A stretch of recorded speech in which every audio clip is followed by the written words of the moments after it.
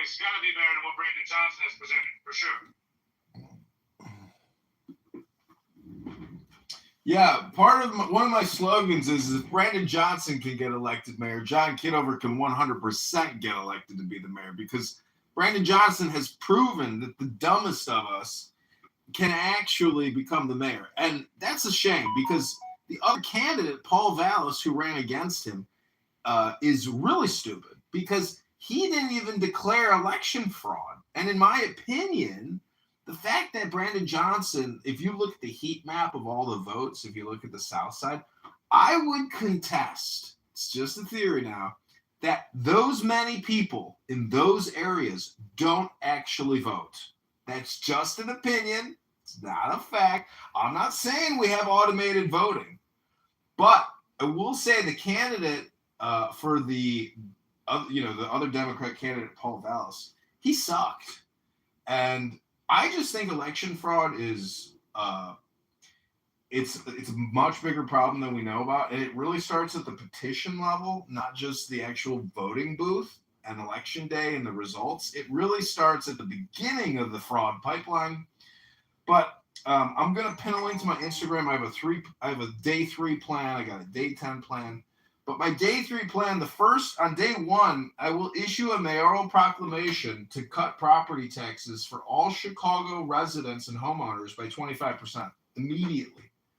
And the system will have to rearrange how it's funding and spending all operations across all programs and projects. And this is detrimental to the Chicago Teachers Union. And unfortunately, the Chicago Teachers Union is in a lot of trouble. They have failed audits for multiple years, and they have refused to provide accounting documents of all their activities. It's a closed union. They don't have to report their books.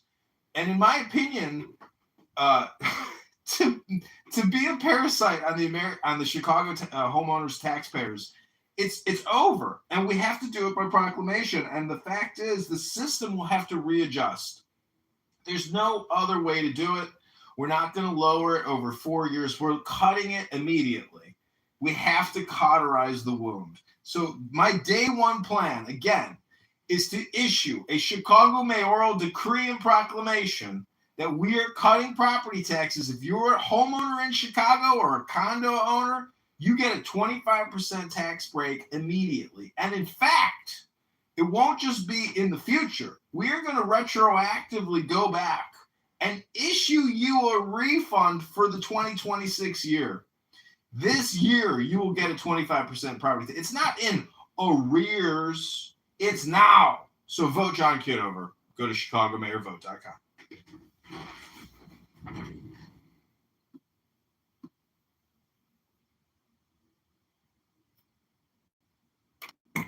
That's right, ladies and gentlemen. Go to ChicagoMayorVote.com right now.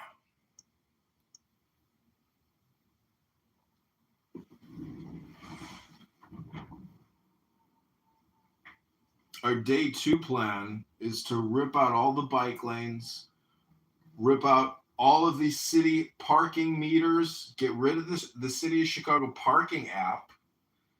And then after we rip it all away and everybody gets free parking again, there is no parking enforcement, all those jobs eliminated, we will save $300 million in the first year. And then we're going to sue the Abu Dhabi Investment Authority, who defrauded and scammed Chicago, who has taken billions of dollars away from us. They control our streets. We pay for all the enforcement. But anyways, we're suing the Abu Dhabi Investment Authority on day 2. That's day 2 of my 3-day plan, if you're following along. Number 1, again, cut property taxes by 25% day 1. Day 2, we sue the Abu Dhabi fraud and we take back our streets. Whose streets? Our streets. That's right. Not the Abu Dhabi Investment Authority and the sheikh over there. They don't own the Chicago streets. The Chicago taxpayer does. Richard Daley pulled a fastball and fucked us. Rahm Emanuel caught that fastball and fucked us again. And Lori Lightfoot took that dildo and shoved it up our ass. And Brandon Johnson is literally parasiting the city. defrauding us with nonprofits. $300 million TIF? $3 billion TIF? What's a TIF? It's a tax, stupid. There's no such thing as called an investment. You got to borrow, you got to steal, or you got to take to give. And that's the way this scam works, baby. So now you know our 2-day plan, our 3-day plan. Guess what we have in store for you on day 3?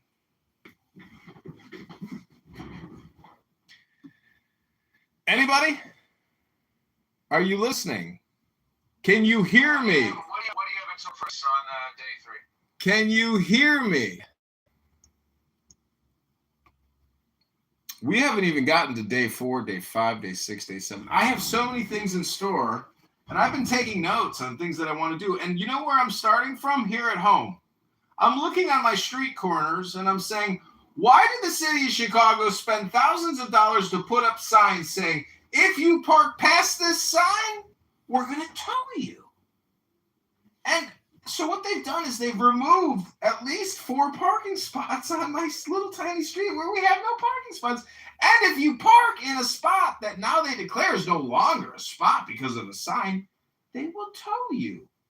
They will take your car to an impound lot in Logan Square or downtown Chicago in the gutter underneath a highway and make you go into a little wooden box where they have people that will shake you down and ruin your day.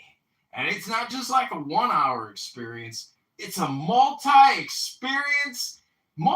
experience into the inner depths of Dante's hell. You've never been to the center of the universe until you go to the Chicago impound lot. Just finding your car is a journey. And when you get out and your car's all fucked up and they make you show you the papers and you paid and you cleared and you good to go, and then just a couple weeks later they snatch your car again. God damn, this city is ruthless. I've been through that more times than I care to share, and every time it's the same experience over and over again. Many people have never been to the center of hell multiple times, but your future mayor has. I've gone down like Dante. I've gone down like Mistopheles. I've gone into the pits of hell for this city many times over. And I've come back up with the spirit of Howard Irving. I think his name was Howard Irving. He was the first black mayor of Chicago. The guy was so articulate. He could articulate. Brandon Johnson can only ejaculate. Harold Washington, isn't that his name? Harold Washington, yes. Yeah, I've been to his library downtown. It is a huge library, but his videos of him talking about politics and justice and equality are amazing. That guy, was a real communicator, and unfortunately, he passed on. That is a great tragedy. I don't think any of the people on this app that sit here and talk about Malcolm X or Martin Luther King or Jesse Jackson or Al Sharpton, man, fucking talk about Howard Irving, because that's a real G, dog. That motherfucker was the embodiment of the Holy Ghost. He was a vivacious and eloquent and spiritual master.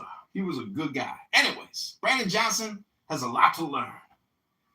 And day by day, he tears this city down because of incompetence. He's never run a business. If he just sat in City Hall and said, I'm a business, I would have more respect for him. But he doesn't do that. He runs around and says, why, there's the devil and we need reparations. That's not running a business. That's running the complaint department in the layaway section of a Walmart.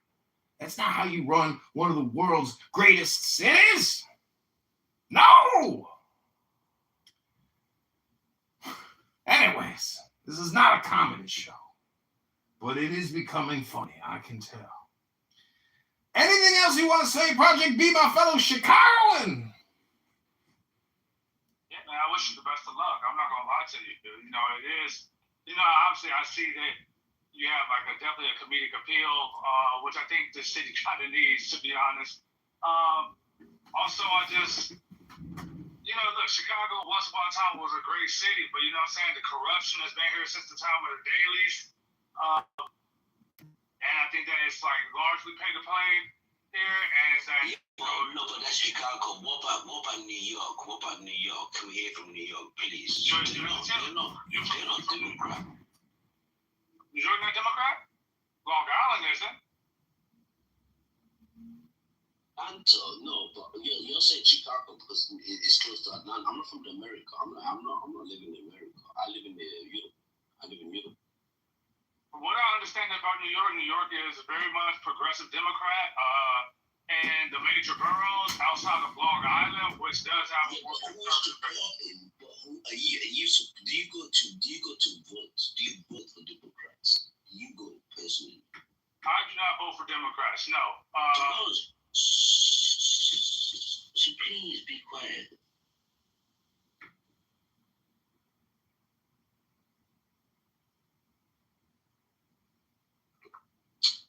Obviously, I can tell you about that because I know how it feels like. We need difference. We need to change. And I'm involved in the Democratic Parliament. I'm in the UK.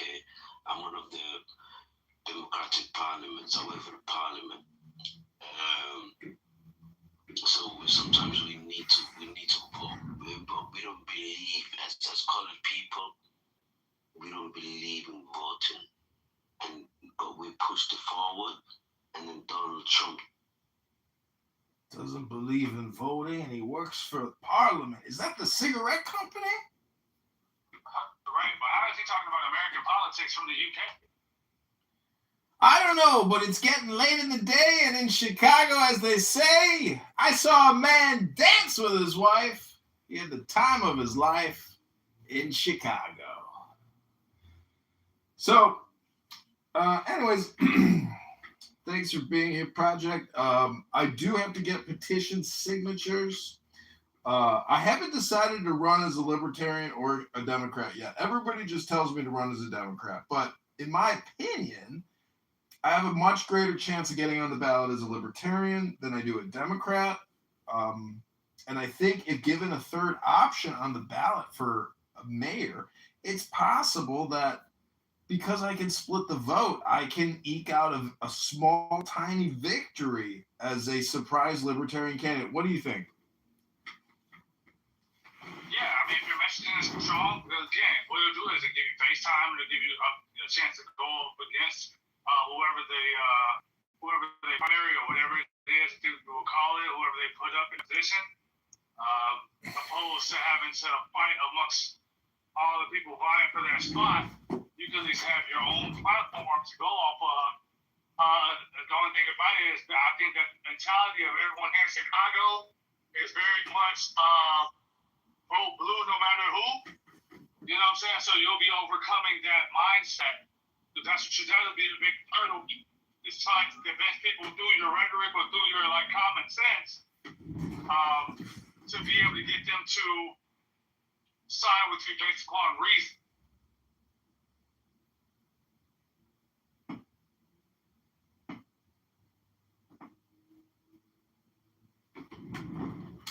Okay, so if a legitimate strategy, I think that strategy is legitimate. It's legitimate, but if it's always vote blue no matter who, why don't I still take the message within the vote blue and stay out of vote purple? Because there is no slogan as vote purple no matter who.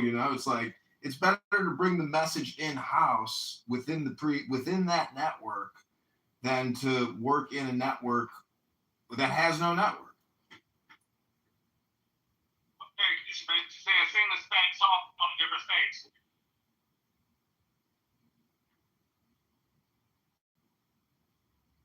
That's what I hear you saying. You're saying that you'll carry some of the talking points from the Democratic Party. However, you won't try to fight within your arena. You will take it to another arena where you have less competition.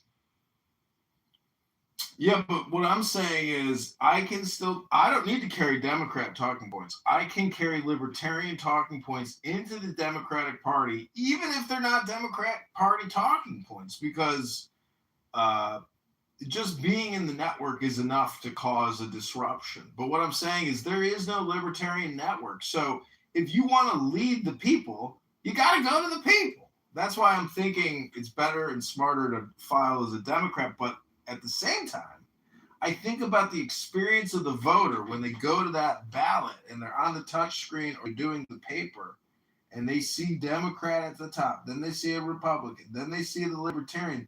Chances are 80% of the people, 60 to 80%, are just going to click Democrat right away. So whoever the fuck the Democrat candidate is, that's who they're going to vote for. But there's no primary for the mayoralship. If there's not a majority vote, it goes into an April runoff special election. So I'm trying to like reverse engineer statistically what my best option is. Well, yeah, Chicago is definitely like a city that, because like look at Paul Ballas, right? Paul Ballas had at least the CPD, like he had a background with the police. Now, that's a network, that's a whole union in its own right. And then you had Brandon Johnson. He had the teachers union. So it's really hard for an outsider to come in and be based just on rhetoric alone to be able to overcome. Like, you have to build such a grassroots movement and something like, look at how Trump did it. Like, Trump was technically an outsider of the political elite. But what he was able to do was, because of the controversial takes and things that he did and said, he was able to appeal. Like, he pissed a lot of people off, but he found his network. He found his niche. He found the people who were disenfranchised. We don't know who influenced him. We don't know who influenced him. We don't know. Don't do that. Okay, from the outside looking in, I'm talking about being Monday morning quarterback. You can't tell me my perspective is wrong. It's my perspective. So suck a dick. You know what I'm saying? Like, I'm just saying, like, don't tell me what I can or cannot perceive.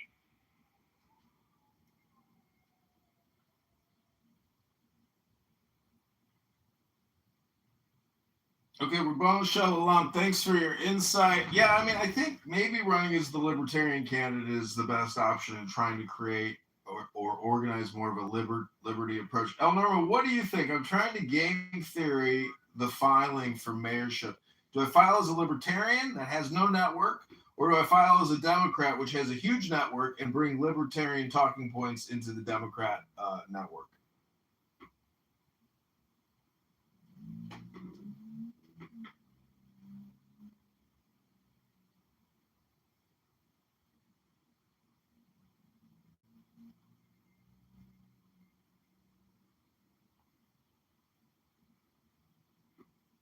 So this will be my third election. I'm 0 for 2.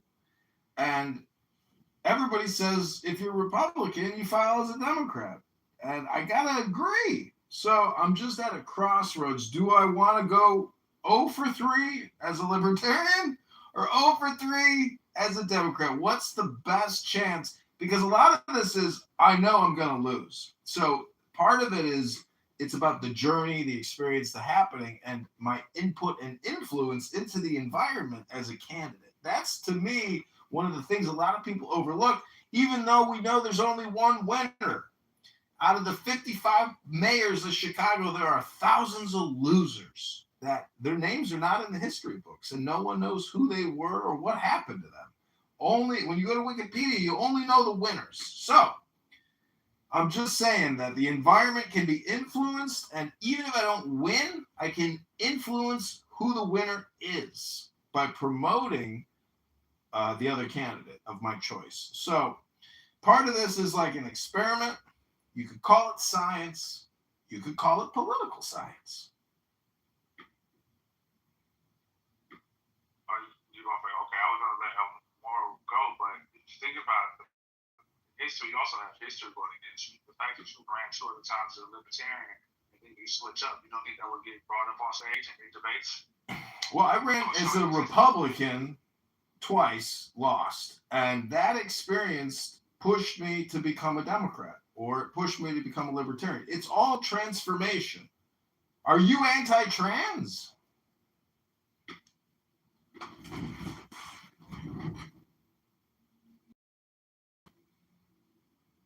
No, not necessarily. Yeah, I mean, I'm just trying to understand, like, I guess your position. I'm just saying, do you think that was this position? Because what it is that it doesn't look like you really have a strong stance. that you're kind of fluid, and I just don't think that you'll be able to gather voters off being so fluid. Right? You will have to kind of pick a position and stand on that position. Now, don't get me wrong. Again, if we're talking about let's look at political history. Yeah, Trump was a registered Democrat, voted Democrat. He's always a Democrat. He made a sharp change to Republican, but he didn't flip flop. He didn't go back and forth. He was a moderate Democrat. He was a moderate Republican.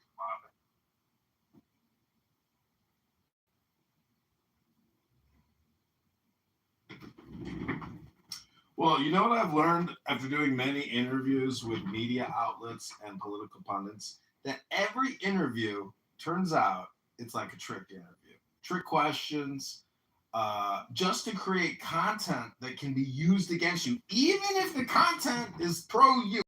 It is.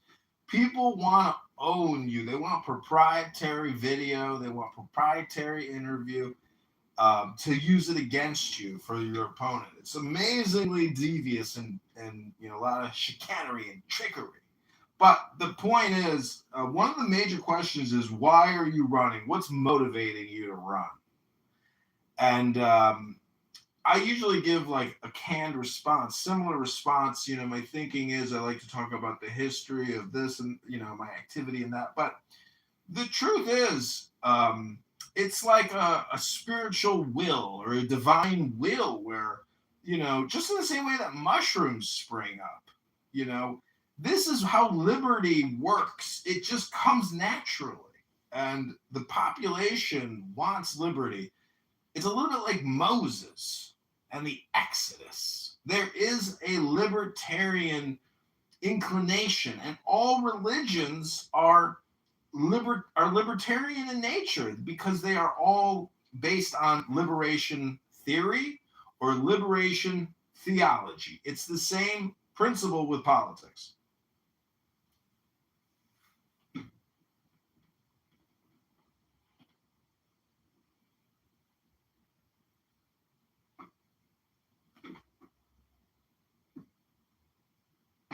What changed you from conservative to libertarian? What changed in your ideology?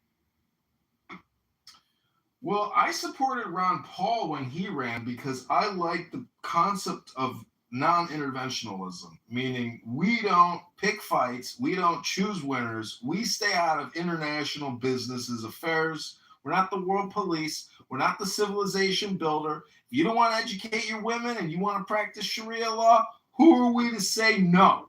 It's not the taxpayer's job to reconstitute your culture. So that's why I liked Ron Paul, but I also like small government. Small government, small problems. Big government, big problems.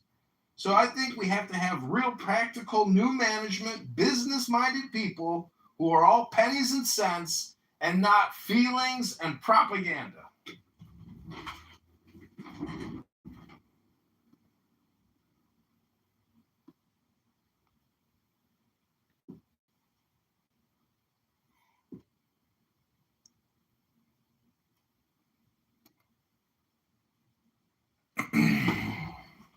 See, the thing about running is if you get petition signatures, people want to sit here and have this long conversation with you, which I'm happy to do here on Clubhouse. But on the street, when I just need a sheet, I don't have time to sit there and explain, my political philosophy, my historical understanding, my financial acumen. The point is, if the great debate is really, in my opinion, always economic theory or economic philosophy, which is really business 101. Who's got the better plan for running a pre-existing business? It's not Brandon Johnson. He has proven beyond a reasonable doubt he's a horrible steward, a terrible fiduciary of our financial well-being. He doesn't talk about it. He doesn't care about it. He just keeps borrowing and spending. We've got to have open books. We've got to have forensic accounting. We've got to have financial transparency. Taxpayers are getting crushed. Homeowners can't afford to pay their property taxes. And in Cook County, they will sell your house out from underneath you in a tax deed sale, and you're finished. Say goodbye to your house because you can't afford $10,000 in property taxes. It's blackmail. It's criminality. It's lawyers fucking feasting at the trough of our fellow citizens. I am running to liberate them from these criminal lawyers and Democrat criminal judges. The problem is the judiciary. It's not just the elected political establishment. We have all these elected judges. What would be the counter argument? How would someone argue against what you're saying right now? Let's just play it out. Let's game through this. Figure out, okay, what would the opposing argument be against what you're saying right now? I think people will shake their head. This is a very compelling argument.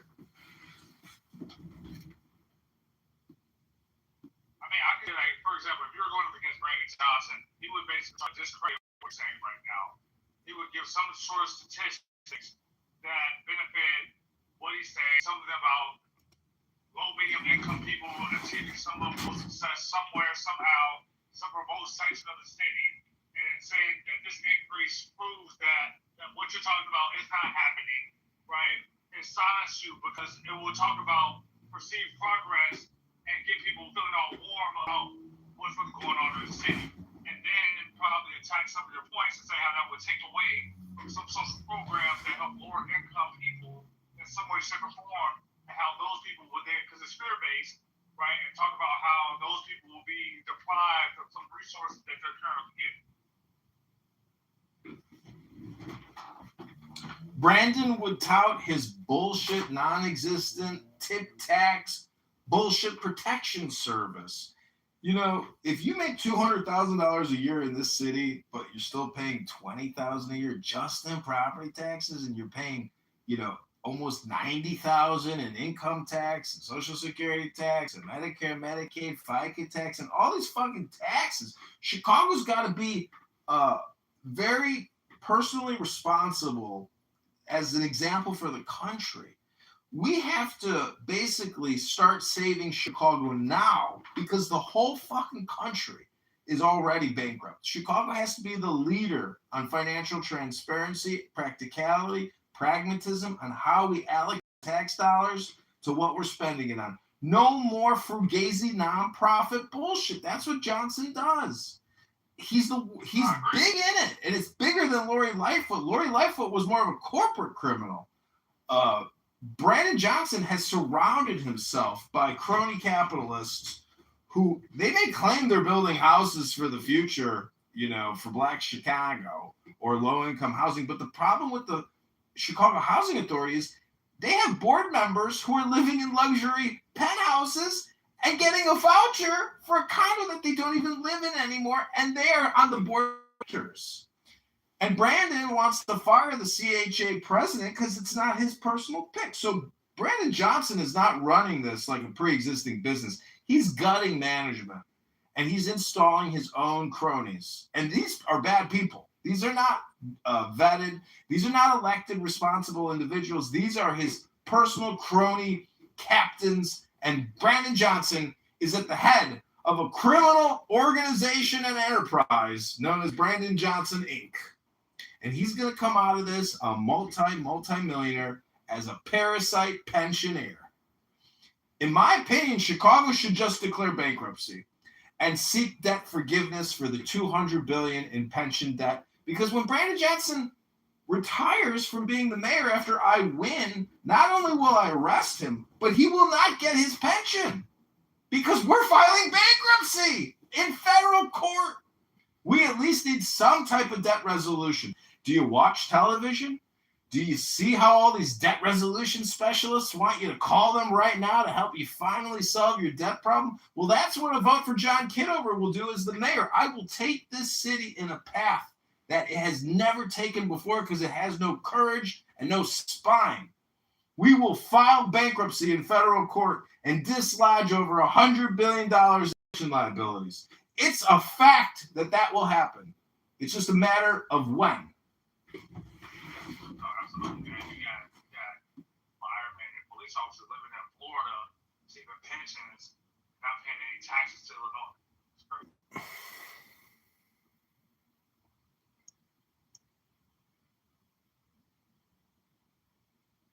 Do you think that Chicago should take a path akin to Detroit? It's going to have to, it basically comes down to debt negotiation, debt resolution. That's really reorganization of the pre-existing debt and discharging some of the debt to bring it down, which really just means that pensioners are going to take a cut on their pension. 25% probably. 10% would be a good start. But we have to stop the spending. It was 6% in Detroit when they went bankrupt. So they initially proposed 10, but they came to a conclusion of like 6%. Right. Chicago's pension was much more fucked than Detroit's.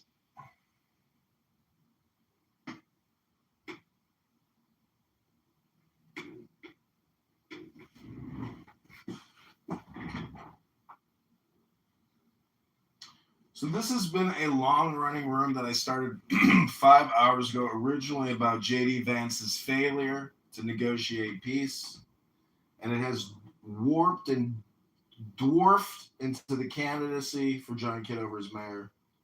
Thank you all for being here. We will run this room for 7 more minutes, then we're going to do a hard out. So get your last shots in. If you got any complaints or advice or opinions, let's hear them now. How can I follow you? You got Instagram, you got some other way that you like run your campaign. I'll definitely like follow your campaign. Yeah. Let me put a link.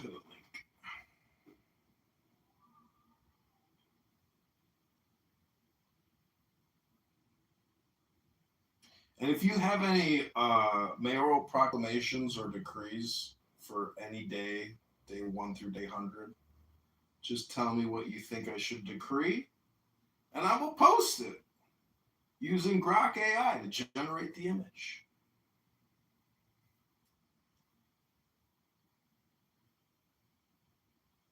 So we have ChicagoMayorVote.com, ChicagoMayorElection.com, ChicagoMayoral.com, JohnKitoverChicago.com. Got a bunch of domain names associated to the election. And what's interesting is all my AI videos have done well, and Mayor Brandon Johnson is in active content creation mode nonstop because he's running for the mayor again. He hasn't officially said whether he's running or not, but based on the content he creates, it's obvious that he's running for mayor again. And he thinks he has a shot. But we know that his time has come to an end because property taxes turn voters, and the voters are ready to liberate themselves. I don't know, man. I think that guy's going to get reelected. They tend to make very, very bad choices in Chicago. Well, I might be that next bad choice, Nick. You never know.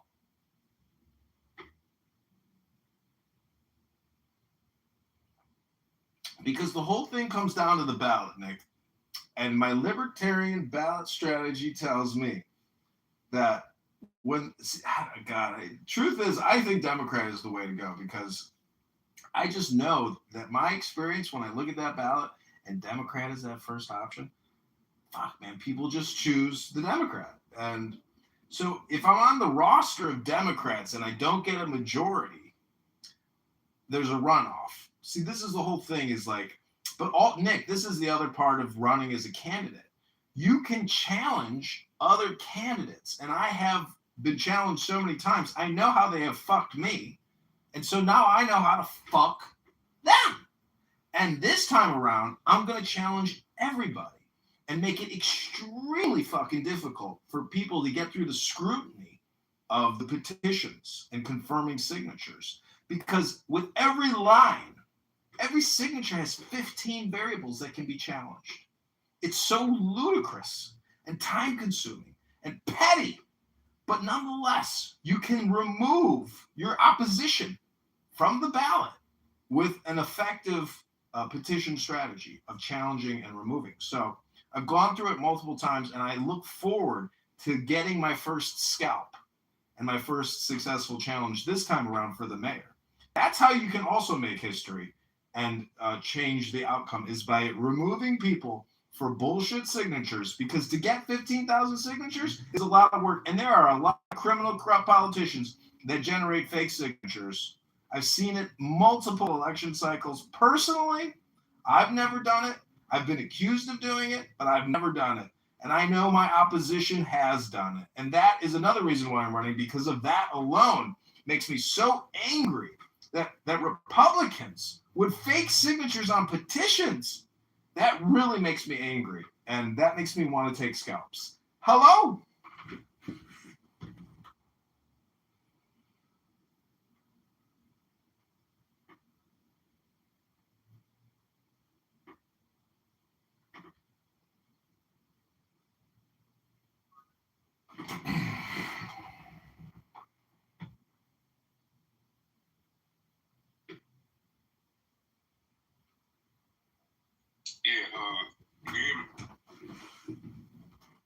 Universe. Hello?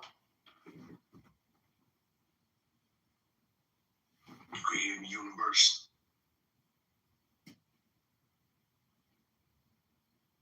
Come off mic, Universe.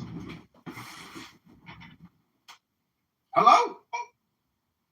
Yeah, so what y'all gonna do about black folks? What are we gonna do about black folk? Yeah. You know this they homeland. What? This is their ancestors' homeland before the European white folks who claimed that the American were really so-called citizens were really illegals. So you are a descendant of the indigenous black? Hello?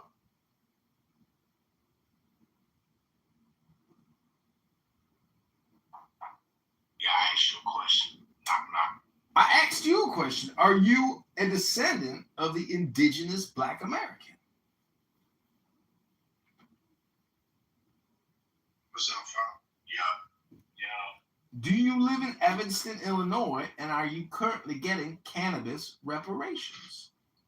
We're talking about Illinois, period. We saying you want to tell somebody else, y'all chastising. So we're talking about Illinois. You want to knock off another person, but we're talking about what are you going to do around, even though you're talking about that specific area, but you got connections next door, your neighbors. You might want to think about that. Because let's say we come down and we want to vote down. We put a black person down in that land and we start thriving. You go vote us out now? Out our own country, land, people names that we never named.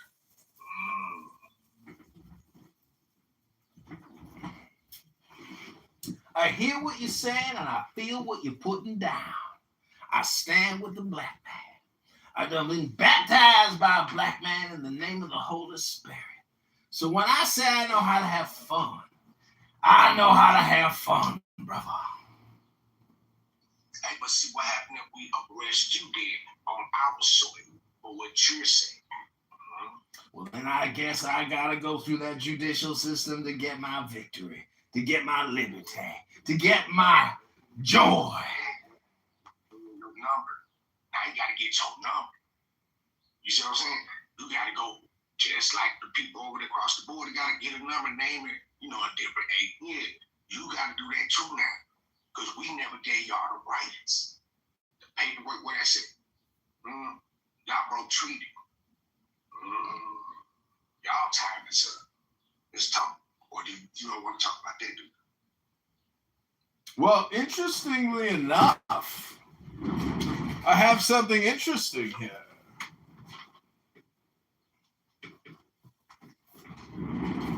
Listen to this. That makes sense, don't it? Damn. You come to some other people's houses and you try to tell them what to do in their house. What? Okay, listen to this. This is the Declaration of Indian Purpose from 1961 at the American Indian Chicago Conference. Listen to this. Since you brought up treaties being broken, a treaty in the minds of our people is an eternal word. Events often make it seem expedient to depart from the pledged word, but we are conscious that the first departure creates a logic for the second departure until there's nothing left of the word. let's say this, right? You just said until it's nothing left of the workers. So your forefathers set y'all up and in a position to try to take over people and keep it in so-called order in their own ancestors' homeland, right? But it's not working because people is rising in their own ancestors' land, and they looking at people who don't really belong here as, like confused, like, well, hey, y'all not from here, and y'all telling us what to do on our land. Y'all killing us on our soil. So y'all arresting us on our soil and getting paid for this. Think about it. What happened if we reverse our county and put it right back on you for the war crimes and things that y'all are doing? Think about what I'm talking to you about. I hear you, but the truth is, the only way to bring a lawsuit is with filing fees in the court system. If you ain't even got the motherfucking money to file them filing fees and pay them attorney fees, your court case is going nowhere. Money talk, bullshit walk.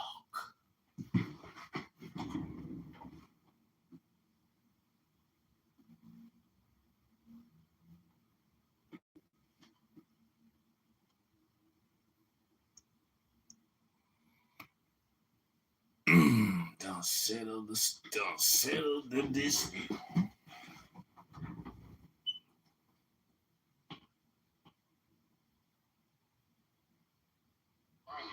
Yeah, so you really, and they do things on people's soil. They what they say is smart. We know how to test, right? We know how to reverse psychology.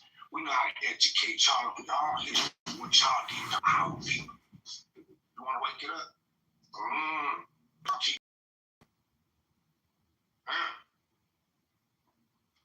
Keep it pure. Okay, I'm very much keep it pure because I don't think you're going to get messy, right? Y'all trying to take over people's houses, lands. Y'all making movies. Think about what I'm talking to you about, young man. You're making movies about what your ancestors did on other people's soil. Then y'all mimicking people. What y'all used to do to them. Rape, rob, and murder. And y'all getting paid off of it. Universe. Right? That's what it is supposed to be, right? And God we trust. Thou shalt not kill. Quality. So let me ask you something. Do you go by L or do you go by I? I go by L. R-L. Oh shit. What I'm trying to say is, L, when you are talking to the universe, do you think that the universe listens to you? Check this out. It's an echo out there. Echo. Doesn't sound like it replied with the word that you said. That's why. You ever seen the ripple effect? I know, but a tree falls in the forest and there ain't nobody to hear it. Well, was it recorded or observed, or did it really fall? Does it take an observer? Is it called the observer effect? Hello? It's called, we observe everything that y'all do. What the world do, we can see. Let's just say everything on earth as it is in heaven, we can see. We got eyes and ears. Remember, created from the beginning. We can see, we can hear, we can see you do your word. It's either going to be in order or out of order. And right now, you're taking out of order. So let me put you back in order. Try that again. You own stolen land. And you know what else? Well, you know what? Lifestyle. I got a magical instrument here called an opinion drum. Every time I think I hear an opinion, I hit my opinion drum.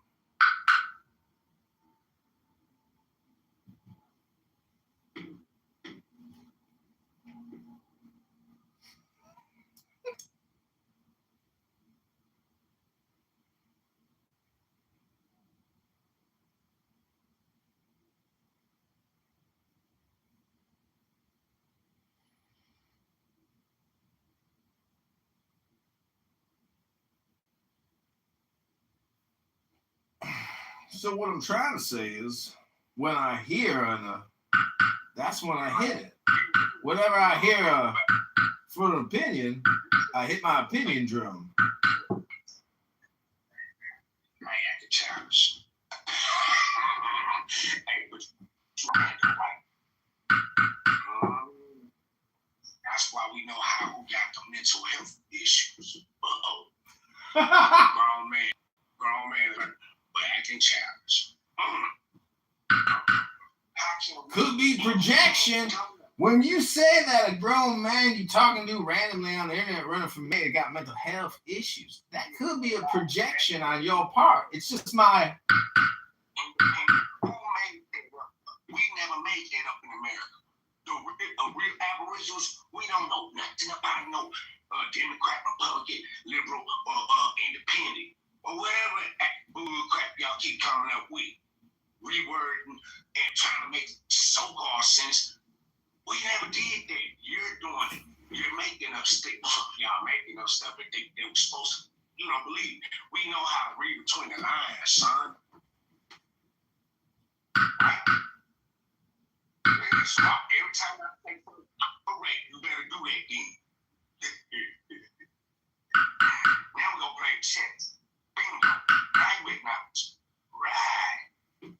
So, you teach your kids how it's okay to take over and go to war, start things in America, knowing that we are the innocent people, that your people is dangerous. Keep trying to say that we are all equal. We never said that. Y'all saying that. Y'all created that we are all equal. We are all as God's one. We never said that. Y'all forced that onto our people. Our elders never said that. Remember, y'all killed off our forefathers. For y'all raped, robbed, and murdered, enslaved our people. We never did that to y'all. Let me ask you something. Is that a fact or is that an opinion? Is that an opinion? Is it a fact or is it an opinion? That's for opinion. Y'all, at universe, this is what I'm saying. This is how love that go. You know what I'm saying? You said it's the universe. A black man is telling you who really is the original creator. How do I know you? How do I know you're really black? Could just be an opinion. And a white man will take a movie of the black man parts, pieces, puzzles, No. and then make it and say it doesn't matter when people try to tell them, hey, that's not how it goes. It's just a play. What? That's what white people teach you all.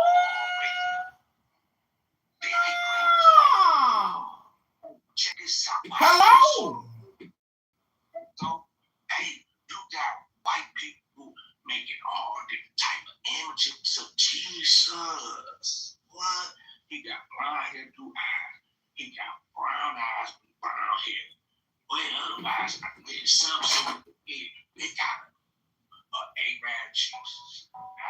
You know, they got all the Jesus. They don't even know Jesus is word.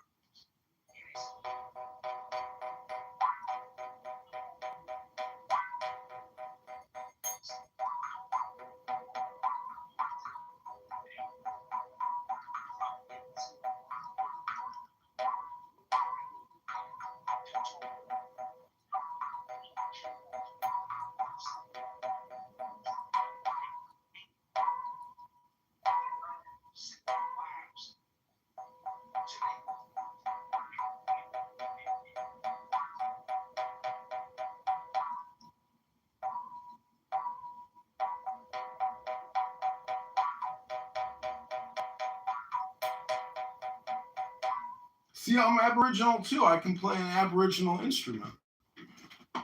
I learned that Aboriginal instrument from my forefathers who were indigenous to this land, even though they didn't know it, because every man and every line of heritage is indigenous to the planet known as Earth. Hello!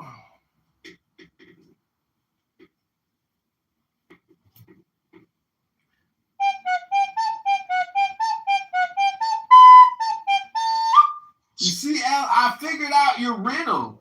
You thought you could fool me with your complicated riddle, but I figured out the truth of the earth. Yeah, it's an echo of the universe, and I bet you the world here. It's a bounce back. You can even stand on Earth and yell up into the universe and watch that echo come back. You can yell out and watch that echo ripple effect. Watch everybody get it and start reading the book and start thinking about, damn, why white people keep calling themselves Jews or American or this, that, and the third. Why white people just, stealing other people's languages and culture, identity, names, trying to make this, that, these people, they died, and then all of a sudden, they want to say this, that, and then the book is saying, people, their own lands, their own identity, their race, their own history. White folks want to take it and mix it up and say, what the fuck? So you say, my father, no father's my father. Sight. Well, I'd like to dedicate this song to all the voters in Chicago who have been by the Democrats for far too long, since 1960. Over 66 years of lies, sucking away at your property taxes like parasites, sucking at your water tax, sucking garbage tax, sucking up your sewer tax. This song is for your magical and your mystical liberation.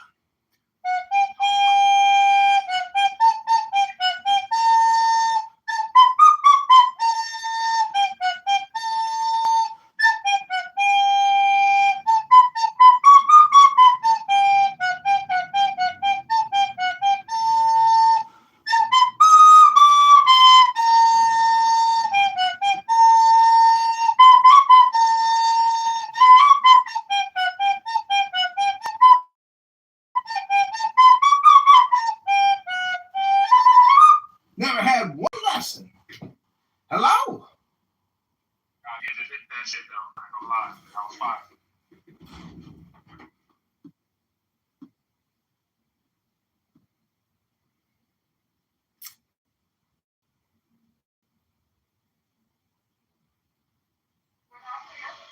Hey, so I had to post it in the chat.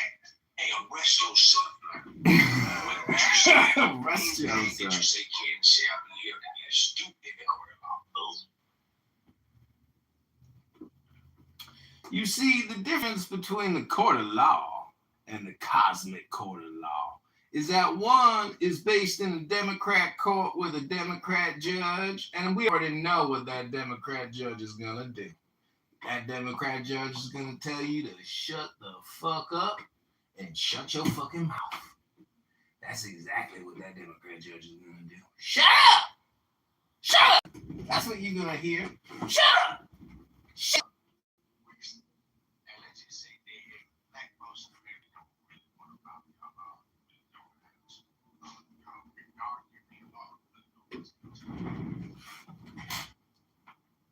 now let's speak that into the reality existence. What? Sorry, I had the volume turned down. What did you say? I don't know about that. That right there was a divine moment. Yeah. You said this right here, government, right? They gonna do what? Against what laws? You say they better than who laws? They better than God. Universal laws. And you say you finna vote who in and who out. Okay. We gonna reach there. Come on, let's reach. Well, I think it's important right now at this here time to bring up the chakra centers. Chakras associate with particular aspects of human awareness. Blocks on the spiritual, mental, emotional, physical levels cause problems. We are going to cleanse your chakras by quieting or stimulating with healing factors that release reservoirs of energy, debris to free healthy energy frequencies. Listen up, Chicago. These are your healing number and cool locations. First, we got the planet metal. This is the main issue. Then we got the goal and the function. Then we got the foods and the gland. Then we got the body part and the symbol element. And we got sense, sound, the gemstone. We got an angel, ideal, quieting stone, fragrance and incense. And we got stimulating stone and aroma. The number one is your root. Just like that TV show Roots with Kunta Kinte. Root. Red, that's the color red. It is the base of your spinal column. The planet is known as Saturn, not Uranus. As many people think, they think we're talking about Uranus, but we are actually talking about Saturn. And that is lead. Lead, you might say. Survival is key. Next, we got stability and grounding. We are going to ground and stabilize. Up next, we got the protein, the adrenals, right here. A lot of women today, they got adrenal gland blockage, and the doctors are always billing the Medicare and the Medicaid for the adrenal glands. After the adrenals, we got the legs and the feet of the earth, a red square. Below that, we got the smell of the bloodstone. Then we got the aureole, the hematite, and the cedar myrrh. And we got the garnet and the cinnamon. Maybe that's why I like cinnamon on my beer mimosas so much, that delicious cinnamon. Is it a spice or is it a sugar? Up next, we got the sacral. Number 2, orange, the sacrum. We got the moon. The metal is tin. And the main issue here is sexuality, desires, and emotions. That is the goal and the function. For the foods in the gland, we got the liquid gonads. The body part is the abdomen. The symbol and the element is an orange triangle, which means water. Taste and dew or coral, which is the sense and the sound. O is the sound. The gemstone is the coral. The angel is Gabriel. The ideal or the quieting stone is the quartz. The fragrance is the rose. The incense is the saffron. The still stone and aroma is the carnelian and the dragon blood. Those are the first 2 healed together.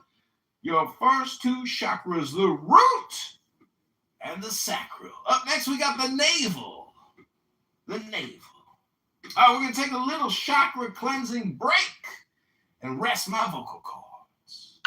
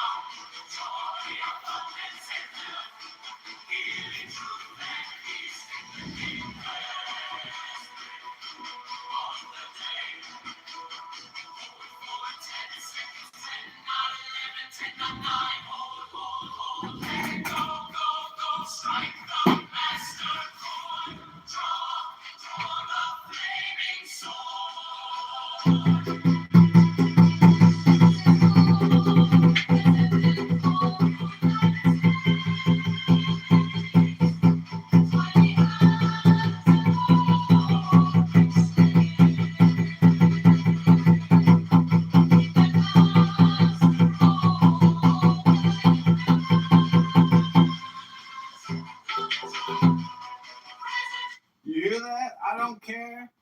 Donald Trump is master of the universe.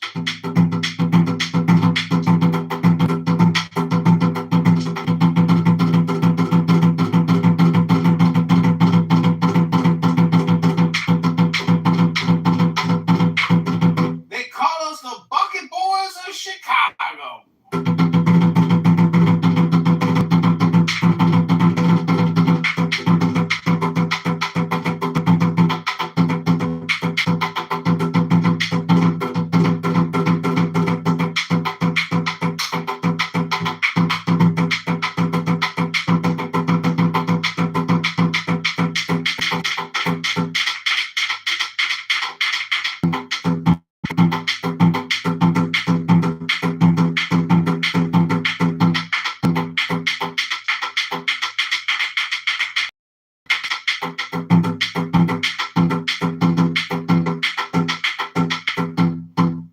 Hello?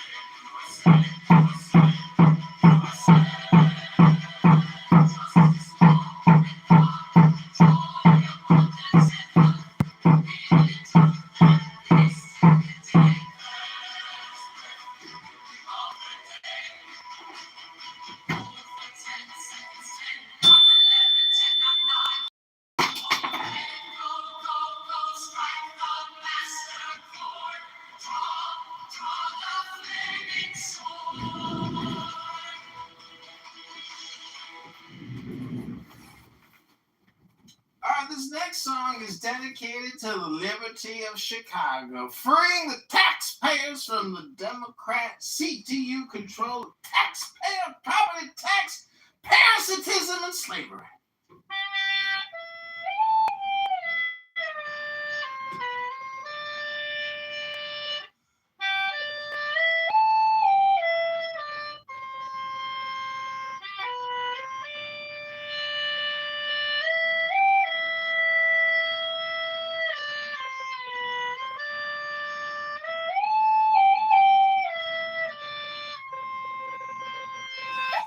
Never had one lesson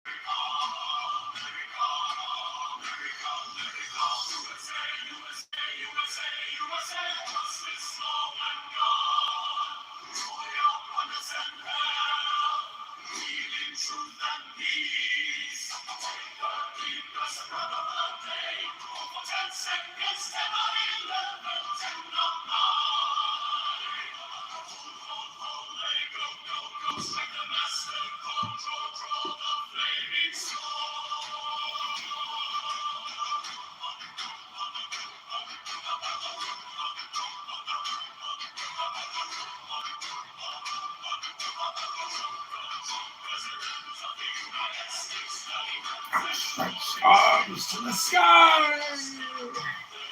Deliver us! Deliver! Deliver!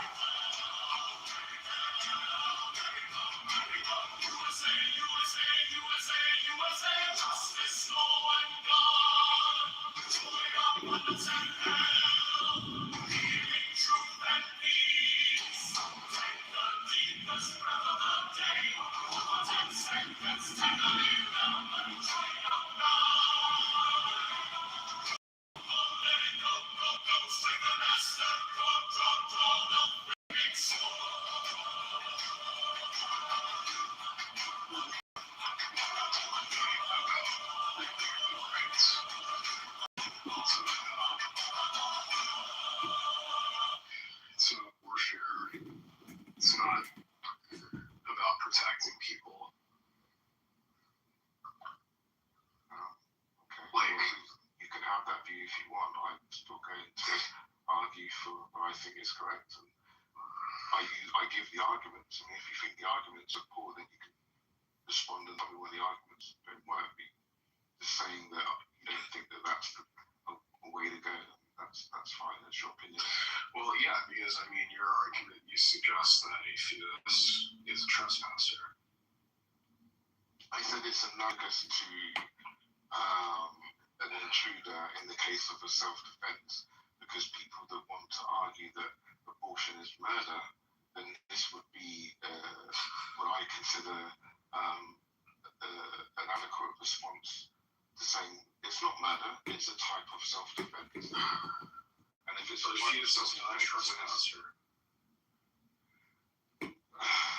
it's meant to be an analogy. Okay, and the analogy doesn't work because a fetus is not a trespasser. Well, I argue that it is, because it's an unwanted pregnancy is literally inside the woman. So it's Which in is, of her. course, It means that something is in her that she didn't want put in her. It was put in her anyway.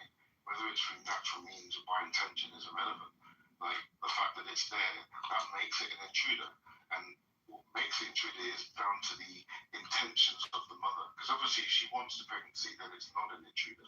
But if she doesn't intend for it to be there, it then becomes an intruder, or like an intruder. So it's down to the intentions of the That's mother. absurd. How so? Like, suggest the person is an intruder just because, you know, they came in, or they're there when I didn't want them. What do you think? How else would you define an intruder? That's literally the definition. If I wanted somebody to leave, you know, it doesn't make me an intruder, especially if I invite them in my house. You know, some people don't stay their welcome, and then you invited them in the first place, and then they do something under your roof that you don't approve, and now they've overstayed their welcome, and now you intend for them to leave. If they refuse to leave, then they become an intruder at that point.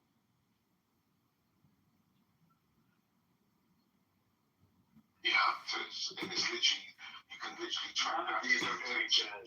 Yeah, none of these are very good analogies to what the issues are around reproductive justice. Yeah, like, essentially, that would mean, like, this is the biggest objection I made, that if a fetus is a trespasser, that would mean that all children who are born through accident are born criminals or conceived as criminals. It's not to say that they're treated as criminals. It's that the. But they're not treated as criminals, but that would logically mean that they are conceived as criminals. In the analogy, like. I understand the point. How was your time on the article? I had to hook up with you. Want someone to be there, then they have the right to remove them. Whether we treat them as criminals or not, it's Carlos not relevant. We should just use, if it's a threat to her life or to her, you know, we don't treat it as something that is. I think a better analogy is a person who has a chip in their brain that, you know, is to program them to, as you said, put the shove the bowling ball at the individual's ass, and the person kills that person to prevent that from happening. Because you have it where the fetus is unconscious, and you assume the fetus of the person is an unconscious, innocent party, but still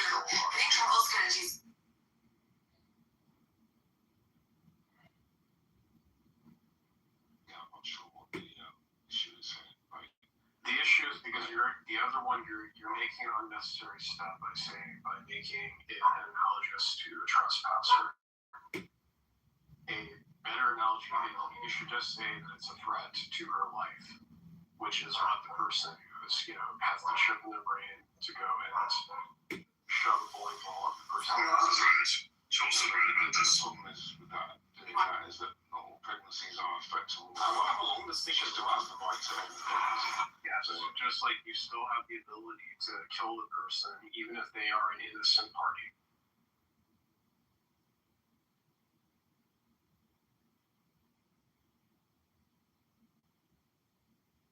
Not really sure what you're changing here. Like, I'm changing because let me just restate it. So you're objecting to me calling the fetus an intruder because it makes them sound like they're a criminal.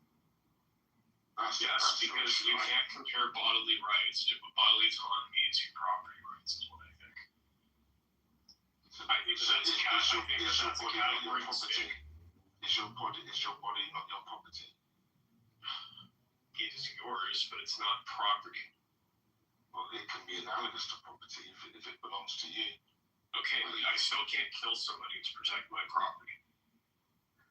The relevant constitutional conversation around it is not about property, but about rights. Yeah, well, privacy and bodily autonomy. Bodily autonomy, which isn't really, the analog is not big. It's not the question. The constitutional questions are not about property rights. They're about the 14th Amendment and privacy and autonomy. Much more related to the life, liberty, pursuit, happiness part. Yeah, Carlos, what you're doing is espousing nationalism, where essentially, as I stated, you're using it as a property rights perspective as opposed to, because the distinction between evictionism and pro-choice is that evictionism says you have the right to evict the fetus, but you don't have the right to kill the fetus. Is your problem that this, because the intruder's conscious, that's what your problem is? Like, if it was like if the intruder was a cancer, right? It's obviously not a cancer, not conscious. Like, do you have a problem with a cancer intruder? Sorry, you said you did. Is the problem like calling the intruder conscious? Because the fetus is potentially going to be a conscious being. No, I'm saying we're assuming, if we're to assume the fetus is a person, I think that using the trespasser analogy is the one. There's some children that we found that families could be If it was a helped well. cancer, which is obviously not conscious on the potential of being conscious, if we called a cancer an intruder, would you have a problem with that? No, because yes, I would. No? Yes? Oh, well, go walk your dog, bro.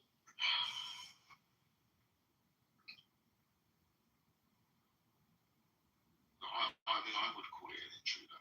Like, Father, especially most people would, because they wouldn't. Father, It's there's just some. another disease. Because it's meant to be an analogy to an actual intruder. Okay, well, I don't see the point of being descriptive of what cancer is when it really is just a disease. That does all the work, right?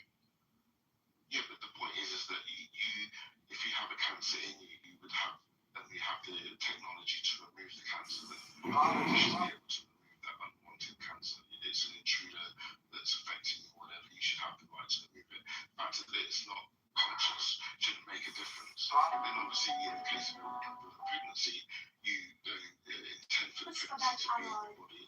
You have the right to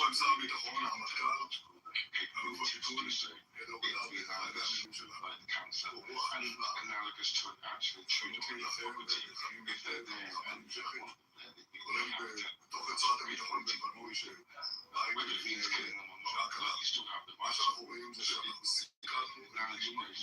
Yeah, and you're forgetting the guy who's using fetus. You're using the fetus person. I do. You're using fetus as a person, which is something that, it's not just cancer where it's like a disease. So you're specifically talking about fetus, or are you talking about zygote? The unborn is what we're talking about in Yeah, because there's many different stages of pregnancy. Obviously, at the beginning, Essentially, we're assuming Carlos is just a cancer it's like essentially, it's like we don't believe that a fetus, particularly in the early stages of pregnancy, is a person. But Carlos thinks because there is no viability outside of the womb. no, Carlos, just to be clear, I think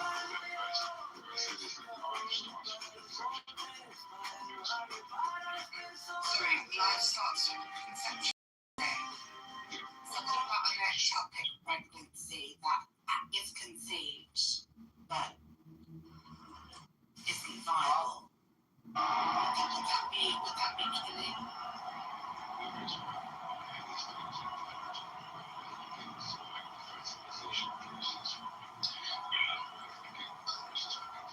So what you're saying then is a seed being planted in the ground is where life begins.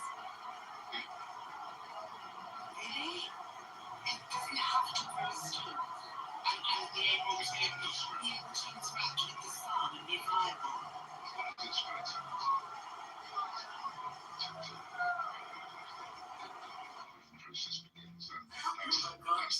This is the first time anyone is getting a view of what happened inside. And it's not the sun, it's the air. But what Well, you're mistaken on how trees and plants grow. They grow because of the air, We have known not because of the sun.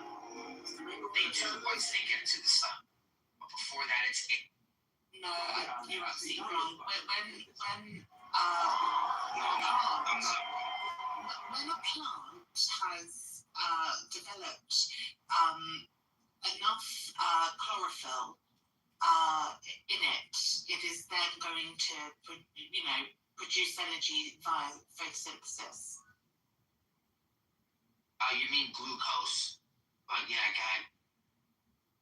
Yeah, I said energy, glucose, whatever you want to call it.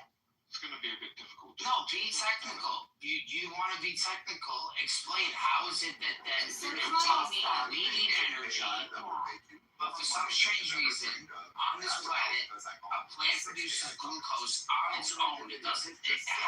It literally is the backbone of our ecosystem. No, plants Because it don't sustains on itself. its own. It needs to be Means able what? to. It needs sunlight. How does it get sunlight when it's in the ground? No, it doesn't produce glucose at that point.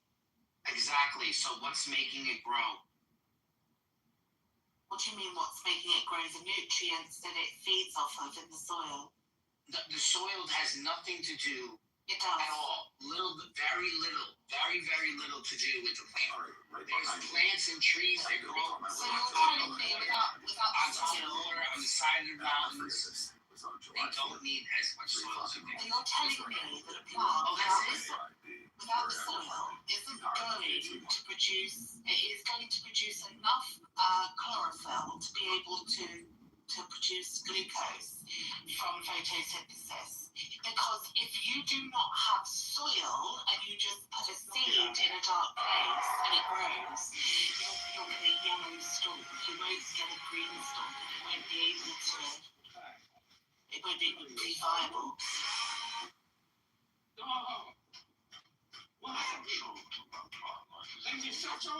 Okay, well, let's not talk about plant life. Let's talk about cells. Are cells life? They are life, yes. Yeah. So what would be the difference? Simplest form, yes. Yeah. Well, isn't that what a zygote is? Yeah. So. Welcome to Chicago. Yeah. Yeah, but what? Our body's made up of cells. Our skin. Yeah, of course, yeah. But Yeah. what I was saying is that the consensus in biology is that life starts from fertilization, like in terms of human life. Like personhood is kind of just a kind of a philosophical term that's arbitrary, really, for pragmatic purposes. But Welcome to Chicago. biologically, they're looking at a new life at the start of like fertilization. And I'm happy to grant that as a pro-choice advocate. Yeah. No, absolutely. But I hate to interrupt, Enigma, but there is an intruder on the stage interrupting you to tell Carlos that a baby in a vagina uterus is not an intruder, you fucking wanker, tosser, fucking moron. Learn how to use the King's English and not call a baby an intruder. That's when someone breaks into your home to molest or kill you or rob you. That's a fucking intruder, Carlos. You fucking tosser.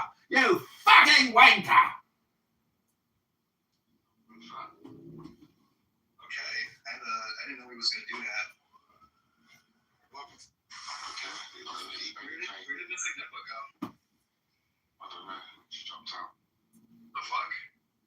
Thanks, man. He wants to produce an argument for that. I'm happy to. Sure. I'll invite him back up, I guess. I'm looking at the Oxford Dictionary under the word intruder. It says that Carlos is the definition of an R-word who can't distinguish between what an intruder is and a pregnancy. Dumb fucks don't even know what a baby is and a uterus anymore. What you do is you take a penis and you stick it in your vagina, you ejaculate, you don't articulate, you ejaculate, not articulate, and then you make a baby. And it's not called an intruder, Carlos. You fucking tosser. baby, not a baby, it's a baby. Alistair's a notorious troll. He's a notorious troll. He's just up here to troll. He's not a serious dude. I've had like several conversations with him. It's all about the babies being born. You Muslim men. How dare you tell me that I'm a troll? That's a projection if I've ever heard one. You're the fucking troll! Troll! Yo, dude, Alistair, chill out, dude, come on. Can you invite this Enigma? The babies. You gotta save the babies! It's obvious! They're killing all the babies!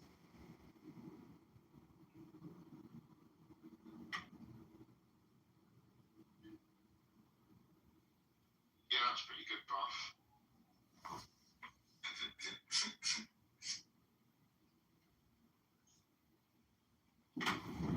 That's not very. I apologize, but you see, when people think that an abortion has something to do with privacy and not murder, people don't understand the definition of fucking murder anymore. When you take a fucking robot and stick it inside of a uterus and cut off the head, rip the fucking arms off, rip the fucking legs off, dissect the torso, suck it out into a fucking tube and put it in an oil barrel, well, that's called fucking decapitation and murder.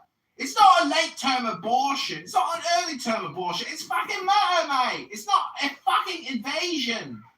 It's not an intruder. It's not a robbery. It's not a home invasion. It's not an invader, Carlos. Learn how to use your English correctly. Stop forcing your fucking bullshit on us by calling a baby an intruder.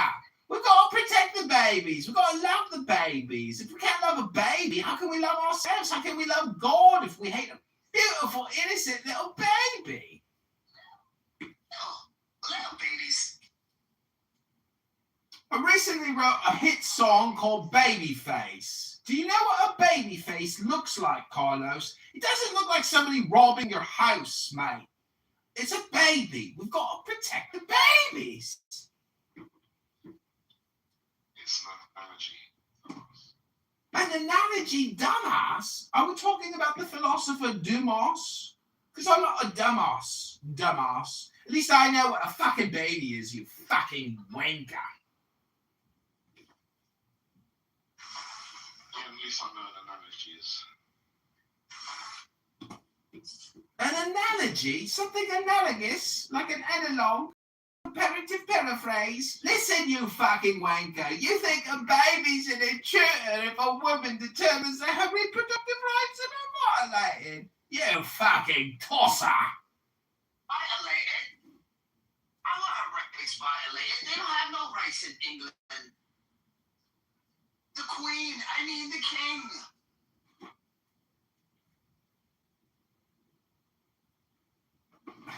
Well, I don't hear Carlos fighting back saying, okay, well, maybe I was using my words wrong, incorrectly describing things through an analogy. No, Carlos just sits there in silence. Carlos's greatest weapon is his silence. He's gonna let the fools. Jewish. This is what you've resorted to. This is your problem.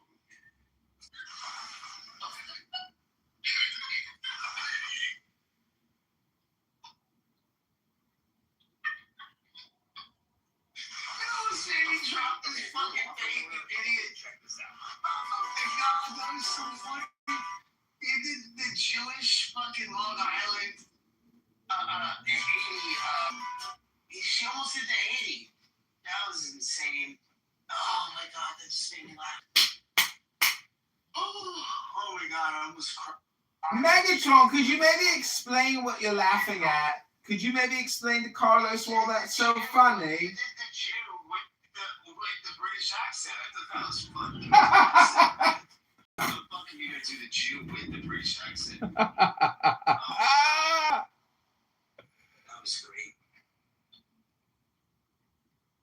Oh my god. Who was that guy that used to do the old Jewish lady's voice again? Oh my god, that guy was great too. He was a good guy. He was so funny. Hey guys, they're hysterical. Could you imagine going out to dinner with your fiance and she tells you that she's got an intruder inside her uterus?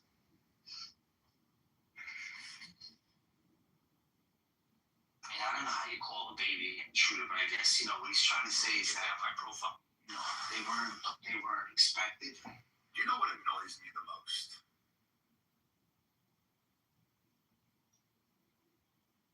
You're all going to hell. We go. Hello? Good night. It's all about the baby. Seriously, Dom, for crying out loud. Hey, I know you. Instagram? You have an Instagram? Hey, I know you. Is suing Amazon because he's saying that Amazon uses YouTube video to train their AI model. Oh my god, so the color in my door just to let you know is halfway.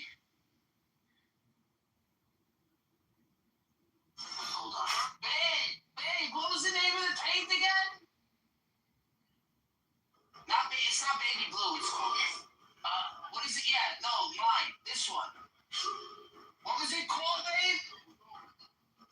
Hinting Blue by Sherman Williams. Hinting Blue for the girls' room.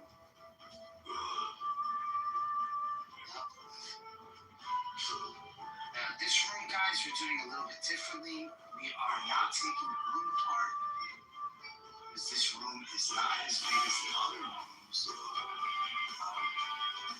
This room will remain intact for most of the evening. I'm just moving one piece of furniture to the middle of the room. Working my way out. Yeah. The goal right now is to get this done before the girls get this prepared so after they eat, they can start taking baths and get prepared for bed because they got work tomorrow, they got school tomorrow. So hopefully, I'm still on good timing here. So hopefully, a little bit into overtime here.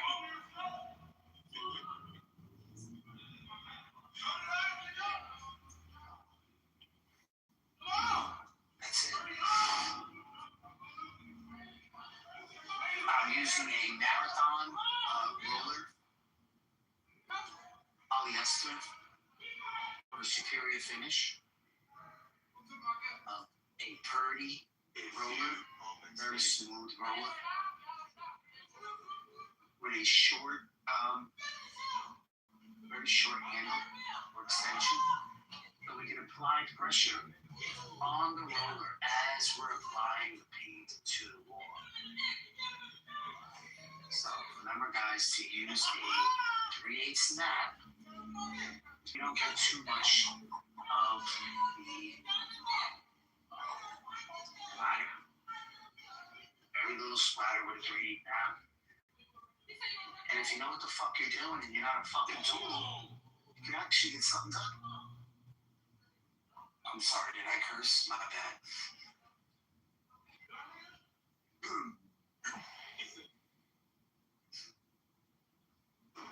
And yes, I use a 3/8 nap only on walls because I'm a fucking hack.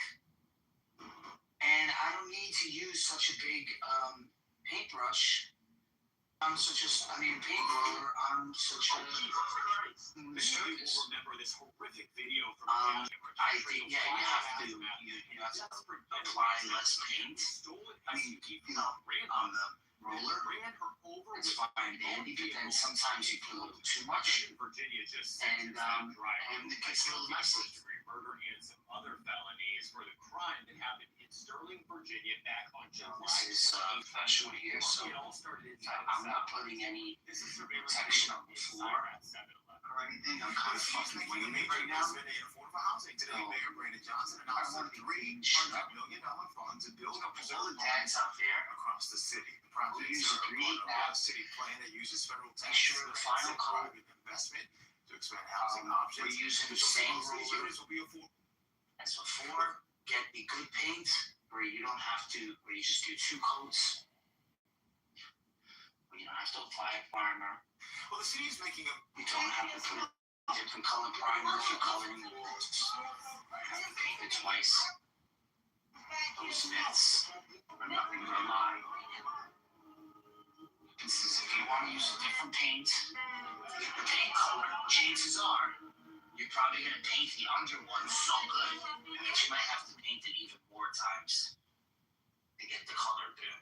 So, if you're painting the color, just paint it right on. What's your age? I'm 18. Are you single? Surface no need At your age, different would color you rather paint. date a man who was Babe, I'm on a established or rolling one that's built tutorial right now. All the guys that don't know how to What's your roll age? I'm 18. paint, Are you single? Yes. At your fucking age, useless. would you rather date a man who was already established or one that's Yeah. building? Both are fine. I would be fine building with them. Like, as they're working I'm not, towards I it. didn't paint the Why light not switch. shoot for the stars and get the man who's already up there? We're in Miami, you're young. I don't need to. Oh, I need to. That's not what it's all about. And I love money, but, like, I can get it myself. So what would you say it's about when it comes on to relationships? When it comes down to relationships, honesty, that's so sappy. No, probably, I don't know, What's one thing men don't seem to understand about women? is that we're not evil. That's right, guys. We're not evil. he We came can in, communicate. We can put the fucking communicate as blower well. on. Would you say that men or women are better at taking accountability? Taking accountability. Conversation with one Just another. depends on the person. Why do you feel like so many men think that women are evil for that one? I'm just listening right now. For sure, we just trying to make sure that y'all get a chance to speak because we going back and forth. I don't want to take.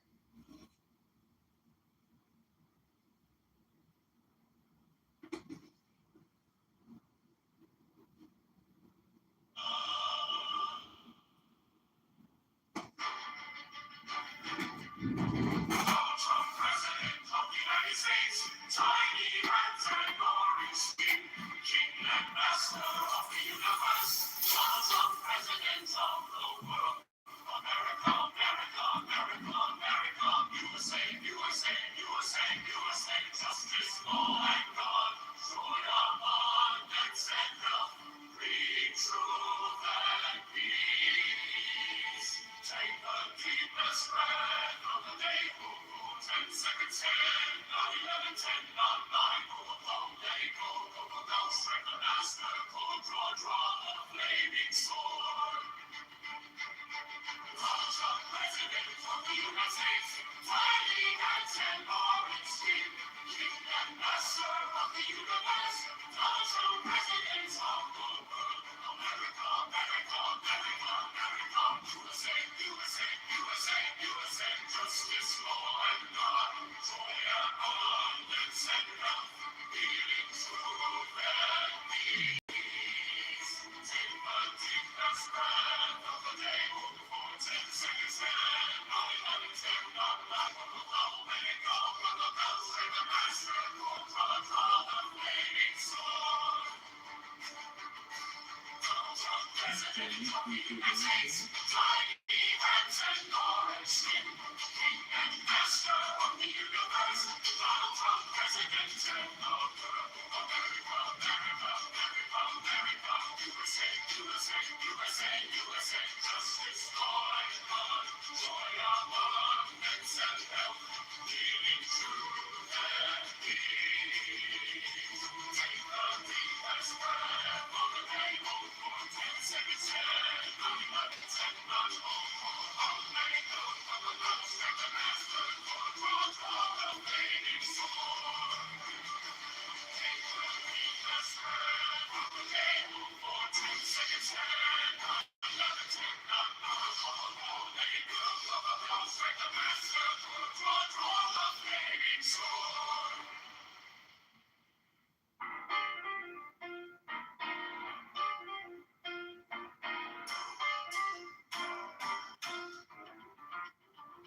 Donald Trump, President of the United States. Tiny hands and orange skin. King and master of the universe. Donald Trump, President of the world. America, America, America, America. USA, USA, USA, USA, USA. Justice, law, and God. Joy, abundance, and health. Healing, truth, and peace. Take the deepest breath of the day. Hold it for 10 seconds. 10, 11, 10, 9. Hold, let it go. Strike the master chord. Draw the flaming sword. Donald Trump, President of the United States. Tiny hands and orange skin. King and master of the universe. Donald Trump, President of the world. America, America, America, America.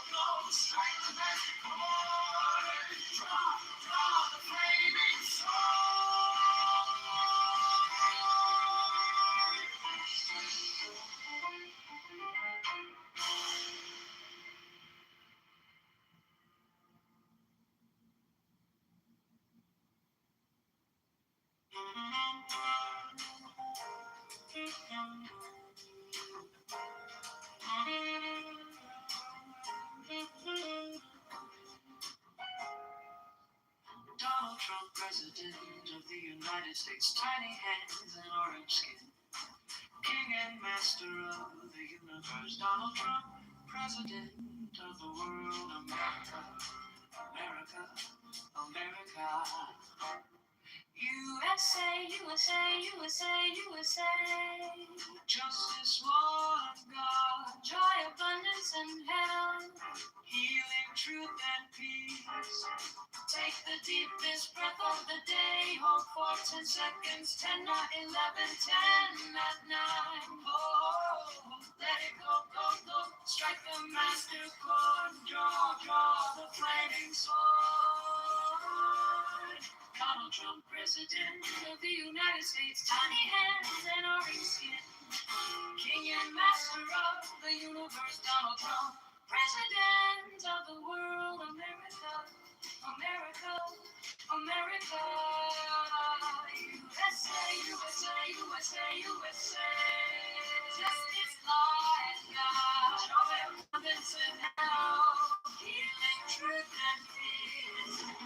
Take the deepest breath of the day. Hold for 10 seconds. 10, not 11, 10, not 9. Oh, let it go, go, go. Strike the master chord. Draw, draw the flaming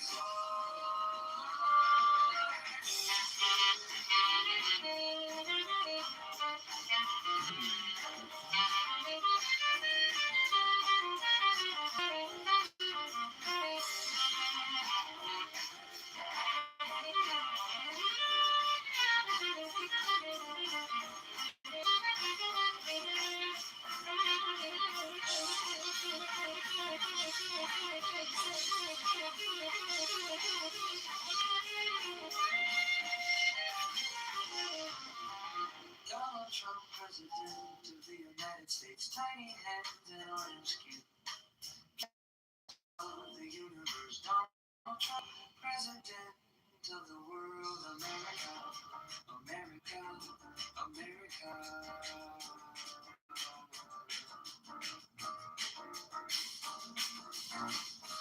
USA, USA, USA. Justice, law, and God, joy, abundance, and health, healing, truth, and peace. Take the deepest breath of the day. Hold for 10 seconds. 10, not 11, 10, not 9. Hold, let it go, go, go. Strike the master chord. Draw, draw the flaming sword.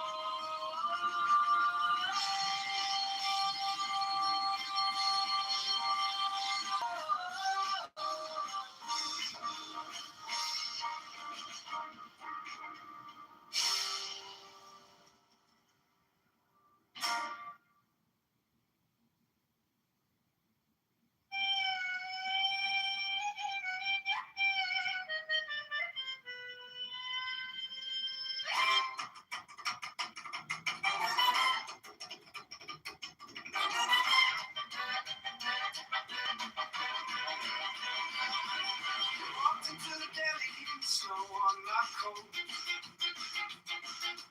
Bell on the door, gave a tired little note. Old man at the counter said, "Kid, you look weak. Oh, I got something warm that'll knock you off your feet." My top, oh, hallelujah. Floating like a dream in a bowl so deep. My top, oh, hallelujah. One good spoon and almost sweet. Oh, man. My top, oh, hallelujah. Steam in my face, I can finally breathe. My top, oh, hallelujah. This is what my hungry heart believes.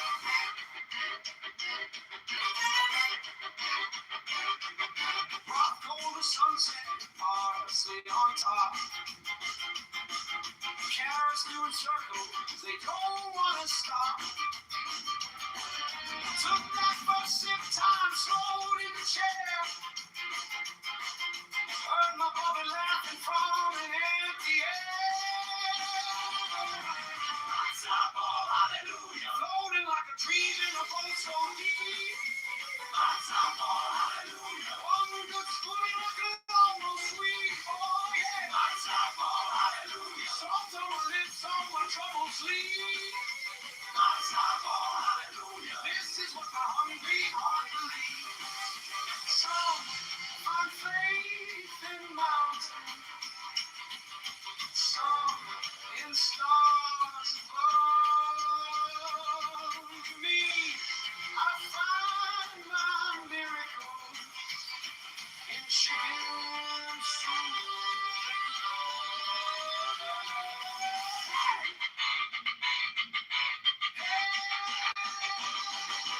Unstoppable, hallelujah. Floating like a dream in a boat so deep. Unstoppable, hallelujah. Every little sin like a secret key.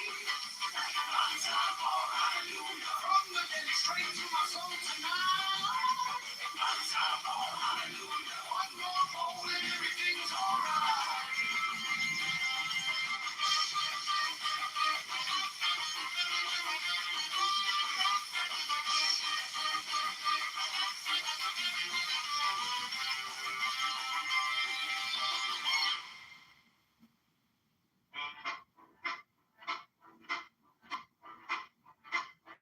Corner deli, rain in the gutter, steam on the glass, coach by the door.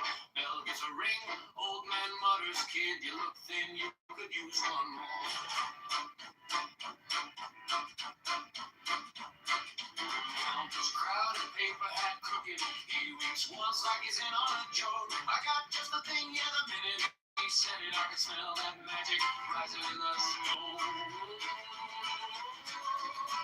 I'll try me on right, stack it up high, mustard red eyes, tears in my eyes, pick on the side, slow, pride, pride, this is what it means to be alive. I'll try me on right,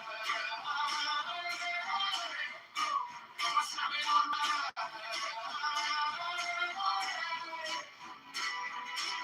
Slow like a family story, leans and close, this one's on me.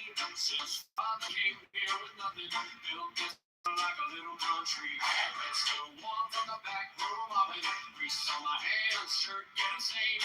One big bite and the whole world's off the subway. Worries all go down the drain. Bus ran me on right, stack it up high. Mustard that right, tears in my eyes. Pick on the side, so right, right. This is what it means to be alive. Bus ran me on right. Bus ran me on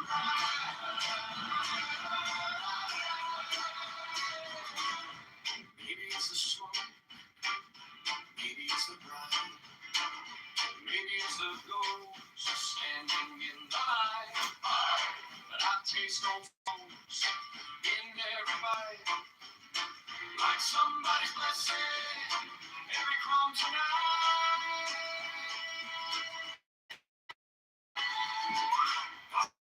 On right, stack it up high, mustard and pie, tears in my eyes, pick on the side, so right. This is what it means to be alive. Bus ran me on right. One more time, bus ran me on right. Bus ran me on right.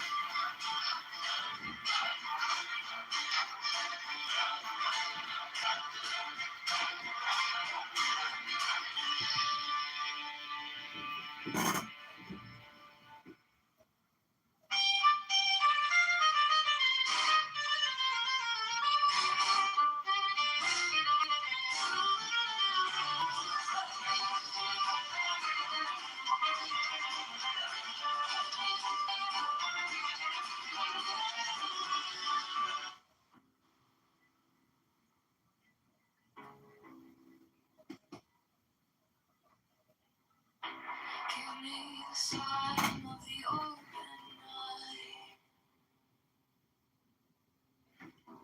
a riddle of shadows where whispers lie, the thorny thigh, the maddening cry. Open, open, open. I am awake. The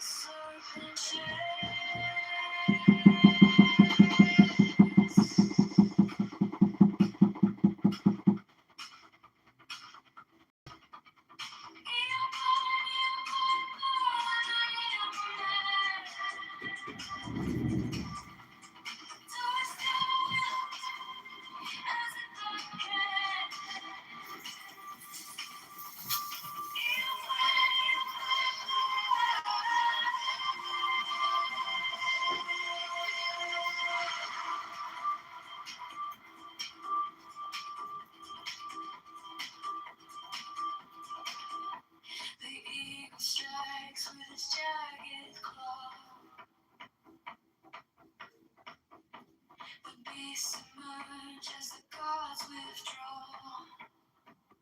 A storm of silence, a broken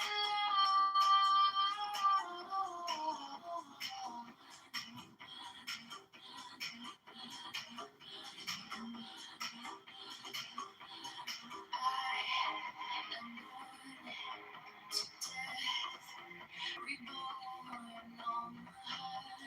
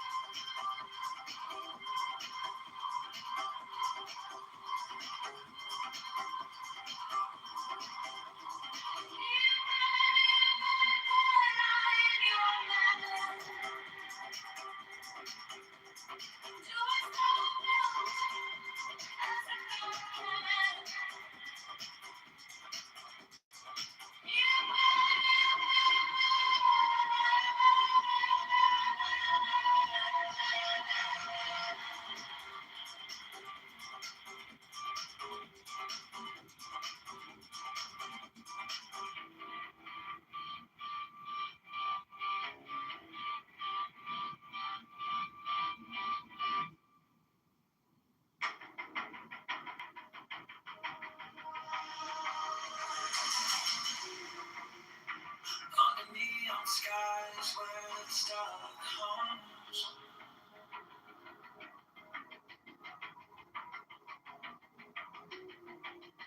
shadows whisper truths as the bassline drums. The will is fire, unchained, untamed. No path is written, no soul is blamed. Thou hast no right but to do thy will. Feel the surge, let the silence fill. Your will, unfazed, is alive, is still. Delivered from the lust of the thrill.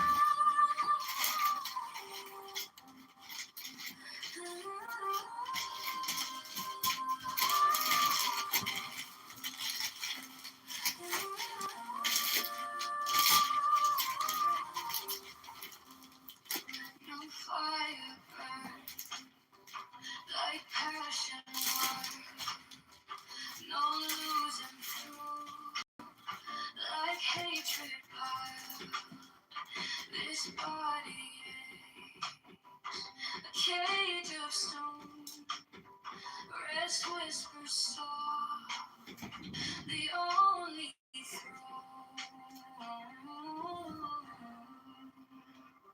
Hunger's the beast, the sharpest sting. It's constant claim.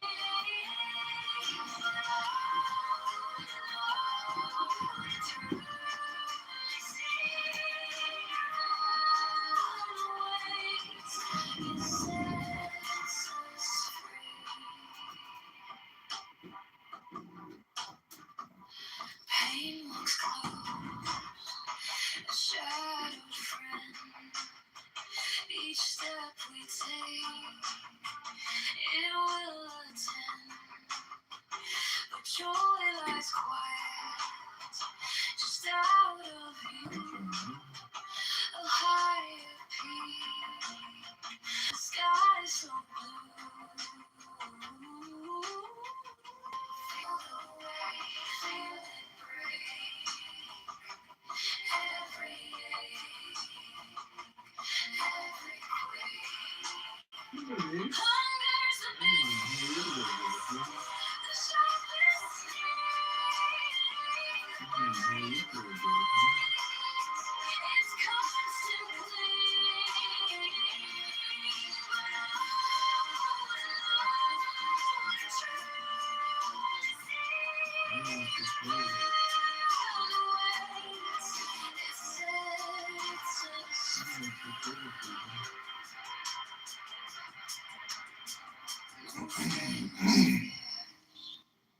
no chain is tight. This body's war, this endless fight. But higher still, beyond the fray, rest calls my name, and I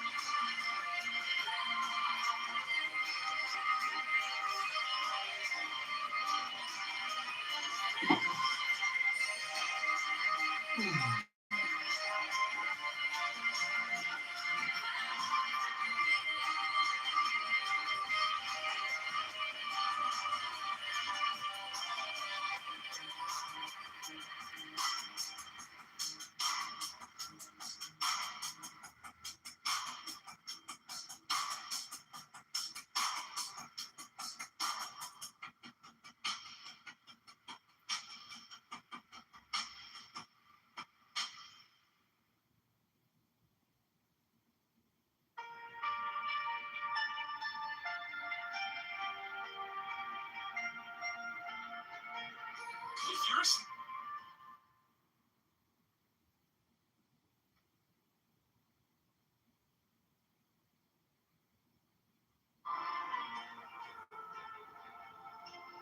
let us live, let us breathe, free as air. No hate, no chains, no despair. Among the shadows, we shine so bright. We carry peace into the night.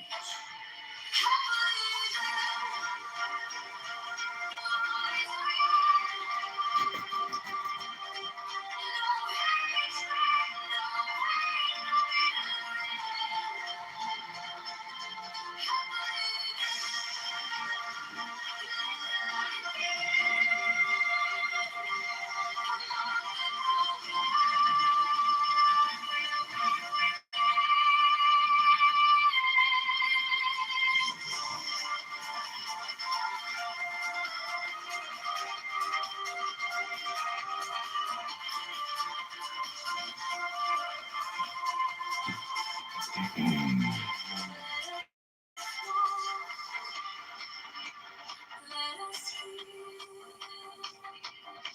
from strife, no way, woman's clean, no weight on life. Among the weary,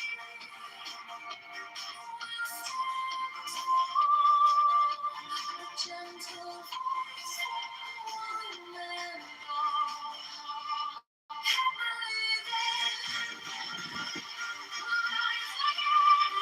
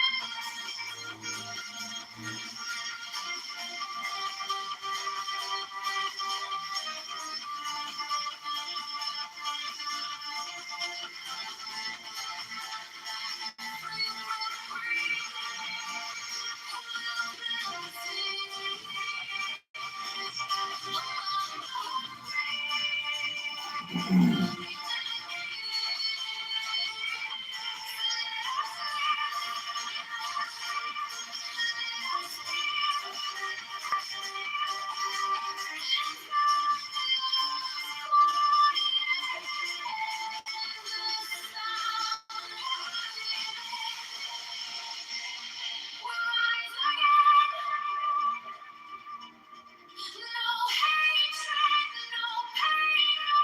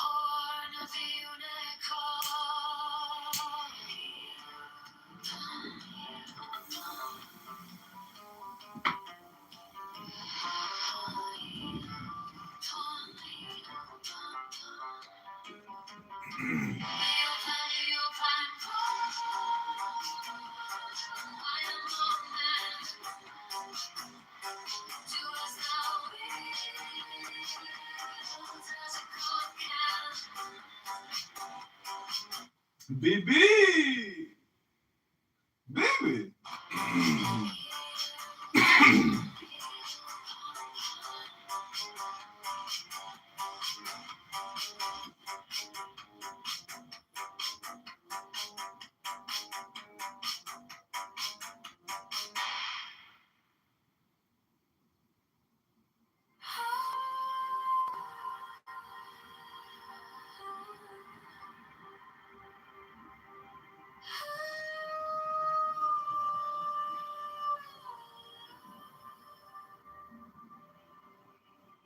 By the mystical union of fairy and fawn, a dance in the shadows from dusk until dawn. Broken the whispers that drift through the trees, unbroken the vow carried soft on the breeze. Oh, fiery Valkyrie, I invoke,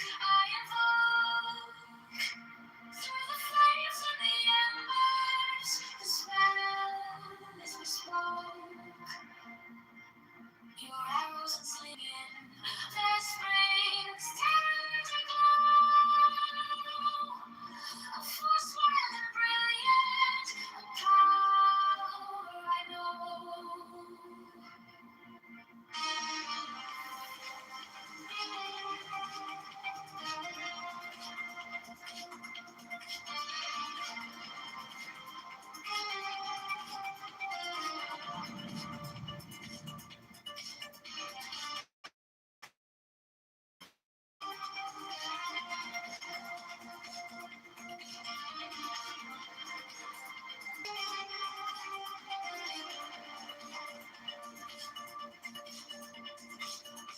A secret communion of hearts left unsown. The listless, resistless, tumultuous tone. Through veils of the morning, her armor does gleam. The warrior spirit ignites every dream. No godhead could charm her, no throne could command. But manhood awakened, she took up her stand.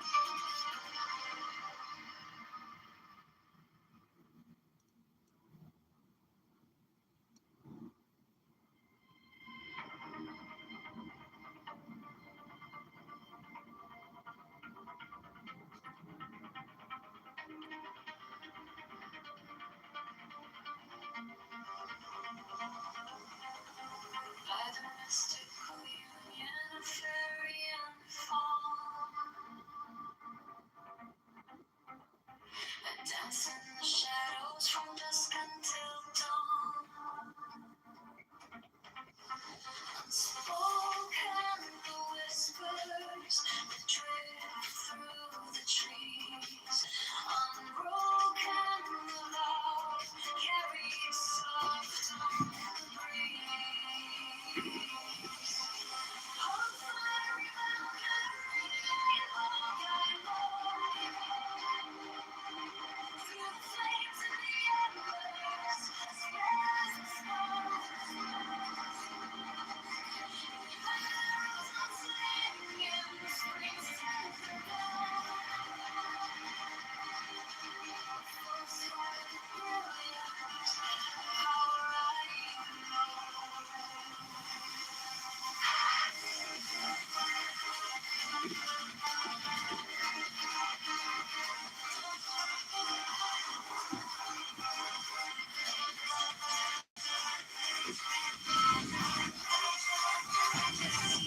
Communion of hearts left unsung.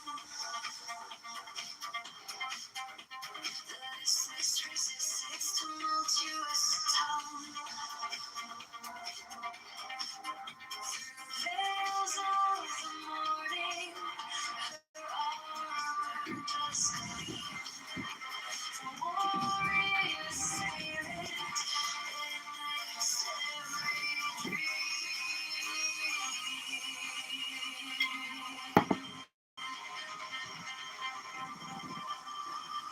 No godhead could charm her, no throne could command, but manhood awakened, she took up her stand.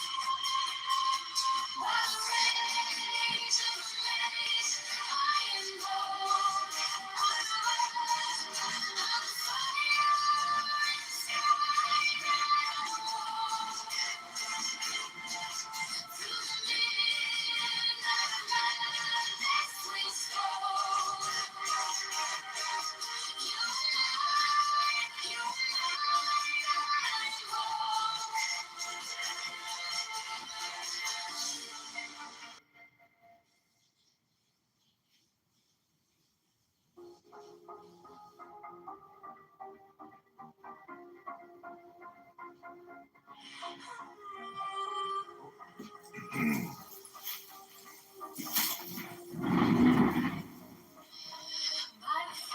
of affection of love, I collide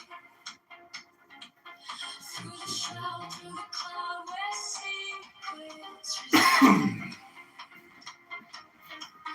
Through the storm, through the smoke, I survive, through the mountain, volcanic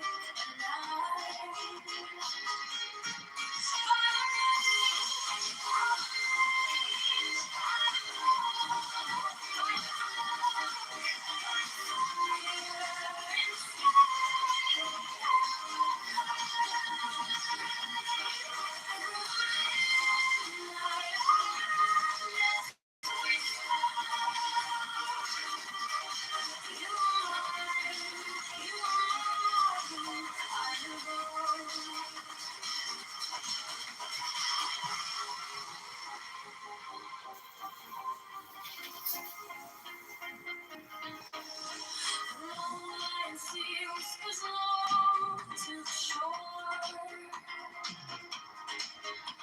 The moon rolling tides and more. You're swooned into me like a spell, like a dawn. To a night we can't quite restore.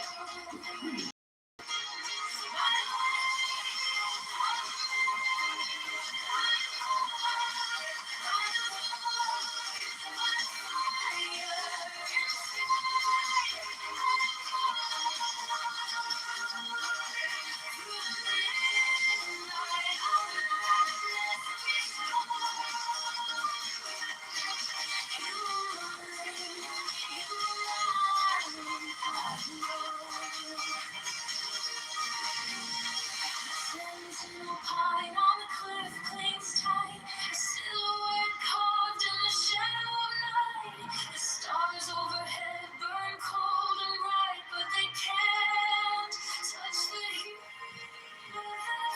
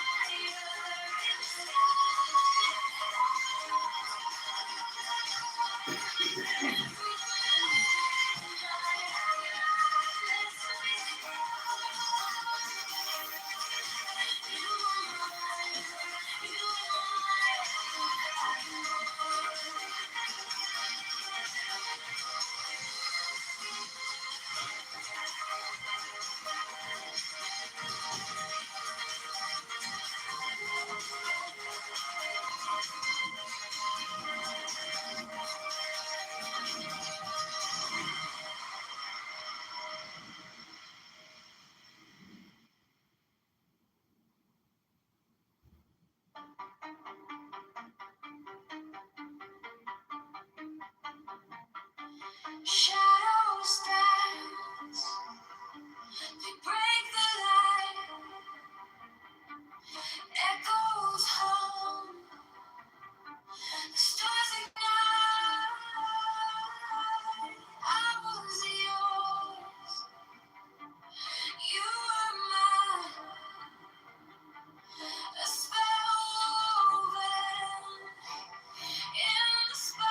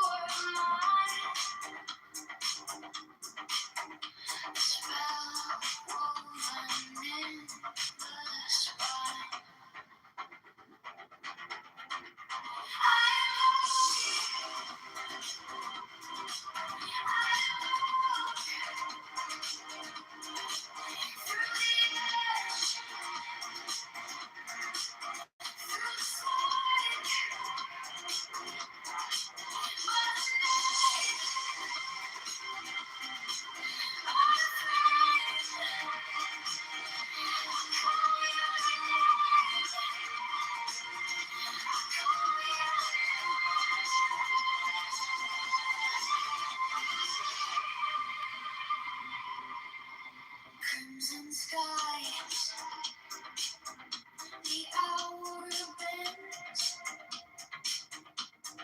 time unfolds, but never ends. Fingers trace the edge of fear, your voice lingers, sharp and clear.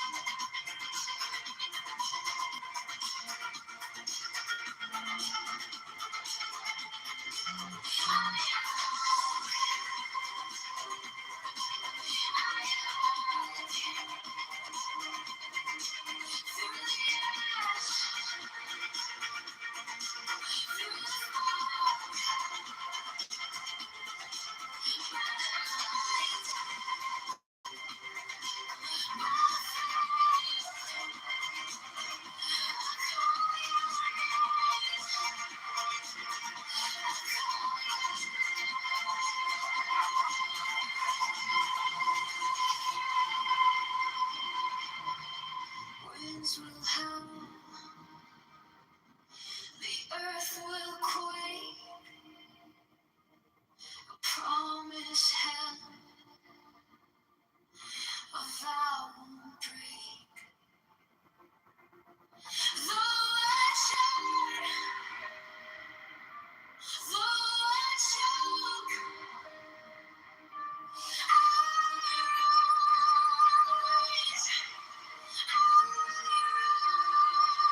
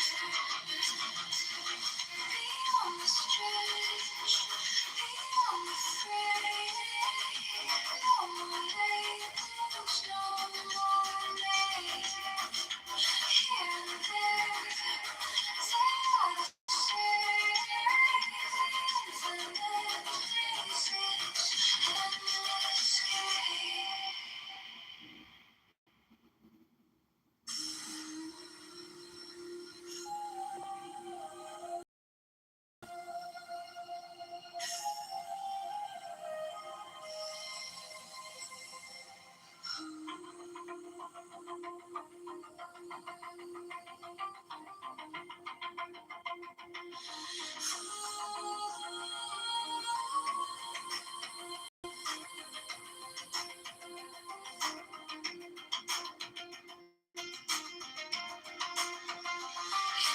world of suchness, sweet as all extremes. No self, no other, no splintered dreams.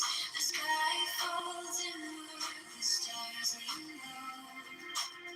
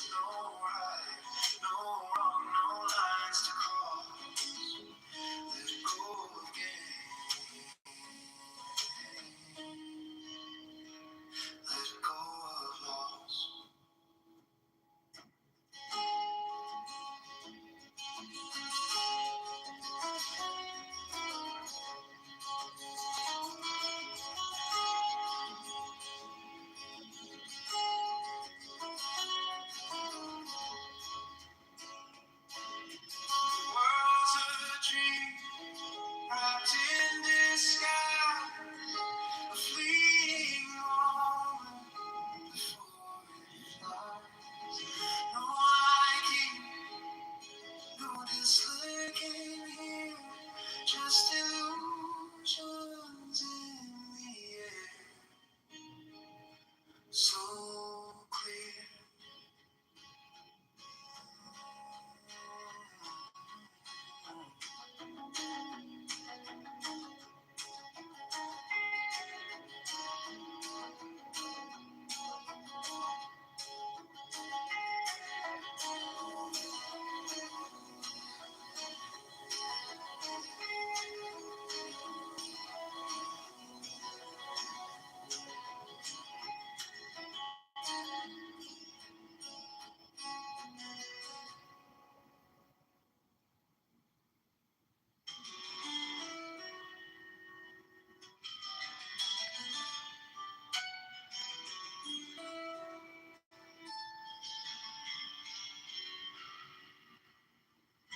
And dreams and flowers hang in the sky. Reach to hold them, they float on by. Grasping shadows, it makes no sense. The weight of nothing feels so immense. Rest and unrest, they're just the same. A whispered echo without a name. No right, no wrong, no lines to cross. Let go of gain, let go of loss.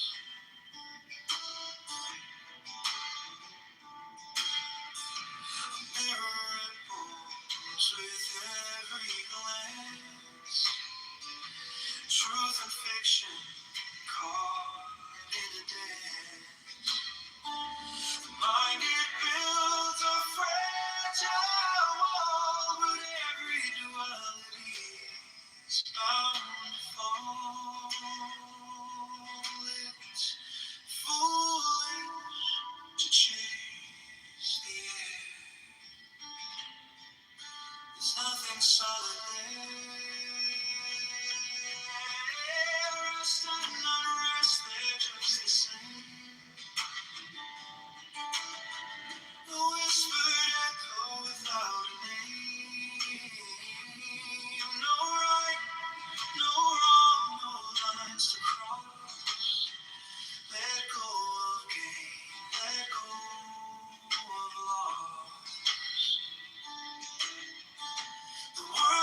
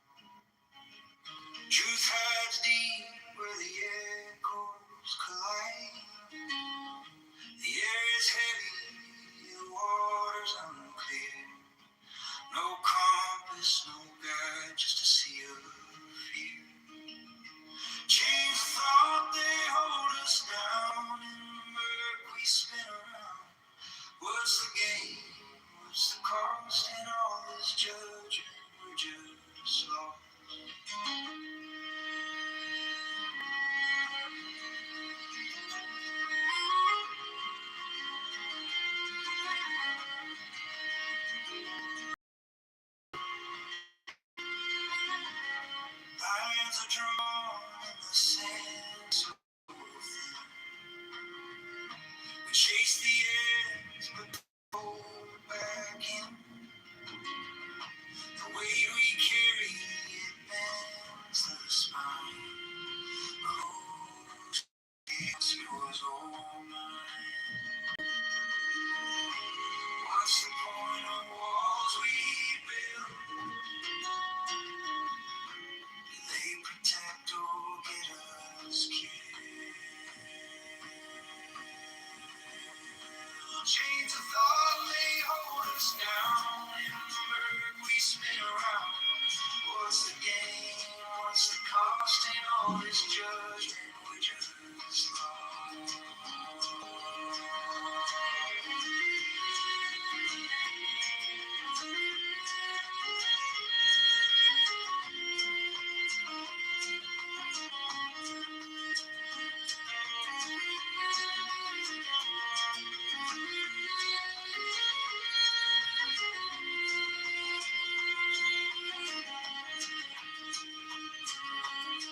Distinctions cracked by brittle glass.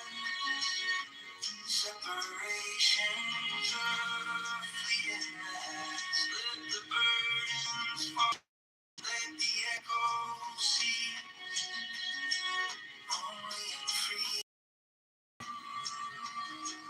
can we find peace. Can we find peace?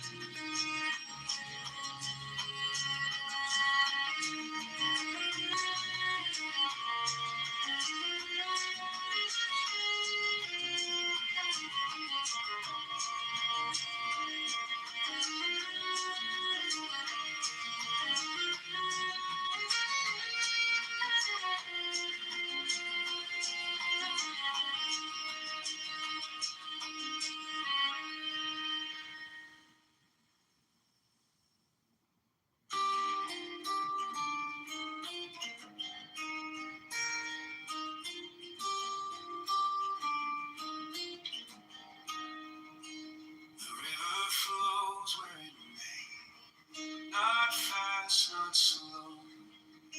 No fear in its waters, no path to follow. The stone sits still, no need to grow. We rush like the wind, chasing the sky. We stumble, we fall, we ask ourselves why. Let it be, let it stay. Great waves, neither easy nor great, no coming, no going, just here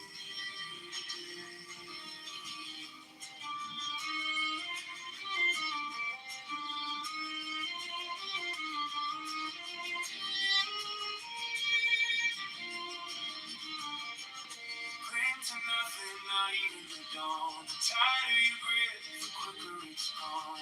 Even the light casts a shadow along. The faster you run, the further you stray. The slower you go, the closer you stay. Let it be, let it stay. Great waves, neither easy nor great, no coming, no going, just here today.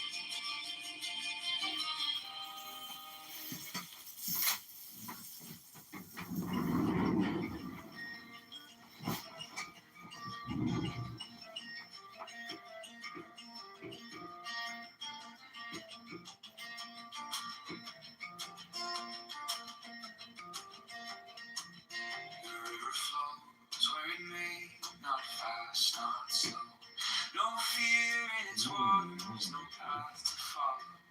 The stone sits still, no need to grow.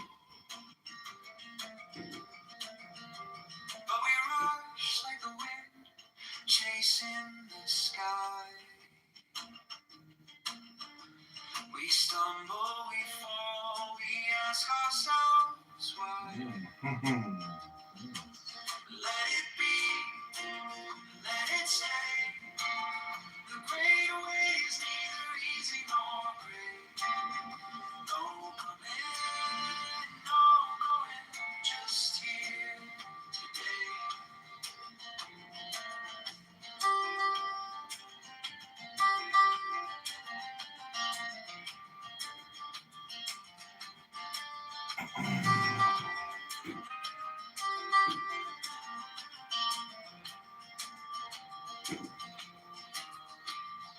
Cling to nothing, not even the dawn.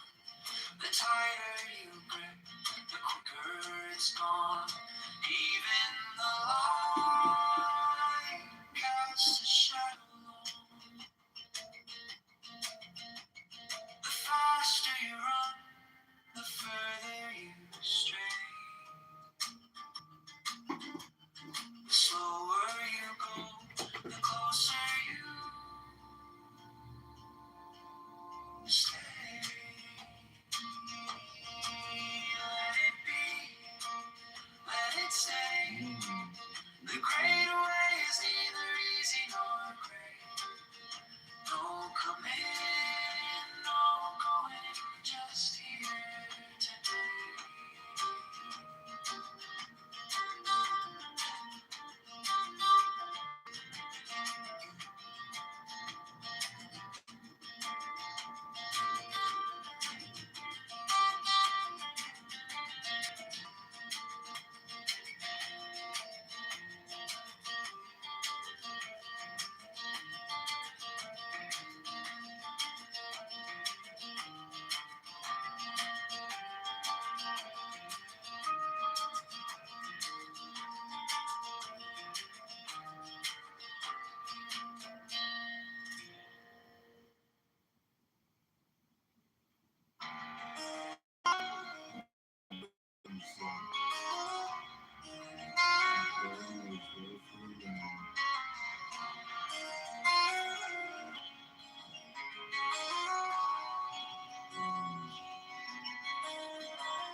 The cup holds water, but the shape is air. What's a path if no one's walking there?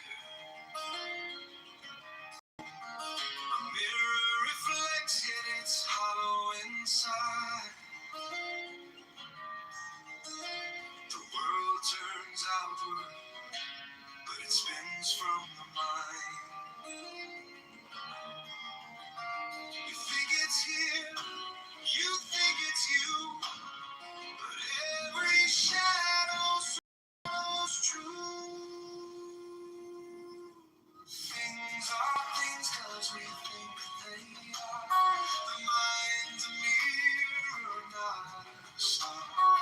In emptiness, they're all the same. The dance of nothing takes no name.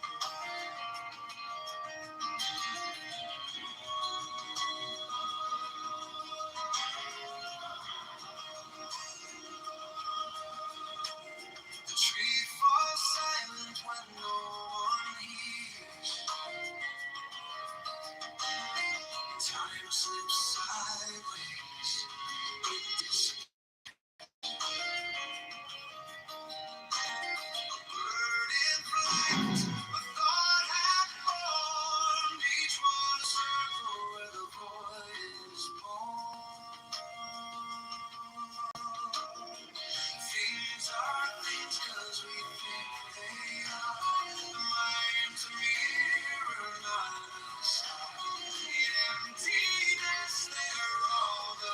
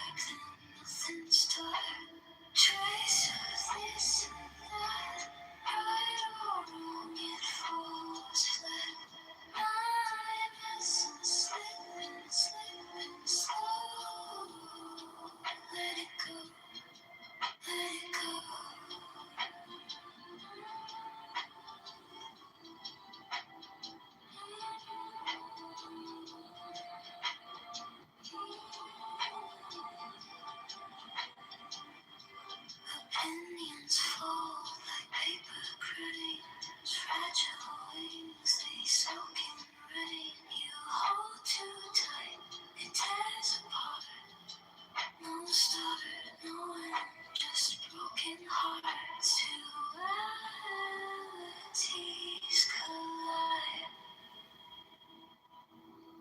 colliding, and it's sliding,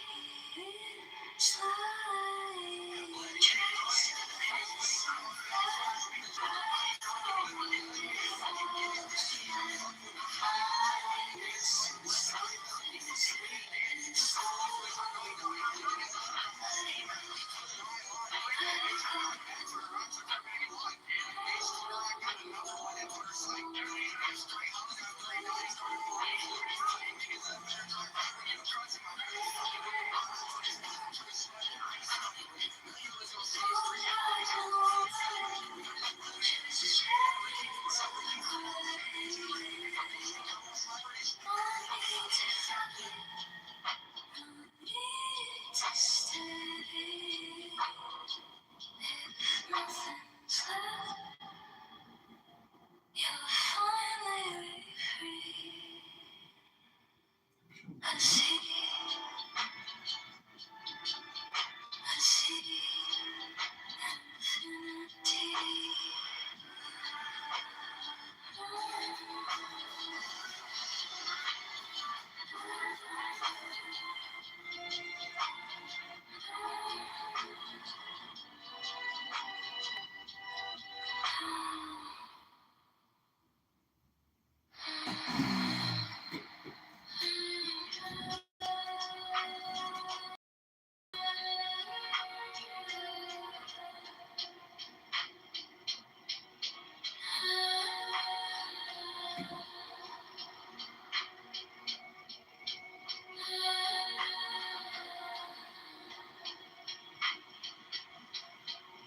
The truth hides when no one looks.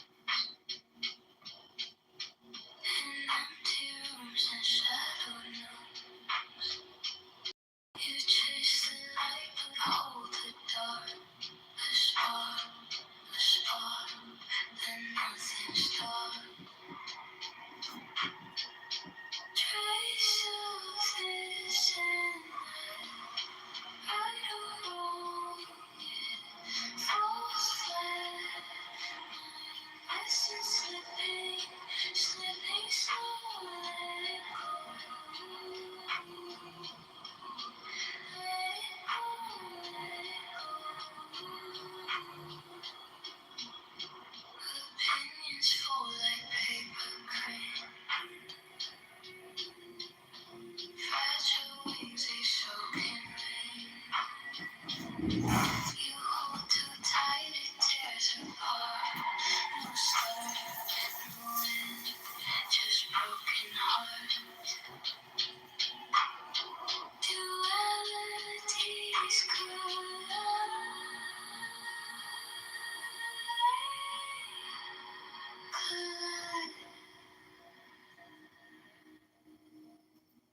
Let it slide.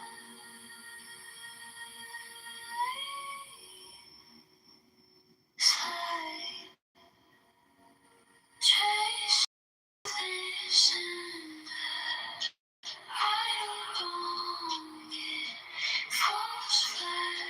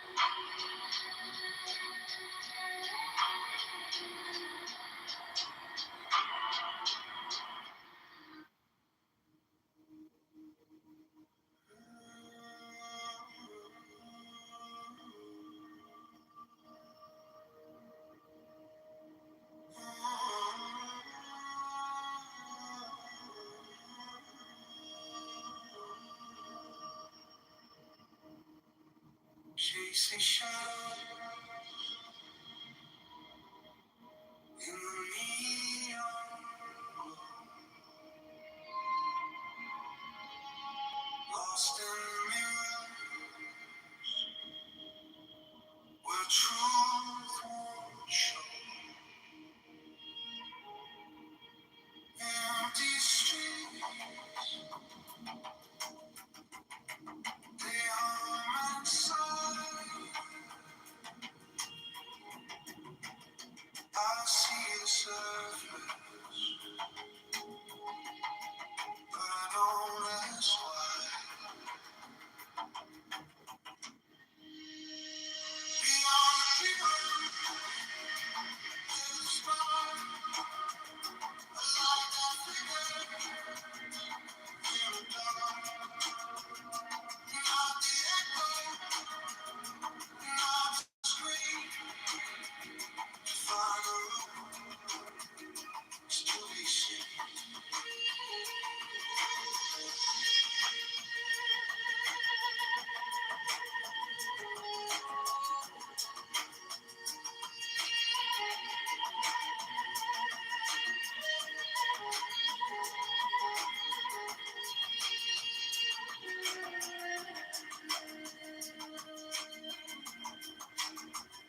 The hollow world, it spins and bends, falls begin, twisted.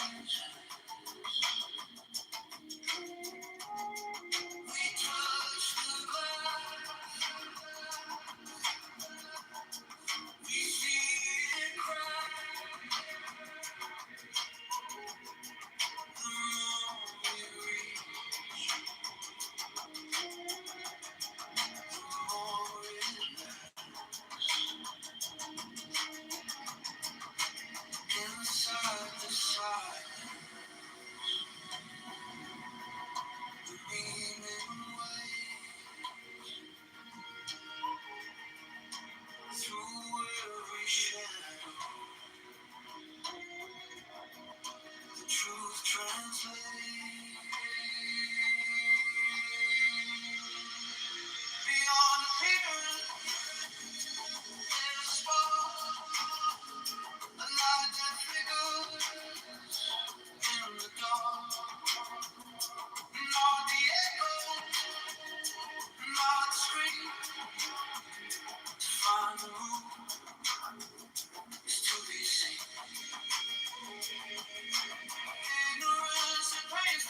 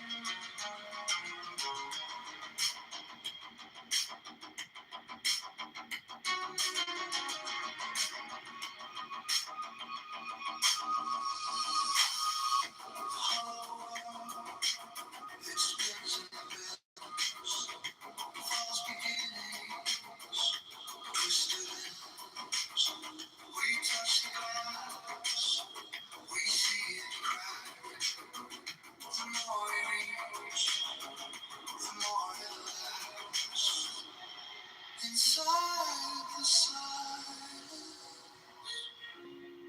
the meaning waves through every shadow. The truth translates beyond appearance. There's a spark, the light that flickers in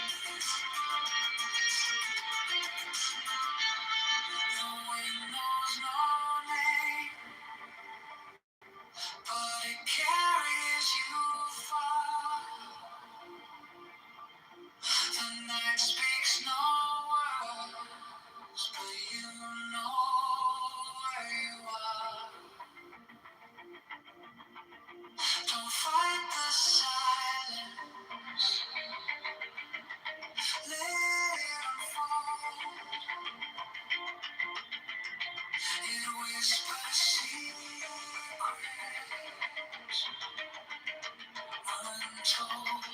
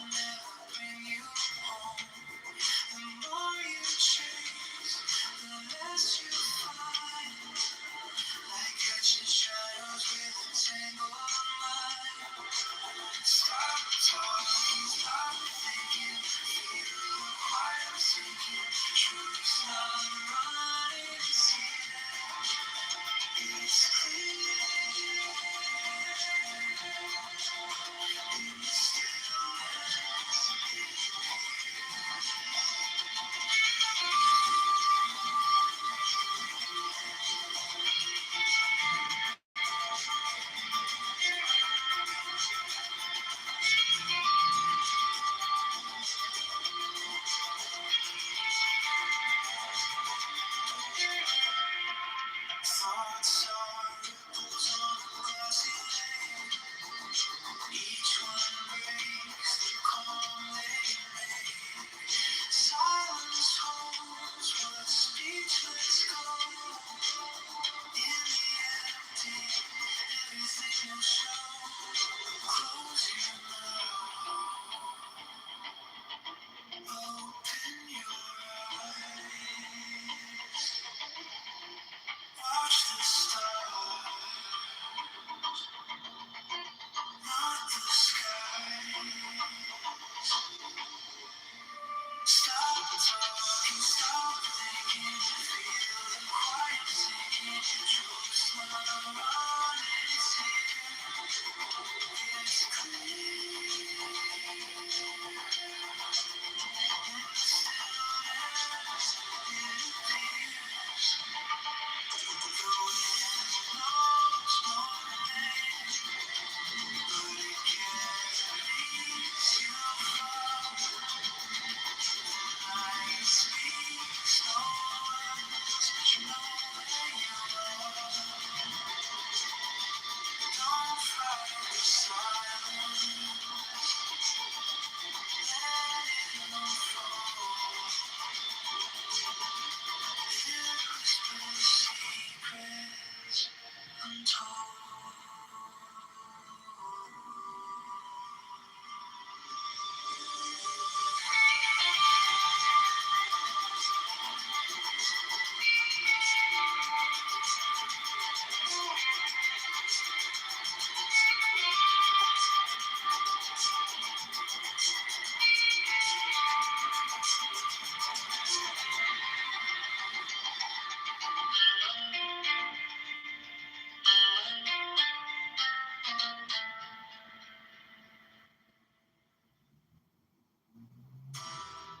The great way is not difficult for those who have no preferences.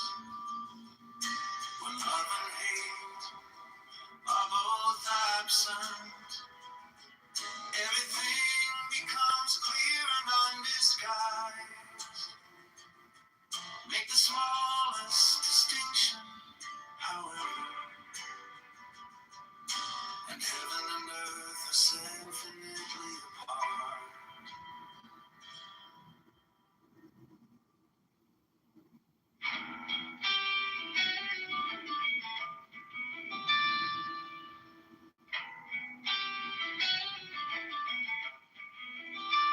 The way is perfect, like vast space, where nothing is lacking and nothing in excess. Indeed, it is due to our choosing to accept or reject that we do not see the true nature of things.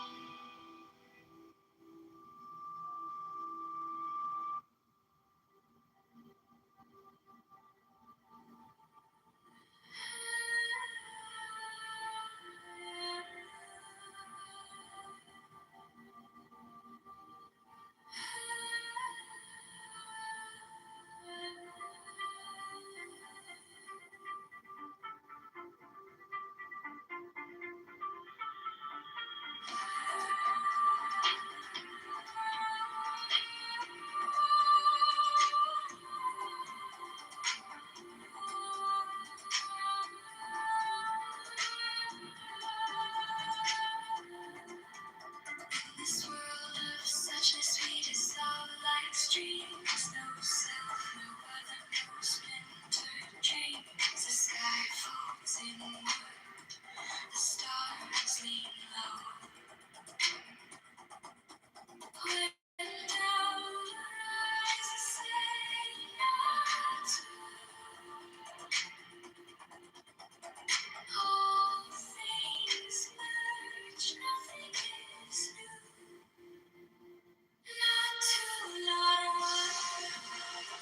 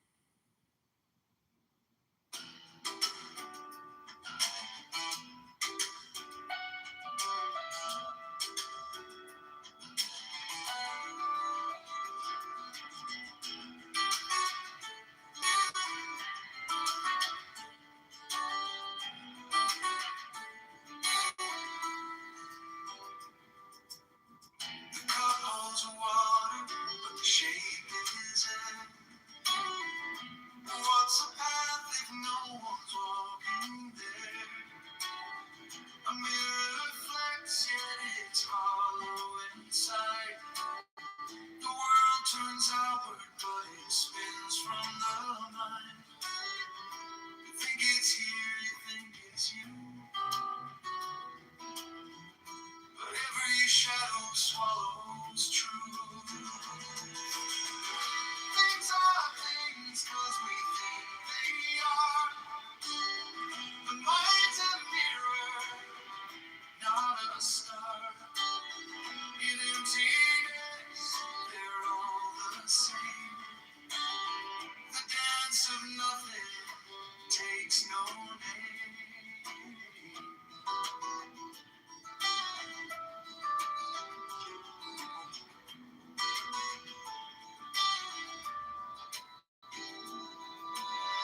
The tree falls silent when no one hears. Time slips sideways, it disappears. A bird in flight, a thought half formed. Each one a circle where the void is born.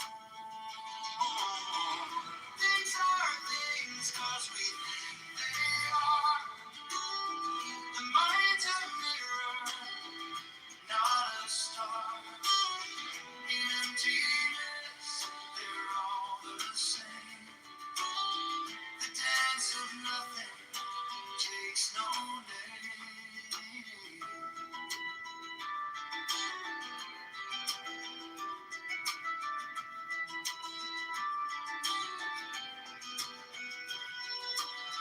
Look at the edge of what you know.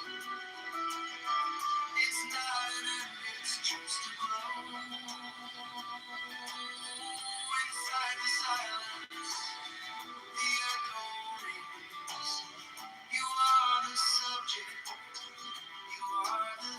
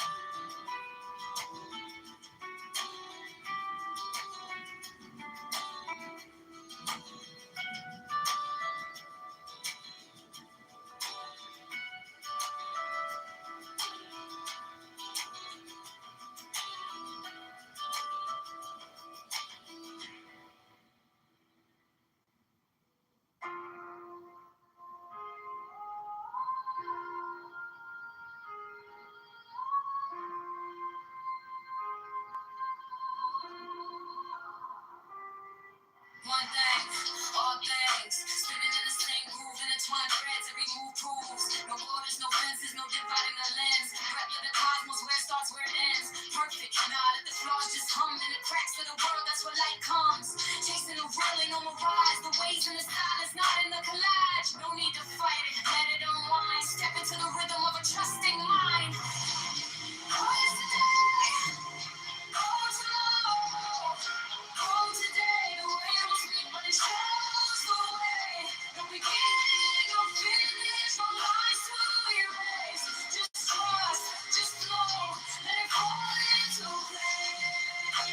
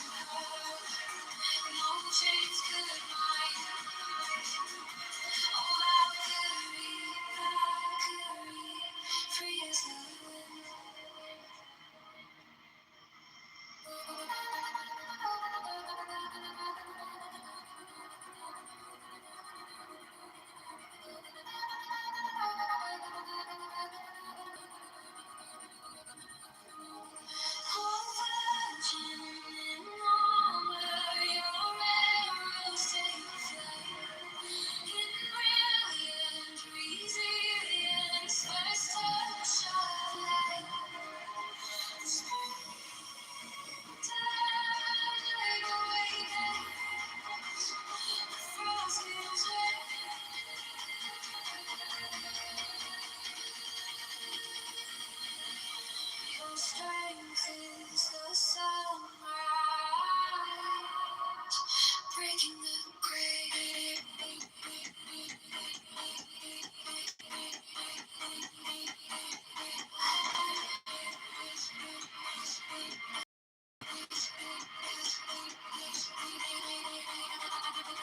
Unmeasured, unbroken, you burn, you shine, the tumultuous heartbeat, the fire divine.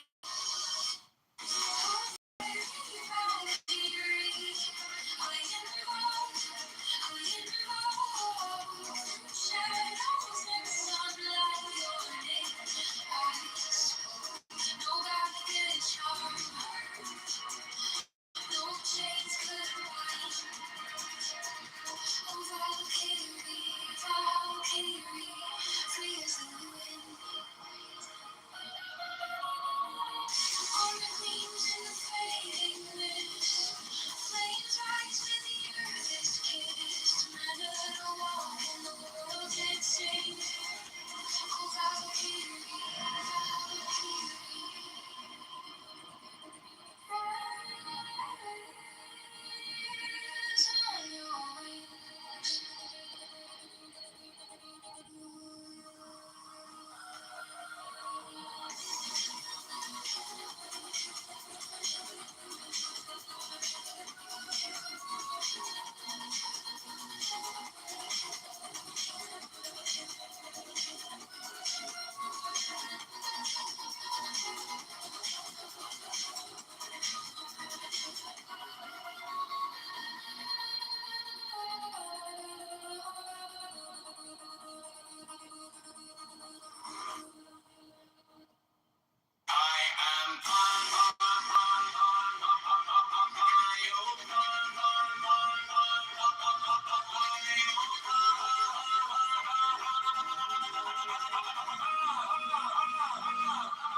I am thy mate. I am thy man. Goats of thy flock. I am gold. I am God. Flesh to thy bone. Flower to thy rod. With hoofs of steel I race on the rocks. Through solstice, through equinox.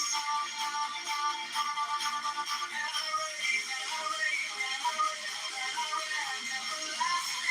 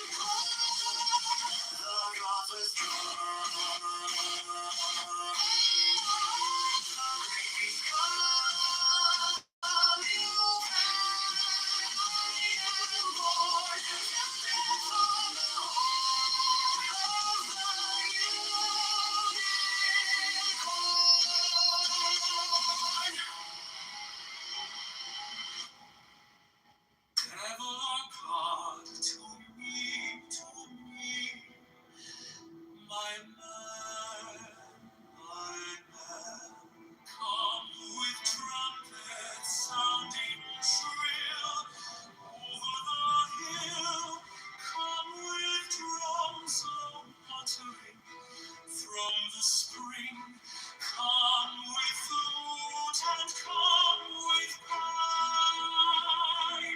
Am I not right? I will wait and hide and wrestle with air that have no house to nestle. My body weary of empty glass, strong as a lion and sharp as an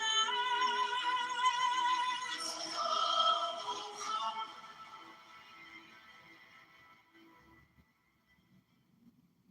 Come without a mist, silken shawl,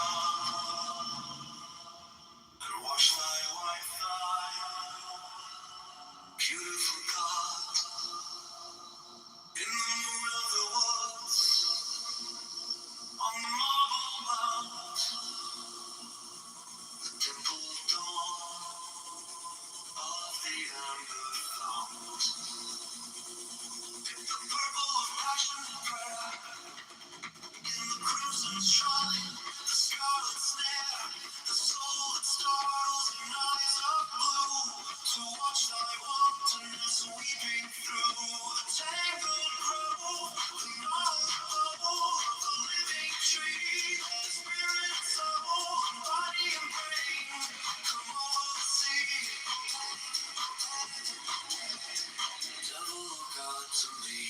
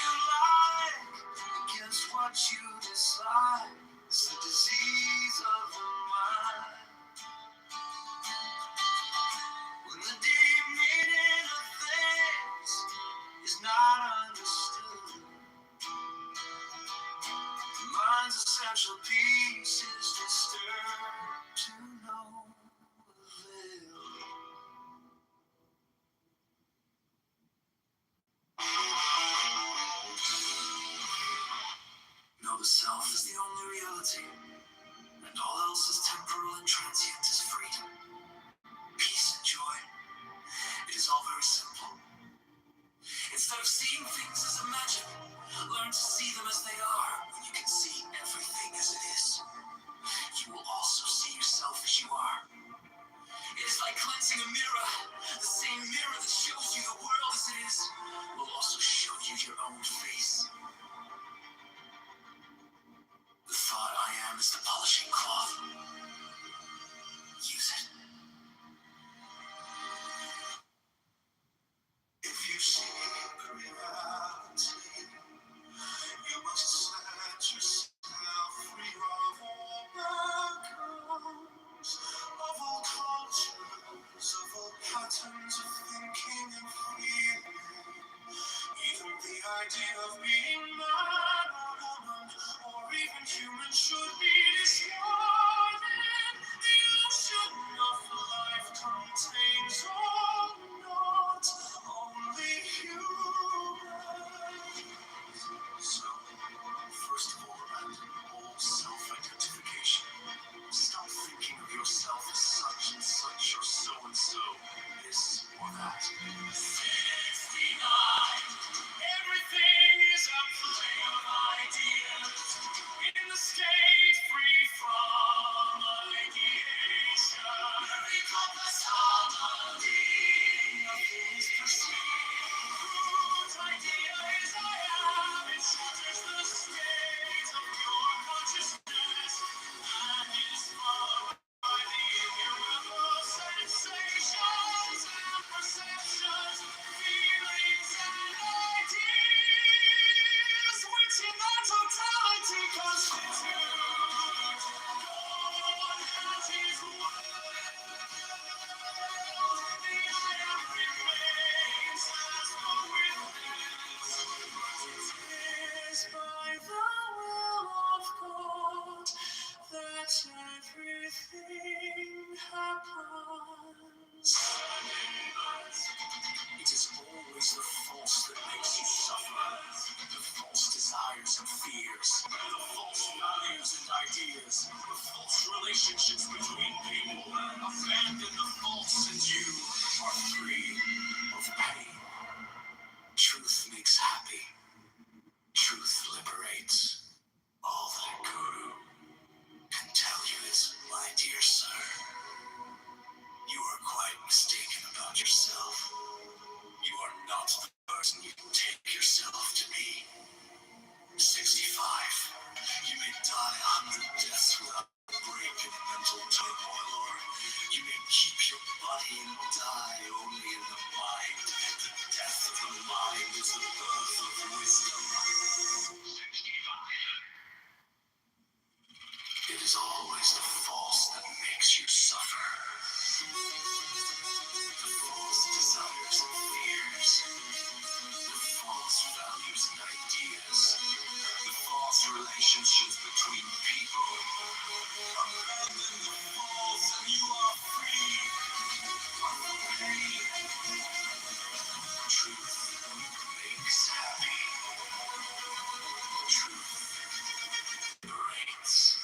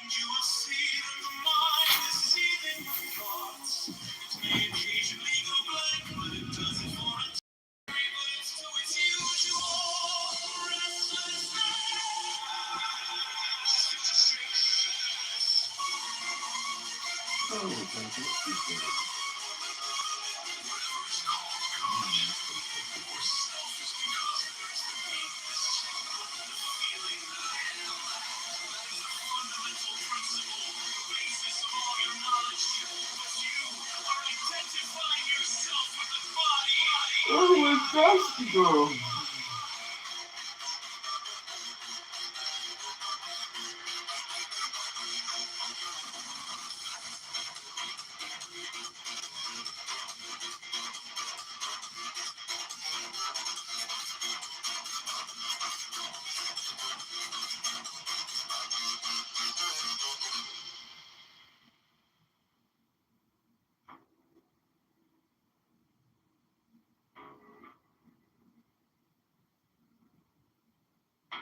Give me the sign of the open night, a riddle of shadows where whispers lie, the thorny thigh, the maddening cry. Open, open, open. I am awake, the serpent shades.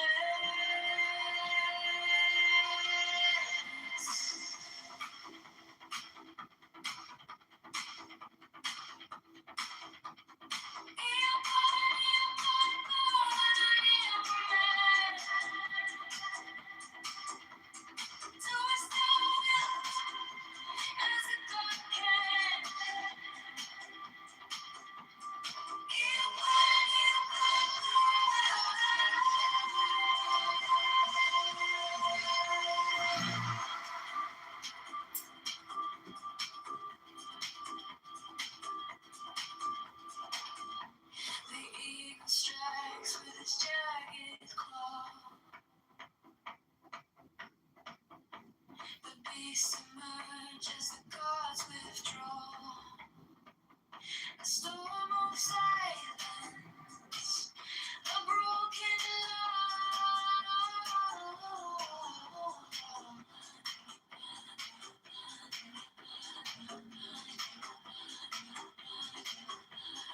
I am born to death, reborn on the high.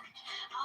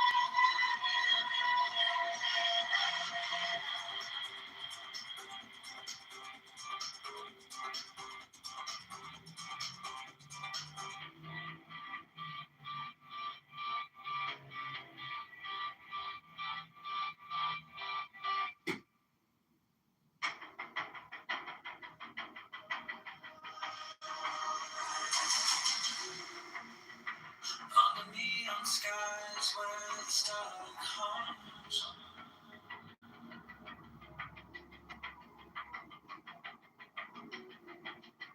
shadows whisper truths as the baseline drums. The will is fire, unchained, untamed.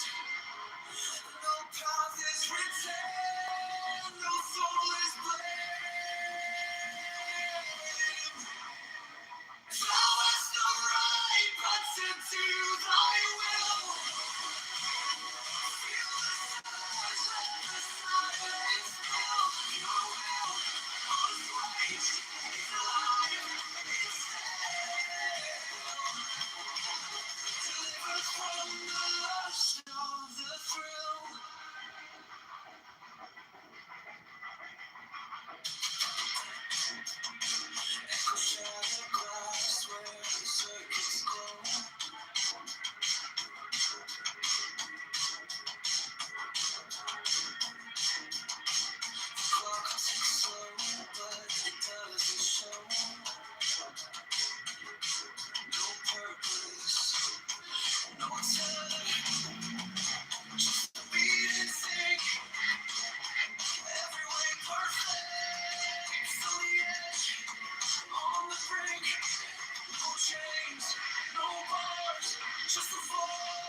Feel every pulse, every spark is a perfect way. And the little impersonations there with all their impersonations and real impersonations.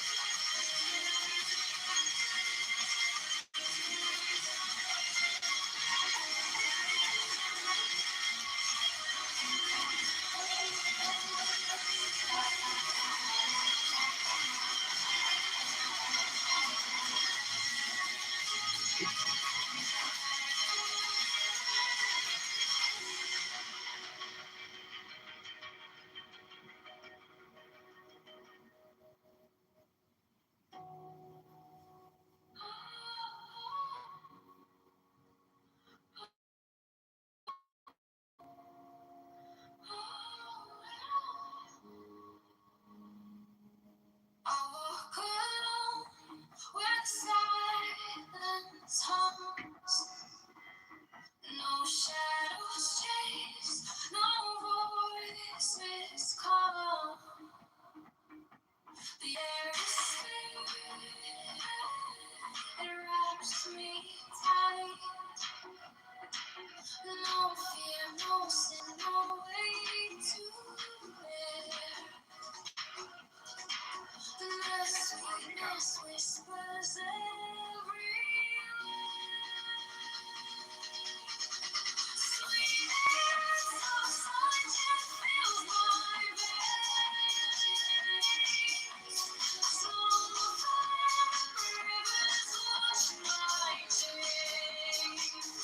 No need for gold, no need for fame.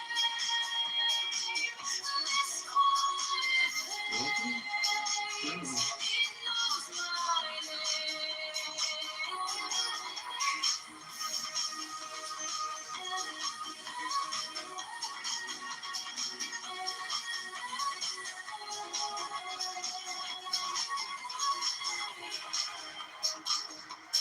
If all help, it lights my way.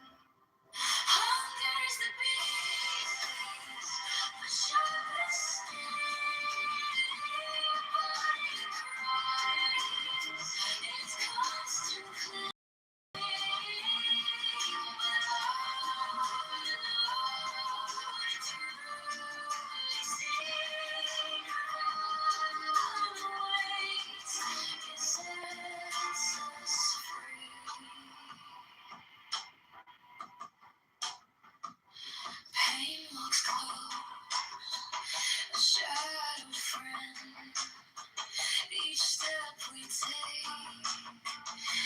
will attend, but joy lies quiet, just out of view, a higher peak, the sky so blue. Feel the wave, feel it break, every day, every quake. Hunger's the beat, the sharpest sting, the body cries, it's constant cling, but old enough to truly see the waves, it sets us free. No flame is fierce, no chain is tight. This body's war, this end is fight. But higher still, beyond the fray, rest calls my name, and I obey.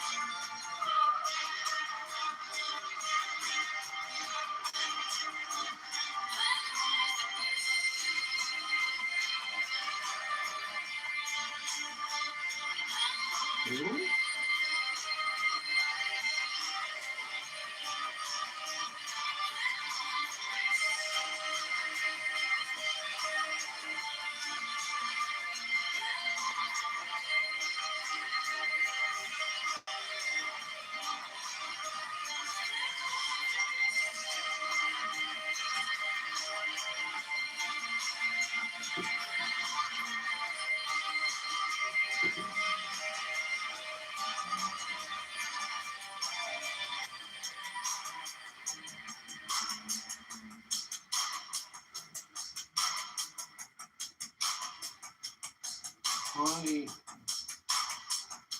okay, honey, talk to you tomorrow.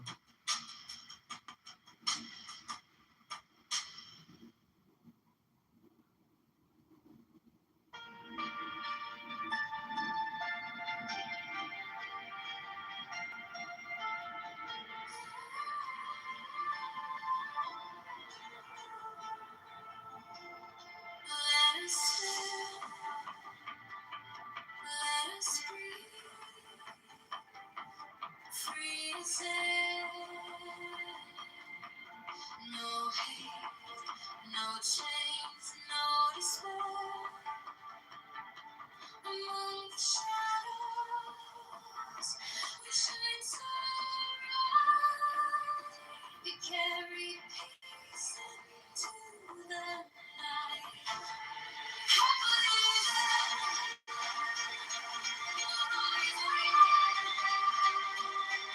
believe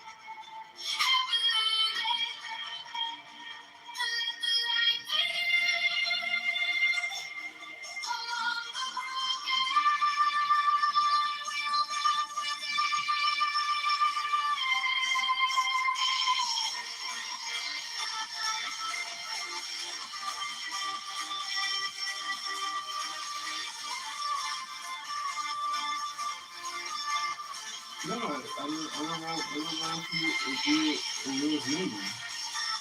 Real person. No, it wasn't a real person. It wasn't real.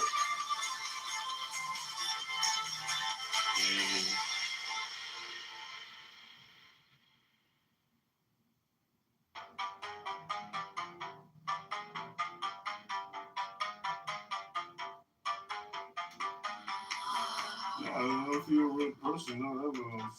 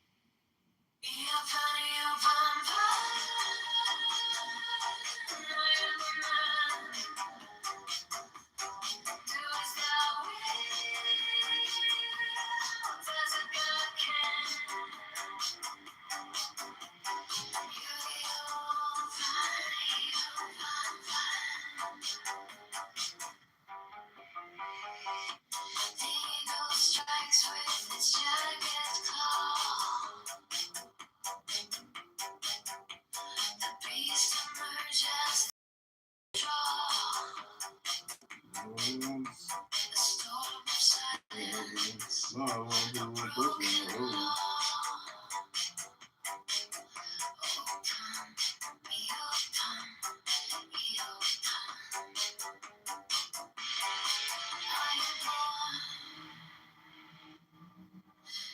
Real? Fake. Prove it.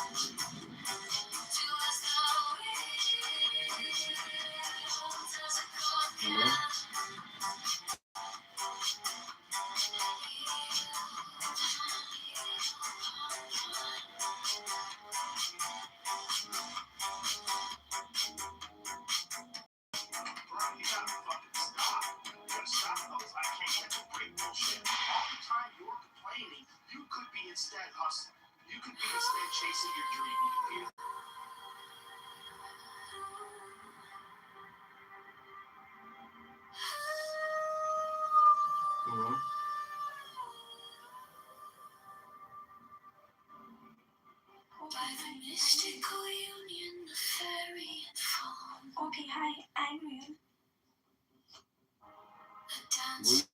Shadows from dusk until dawn. A barrage of bullets and a deadly gun battle with a heavily armed man claims the life of the Tulare County Sheriff's deputy. Everybody put a stick on the gun and stay inside his front desk. Fire, shot fired. Okay.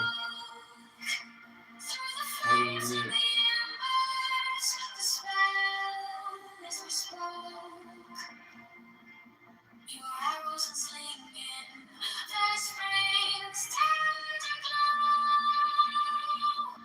A force within a power I know. Oh, no.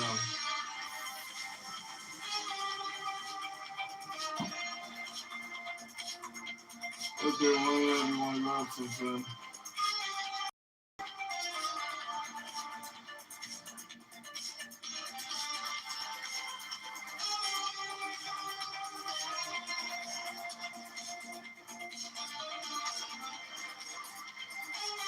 No, probably not. Nope. Ooh. Warrior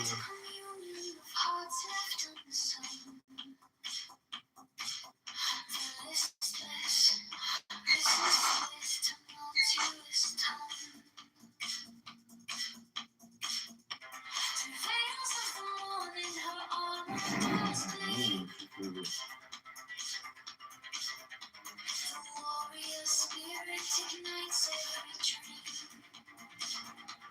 No godhead could charm her. No throne could command. Nope. Only the one. She took a stand.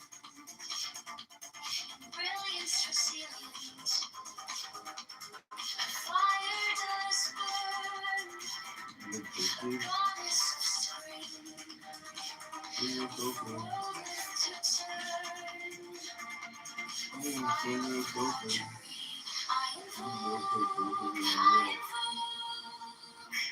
Through the flames and the embers. The spell is You have no picks, I don't trust. your arrows I'm flinging, the spring's tender glow. A force wild and brilliant, a power in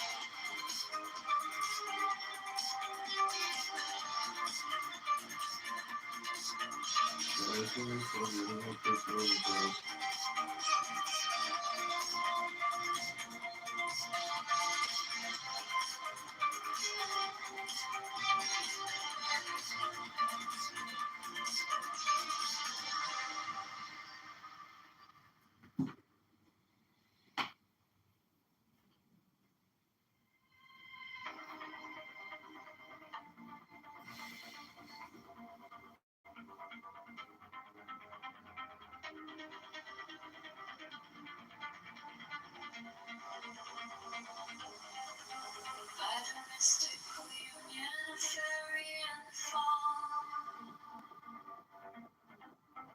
I dance in the shadows from dusk until dawn.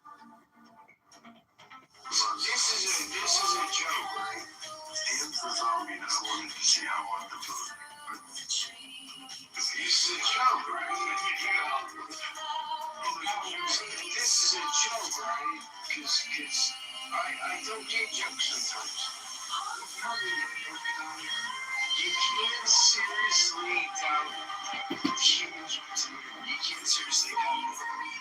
I can demonstrate in 50 different ways how humans went to the moon. So you can't be serious about doubting that humans went to You the can moon. only take other people's words.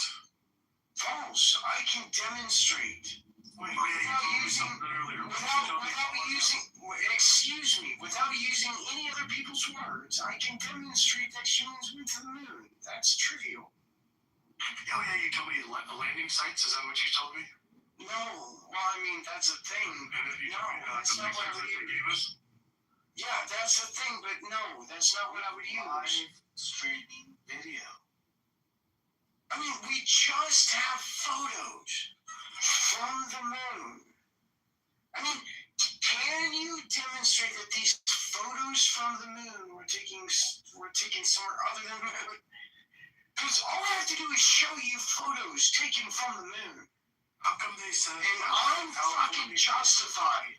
I am justified in my belief that people went to the moon by showing you photos taken from the moon.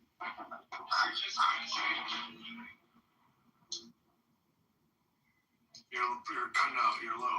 But how come the Red Hot Chili Peppers said that Where are you from, man? space was How do you feel about living in Amsterdam? There's nothing bad happening. That's not fucking science. You ever been to the red light district? no, anyways, they also said the Chinese eyes are still. I'm not counting. That's what they said. Have you ever smoked weed? Wait, I'm a scientist. No, stop. Why not? Stop. Where's Amsterdam? They are not scientists. I am not give a shit what they say. Fuck off. Holy girls. You can fuck, bro. You from Spain? Hold on. Why'd you come here? Holiday. How different is Poland and Spain? It's trivial to demonstrate that people went to the fucking Is it better in Poland than Spain? You're claiming excuse me, shut up. You from Spain? You're claiming You from Amsterdam, bro? no, you live it's fucking your street on That's Are you happy now in life? right. It's trivial to demonstrate that people did go to work. You're claiming that people didn't go to work. That was fucking fake. When did you discover this in Demonstrate your life? that. When did you know that? Second time I'm on this earth. The first time I died, I was 6 months and I died. Excuse me, guys. What's it like being parents in 2026? It's crazy with like all the AI stuff coming out. You're like, do you put your kid, do you not put your kid? And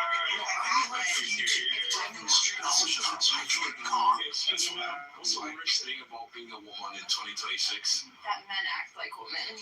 Men are becoming more feminine. Men are becoming more feminine. What has led you to believe that? Just the way they act. It's not bad. What's it like being in 2026? It's trash. I can Red light street, they have options. If you're a pretty girl, most of the guys It's trivial to demonstrate And that also, everybody lies. Nobody's actually like transparent enough. People go on Excuse me. What's it like being a woman in 2026? great independence. You'll have a man. Men want independence. Absolutely. When I see what you tell me that you're like, all you have to do is show evidence of that. Just show evidence of that. I thought Sam was a scientist. If I saw some evidence, I'd be the first one screaming it from the fucking rafters. All I saw was CGI. I mean, the Russians screamed it from the rafters when they said that, yes, the U.S. went to the moon. It was the fucking Russians. I'm gonna cite the fucking Russians saying that the U.S. went to the fucking moon. The fucking Russians did that at the height of the Cold War. The Russians said, yes, the U.S. went to the moon. So that's my source. And you can fuck right off. Mother Russia has no children. I couldn't care less. They still said that America went to the moon.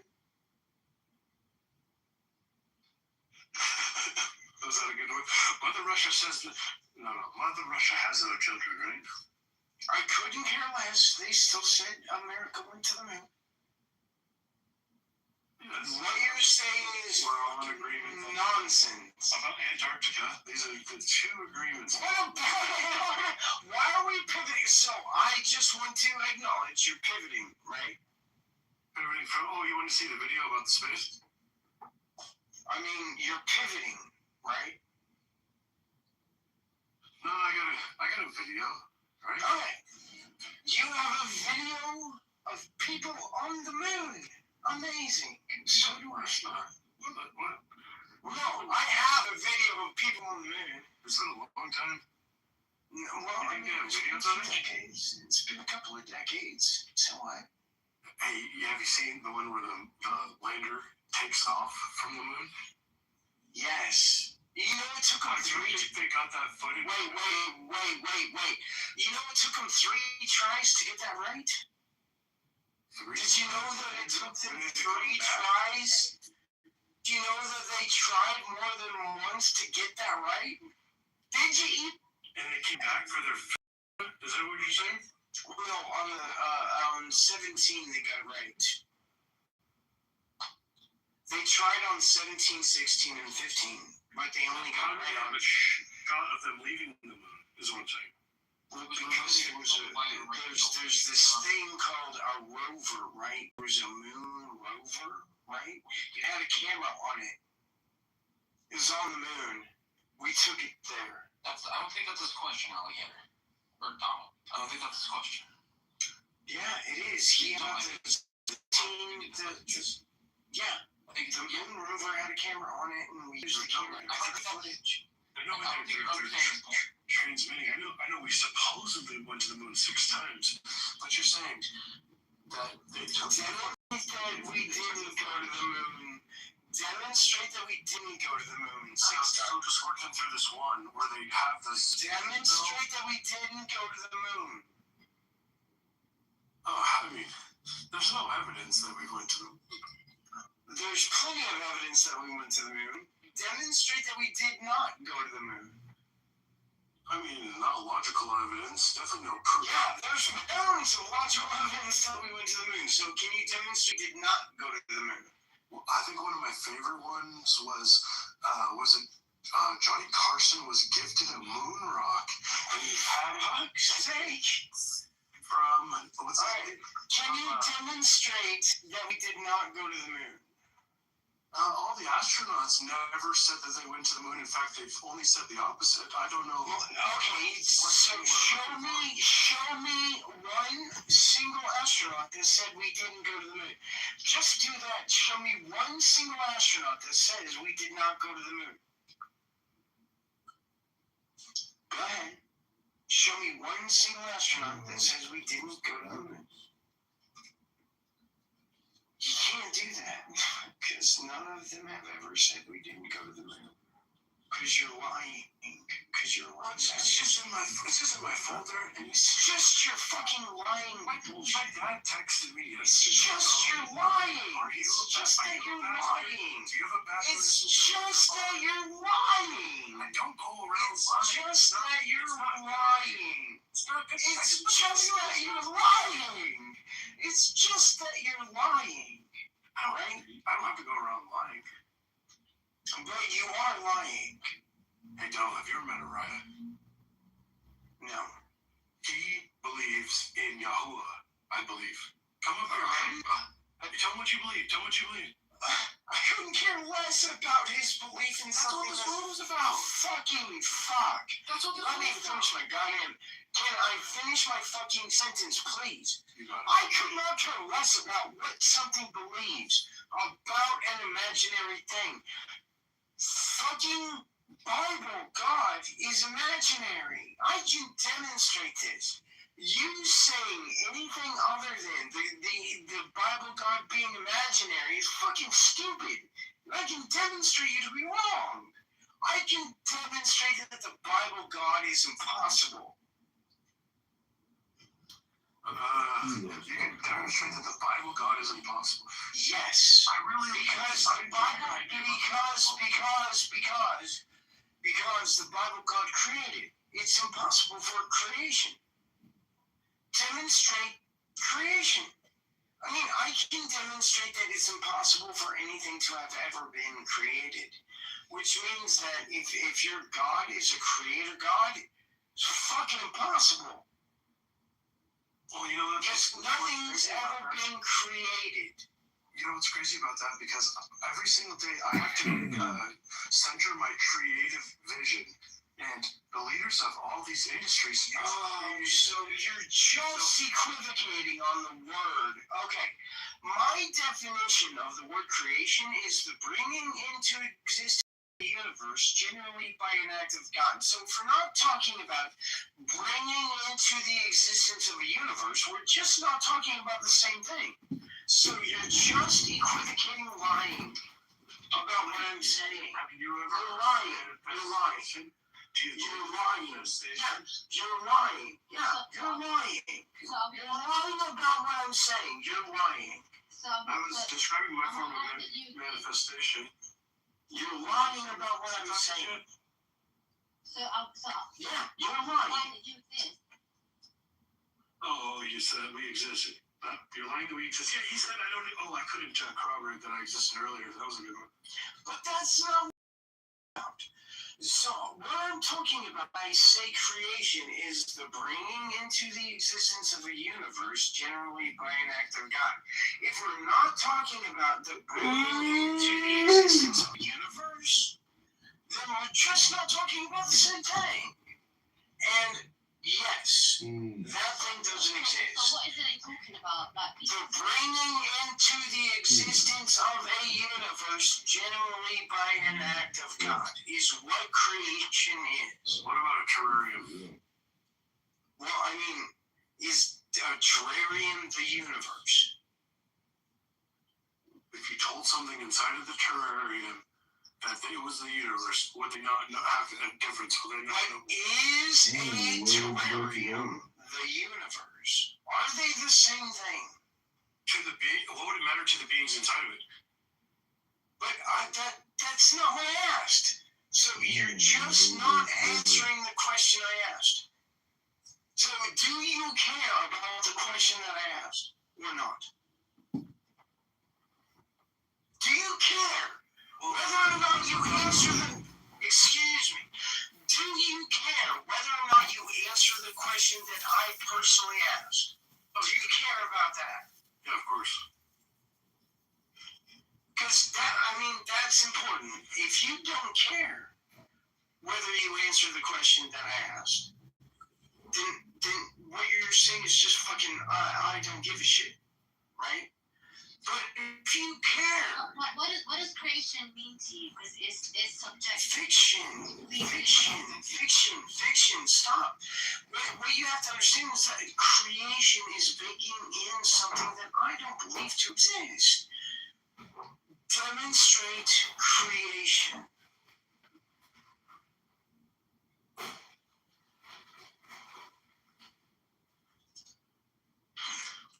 Okay, so for me, the way I could demonstrate creation, right, is from your mother and father procreating and having you. So, the bringing into the existence of a universe generally by an act of God was done by my parents. That's fucking stupid, right? What you're saying is fucking stupid. So, the bringing into the existence of a universe generally by an act of God is not the same thing as my parents having sex. It's fucking stupid. It's fucking stupid. It's fucking stupid. It's fucking stupid. The bringing into the existence of a universe generally by an act of God is not the same thing as my parents fucking. Dumbass. Dumbass. Dumbass. You're a fucking dumbass. Right? The bringing into the existence of a universe generally by God is not the same thing as my parents fucking. That's stupid. Yeah, the fucking can get really stinky.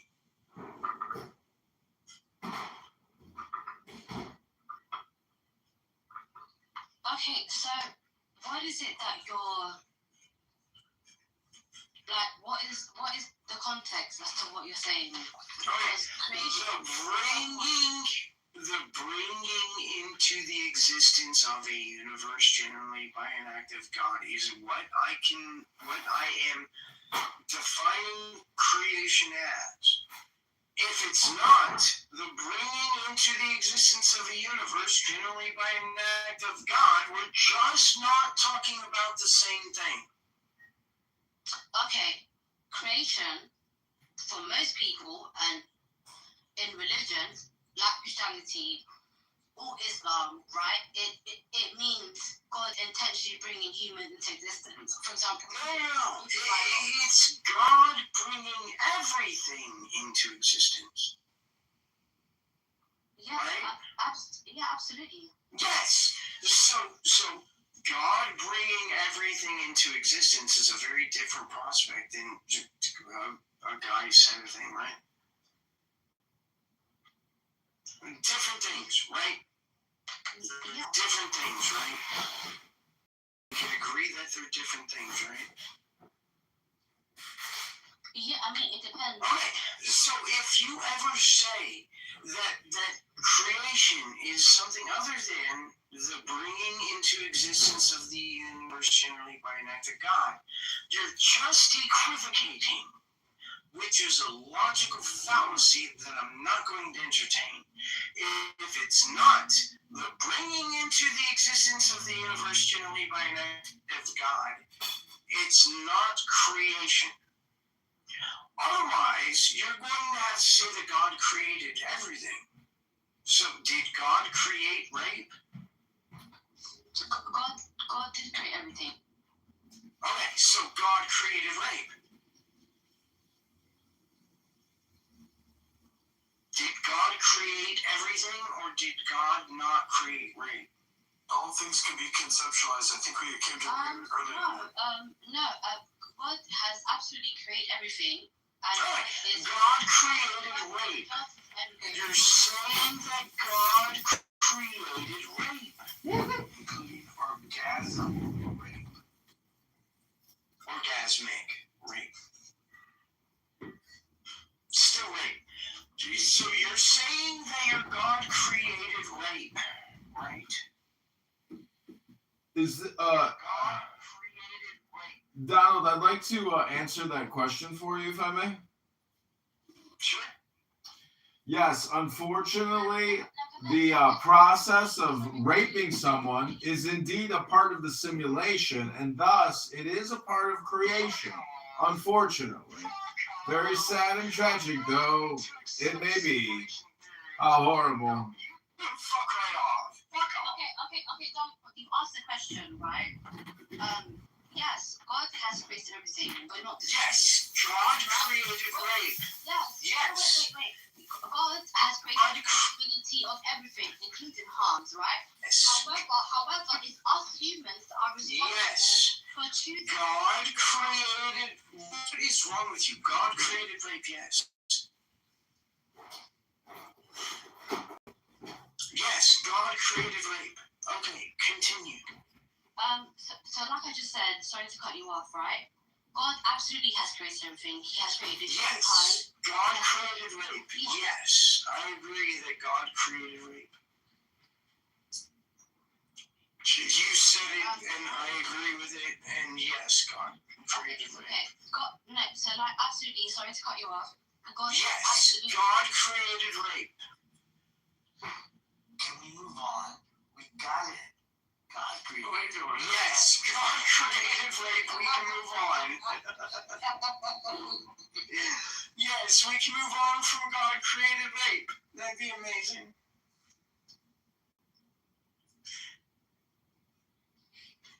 Especially with underage people. Moving on. Just thought about it. God also The conversation is so anal ignorant. sex. Yes, God created anal rape also. Yes, God created anal rape also. Yes. God also created. Yes, God created anal sex. so. Hermes. So it wasn't just vaginal rape. It wasn't just vaginal rape that God created. God created vaginal rape and anal rape also. If God created, like, you seem like you hate the world and you hate the existence of life. So why? It seems like God hates reality, not me. Yeah. That's goofy. That's a goofy thing to say. Hello, Joanna. Welcome. Hi, everyone. Hi, Hermes. Hi, Joanna. Hey, Joanna. Having fun? Everybody loves you, Joanna. Nice to everyone. I love it. Joanna, you're gonna have to talk to my wife. Okay. And then she'll give me the okay. Hopefully, Okay. hopefully. It's better to love than hate. But you're gonna have to talk to my wife about it. I can't do it. Still like me. My wife. So are you? But Joanna, you're so fucking beautiful, right? Thank you. You too. But like God created rape, like oh my Yeah, god. but Yasmin though. I feel Yeah. You're so fucking beautiful. You're so fucking beautiful. Okay. You too. Love you. Thank you. I love you. Will you save me with my Amsterdam? Joanna, can I have a piece? Can I have a piece too? Of course, Hermes is Hermes was my clubhouse boyfriend for about 6 months. And then I let him go free. I have no reason to be competitive with Hermes. If you want Hermes to be a boyfriend, I let him go free because he has mad women. Oh, yes. Hermes got lots of girls. Hermes got lots of girls. Yeah. Listen to the voice. That's why. It's just sexy. It's a sexy voice he has. Hermes, you got a sexy voice. Hermes, say, would you like some hot sauce on that taco? Would you like some sexy sauce on that? No, hot sauce. You gotta say hot sauce. It's gotta be hot sauce. Say it in Spanish. It's gonna be a dirty taco. Oh gosh. How do you say it in Spanish? Te quiero salsa caliente. There's a mucho in there. Mucho. Yeah, they use the word torta when describing the camel toe. Hey, what is a fajita in Mexico? You know, they have very few restaurants that serves fajita. They have some. I love fajitas. But what they do more is they do a ribeye al carbon. Or a ribeye. I like ribeye. I like that word.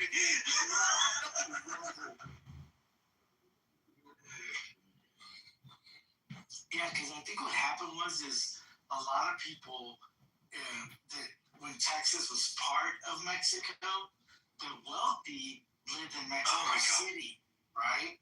So they were eating ribeyes and filet mignons in the tacos. But in Texas, when it was part of Mexico, they could only afford the skirt, right? Because the fajita is the actual skirt of the belly. You're right. I used to be a butcher, so I know exactly what you're talking about. The skirt is the thing that we make fajitas out of. It's like the cheapest part of the meat. That's how you prepare it right and take off that membrane. It becomes super fucking annoying. Yeah. But if you cook it right, it's fucking amazing. I really have a ribeye. Me too. Yes, ribeyes are much, much better. Are you smoking in the house? Yeah, my wife's away. Right here, you smoking in the house? Yeah, my wife's away. Okay. Yeah, I was just smoking myself. Oh, yeah? That's good. You guys are in a good mood. I love it. Yeah. I'm glad you're back. Joanna, I love you. Oh my God, I'm so blushing. I do. You're an amazing human. Especially when you use cocoa on the torta. Yeah, a little cocoa. As long as it's hot. I like hot cocoa. Right? No, I'm talking about Coco Chanel.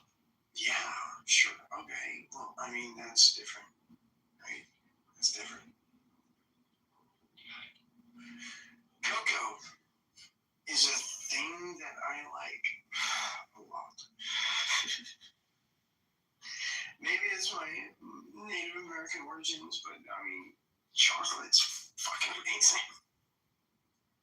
Dude, I never had chocolate milk before until I came here to Mexico City. You can't be serious. Oh yeah, dude. Let me tell you. They bring like this jar, this big jar type thing, and they have this stick, and they put it in the cocoa, and they start turning the stick with the palms of the hand. If you can imagine that, and it's like whisking the chocolate, and it gets very frothy, right? And it's hot, and then they serve it to you, and she does this like right at your table. Oh my God! It's all fresh.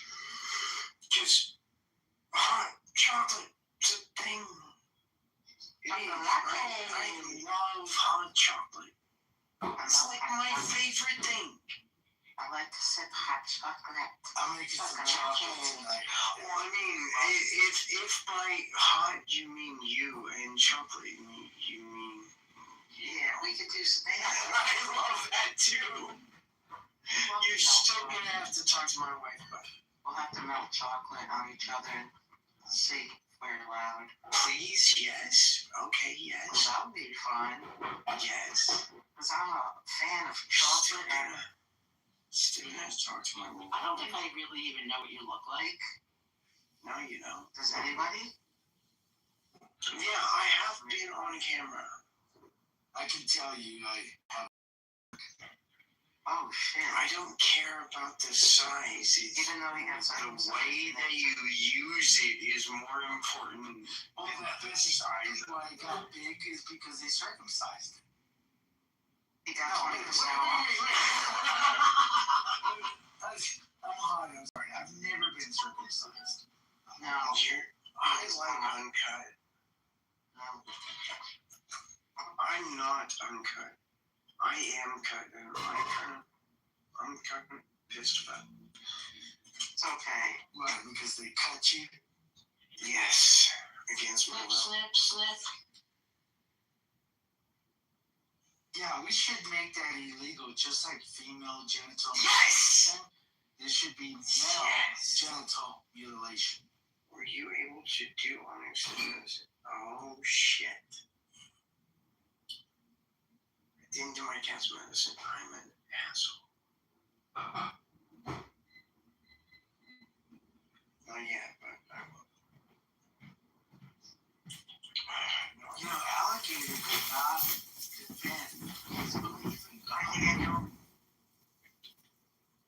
Daniel, do you see me? Oh, sure. And Daniel said you're hot. Where? I know that you're hot. Oh, Daniel's giving me a I'm heart. happy to tell you what. This is like, I'm getting all this love out of nowhere. No, Daniel, come up and talk. Yeah, thank you, Thomas. Yeah, you're fucking gorgeous. That's true. I wish you guys didn't Yes. go so far away. We could all hang out. I just have one request. That'd be amazing if you'd hang out with me. That'd be amazing. I know. I want you to hang out with me. Let me look at flights to Corpus Christi. I mean, I can probably afford to pay for you to fly here. What's your airport letters? DFW. DFW? Yes. Oh, Dallas Fort Worth. Yes. Oh my god, I guessed it and I was right. Yes. I want you to come here so bad. I want you to talk to my wife. I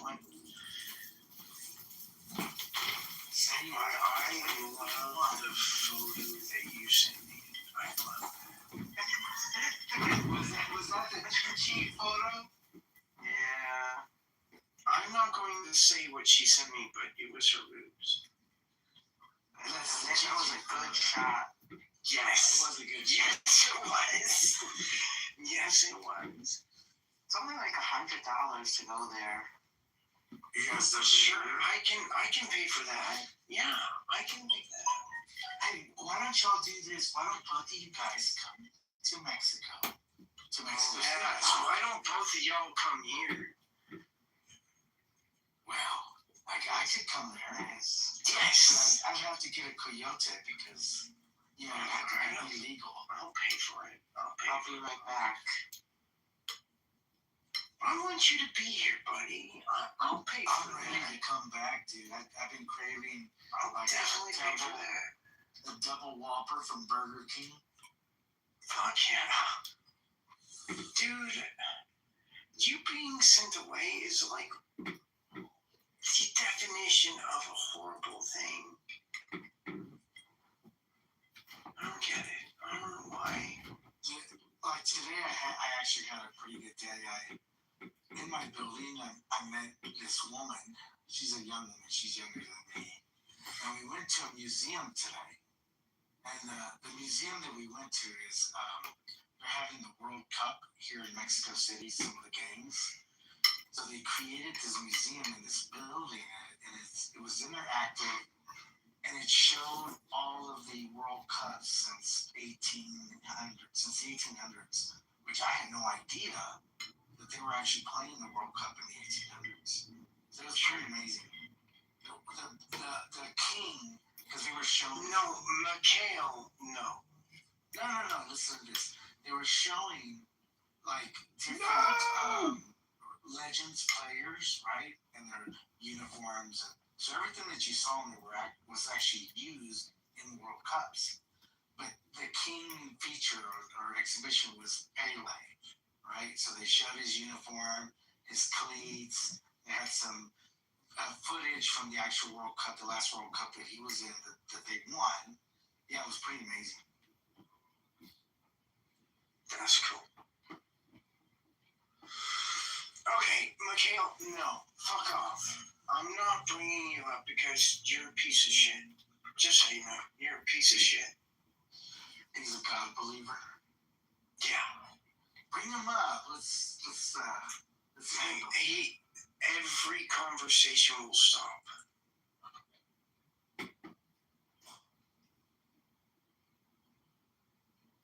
Feel free to come on stage, Mikhail.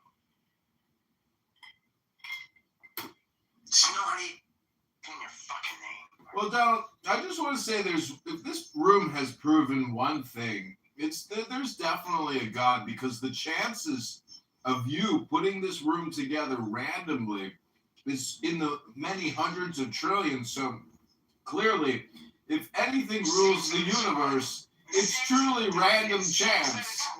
Random chance is definitely ruling the universe. It seems that it's one. Dude, I didn't even know that was you, John. That's funny. Yeah, John. I still go to your channel and like what you say.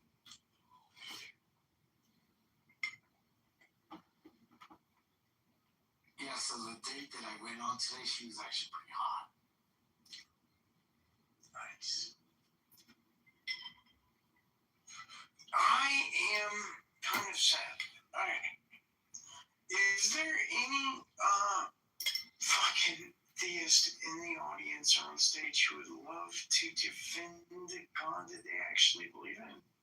Well, he's a theist. He actually believes in God. Okay, do you want to actually defend the God that you believe in? Mm-hmm. Sure. Okay. But first I have to cleanse your chakras. First I have to do a thing. Oh my God. So the most essential chakra is at the base of your spine. It's at the root. It's called the Muladhara. We're not gonna talk about chakra. Saturn is the planet. The metal is lead. The main issue is survival. Hang on one sec.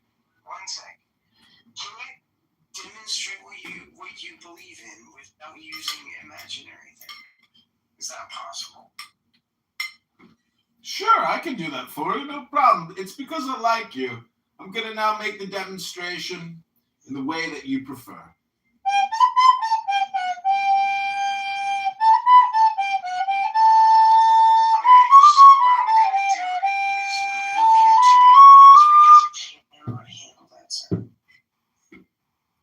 That was fucking awful.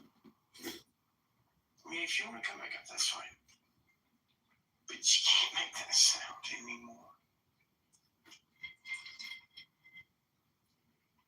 There's a whole lot of people in the audience. Come on stage and defend the God that you believe in. Come on. Mikhail is afraid. Sure, they're all afraid. They can't help it. If they were not afraid, they would be on stage right now. But they're not. You know what I just noticed? John is usually really intelligent. But when you asked him, can you demonstrate that God exists?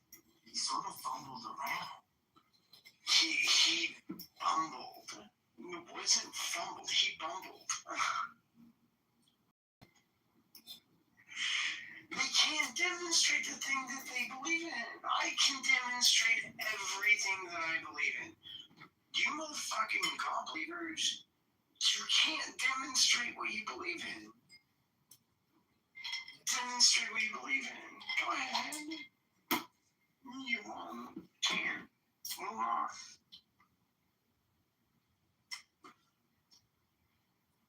Ow! Okay. Here's a God believer. Alligator just came back. Oh, you guys done me weird? Welcome back, alligator. Can you demonstrate the God that you believe in? Yeah, I was in the middle of doing that, right? So it was inside of that motivational belief conversations. Everything is a concept, but it's not real in your reality yet until. Well, I disagree. I fundamentally disagree that everything is a concept. So I can demonstrate things that, yes, I believe as a concept, but I can demonstrate these things to exist in objective reality independent of all concepts. So what you're saying is just fucking false.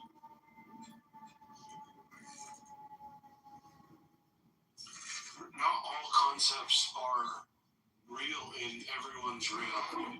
Alright, so what you said, okay, so what you said was false. There are Japanese concepts that I had to learn. What you said was false. What if your conceptualization? What you said, the thing that you said was false. Where?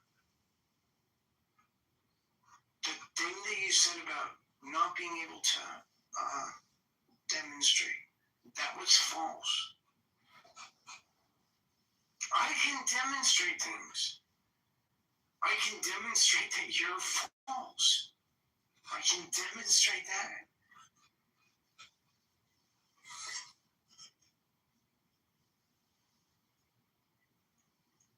I can demonstrate that my brain is bigger than CN's brain. I cannot demonstrate that. I would never ever make that assumption. I can. Sure.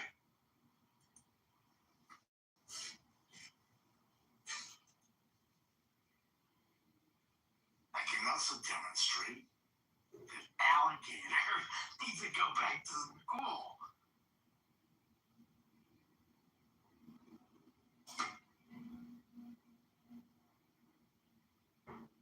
Hey, look, he just got in.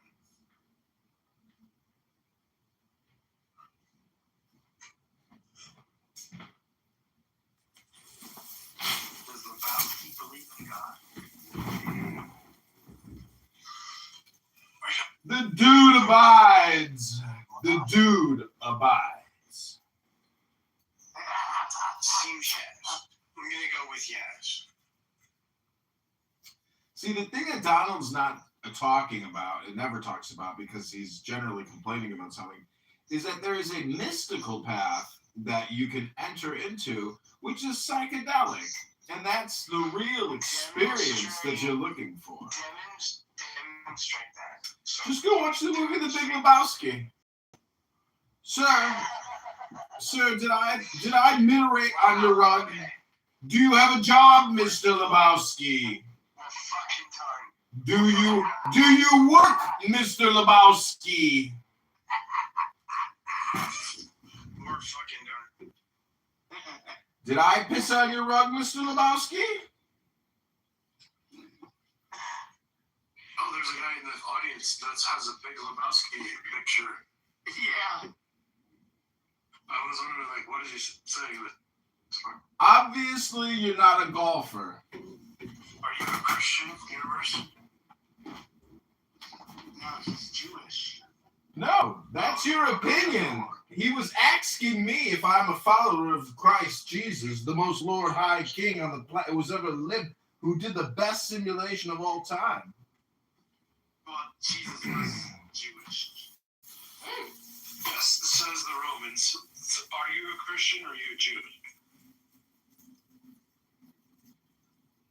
He was circumcised. I was circumcised against my will. So was I. I'm old, guys. I was born in a Catholic church. That doesn't mean it was your will. Oh, god damn.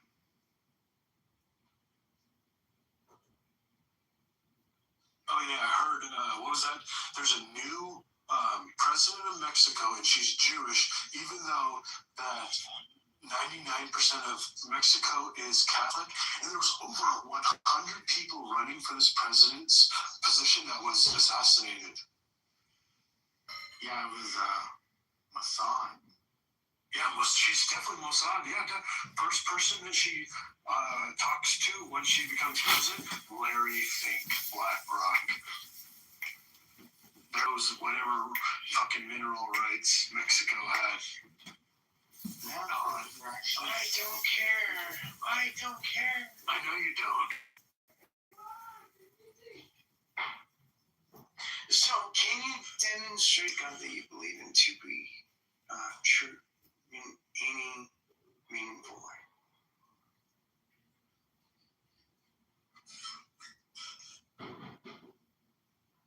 I think, therefore I am. Demonstrate that God is responsible for that. How else would I be thinking? Sure, demonstrate that God is responsible for that. You can't. No, I can't. Of course not. It can be something completely creepier than that we all don't understand, and I don't have any evidence to prove it's nuts.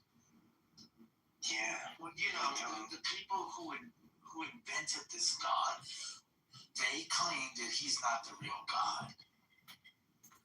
I mean, only some of them.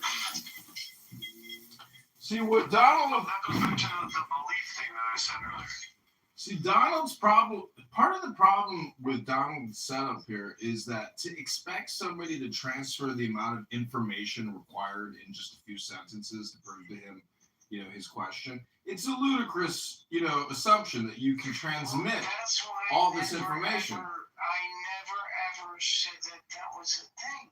I get it, but see, you can actually, in a way, condense what you're asking in some very simple sentences or some abstracts or axioms, aphorisms. What it is, make it less Sure. condensed. One way to say what you're looking for is the more you think, the more you speak, the further from the truth you're going to get. Okay. So You probably can't repeat back to me what I just said because I don't think you actually listened to anything. Excuse me. Hello? Hello? Hello? Hello? Hello? Go ahead and repeat back what I said. Hello? You must know this guy.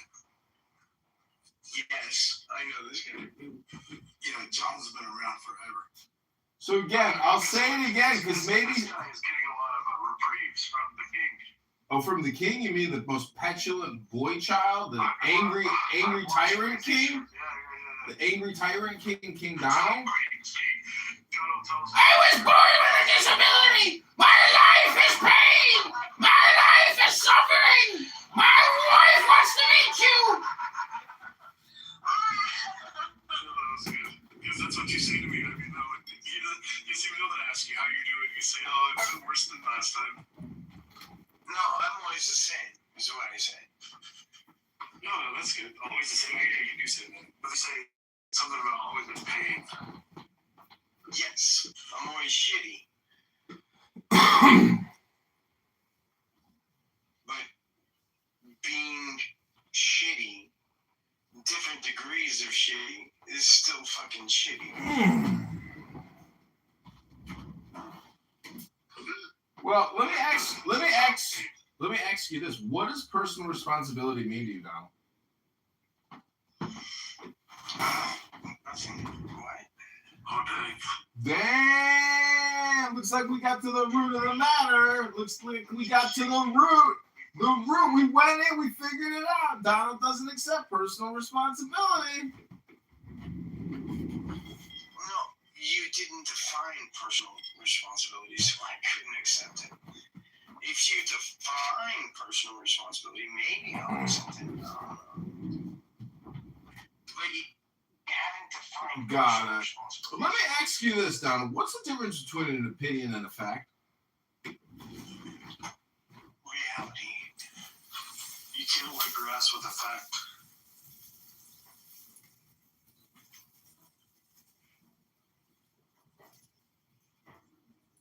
Reality is my answer. Last time Sam had to wipe his ass with a fact, he has this theorem.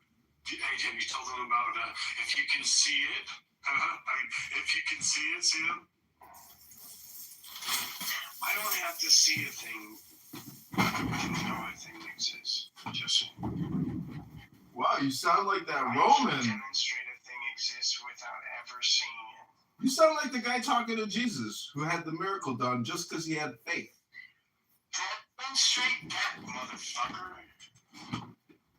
Well, you know, I think that we are all living second to second. And on average, each human is 2.5 billion seconds. Demonstrate that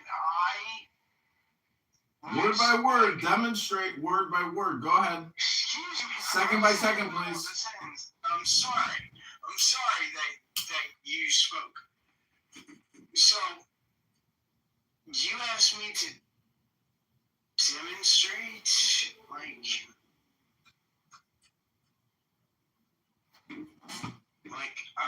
Wait, are you trans?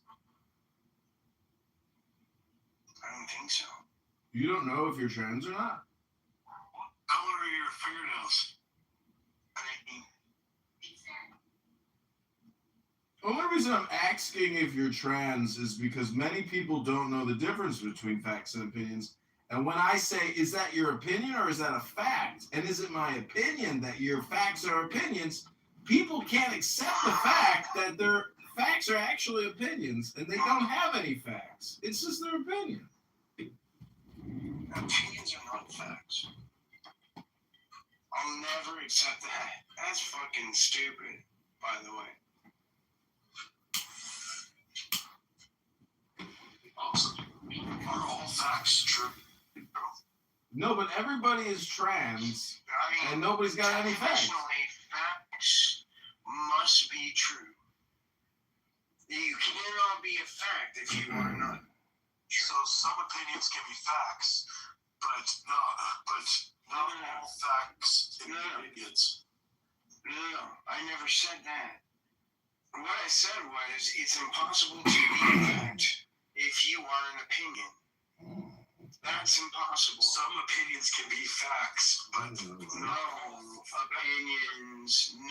No facts can No.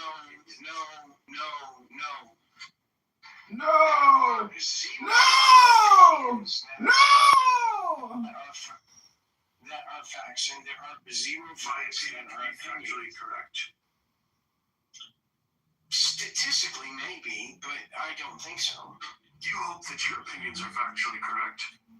Donald, when the Social Security judge granted you the disability, was it his opinion that you're disabled, or is it a fact that you're disabled? His opinion.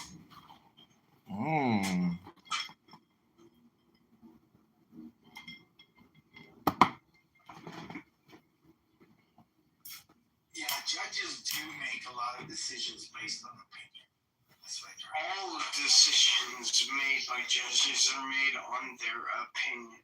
Exactly. So it just doesn't make sense that you're asking that question. See, that's an all or nothing statement, and obviously you're being facetious because judges have to consider the facts, right? To consider facts at all. As a matter of fact, I spoke to a judge that did not consider facts to be relevant at all. But I still went to court. fucking goofy. So basically, the heavenly court or the cosmic court is arranged in the same way in which a Christian Protestant legal court is set up. The judge has his back facing to the wall because he's worried about possible attack in the same way that a king is worried about possible attack. Excuse me? You are excused, sir. You hello? Hello? So Hello? judges don't have to have the opinion that they support. Just so you know. Hello?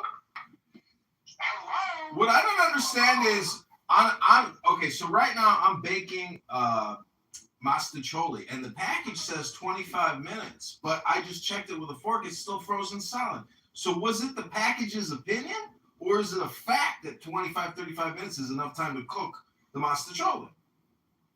Did it say from frozen or did it not say from frozen? They didn't specify. I think it's imported from China, so they're cutting back on costs by limiting the instructions.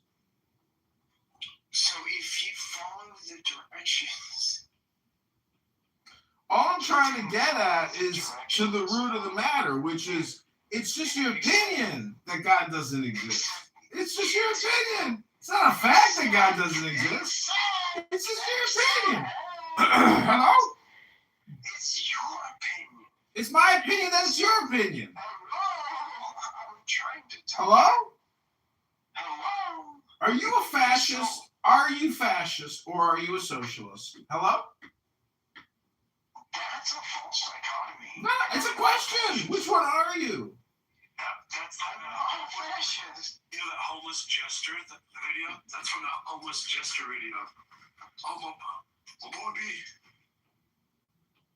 Hello? Hello? That's from the jester video. Have you seen it? No. I'll put it in the chat. See, people are saying that you're a character, and what they're really saying is you have persona. And then we have to get into what is persona, and do you have an aura? And what's your aura made of? Can you answer any of these questions, Dr. Downey? It comes down to particles. No, it doesn't. Everything that this person said was fucking imaginary. He made it up, which means I don't have to answer it. No, there's a comment in the chat. They said you're a character. It was all fucking imaginary. Hello? Hello? See, this is what you say when somebody says something imaginary. You say hello? Because you know that it doesn't exist in the real world. Wait, hello? Hello? Is a fart a word or is it a smell? Is a fart just air passing over a turd? Wait, hello? Hello?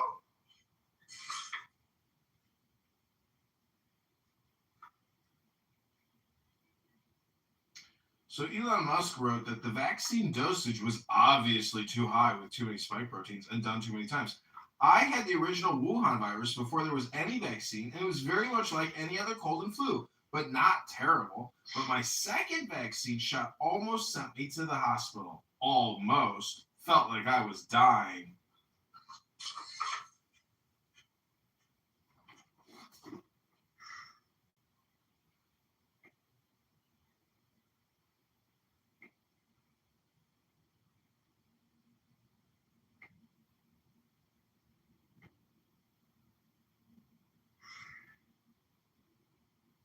Yeah, I ended up in the hospital for 2 weeks with COVID.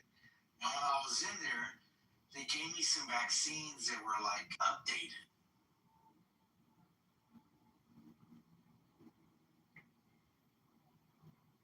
Seems like you survived. Now, I'll tell you the scariest thing, dude. This was crazy. So I get out of the hospital, right? And I masturbate, and it's fucking blood. Well, maybe when they gave you the updated vaccines, they gave you a penis cancer, a turbo penis cancer in the penis. It was crazy. It freaked me out. Sure, because that's the thing that happened.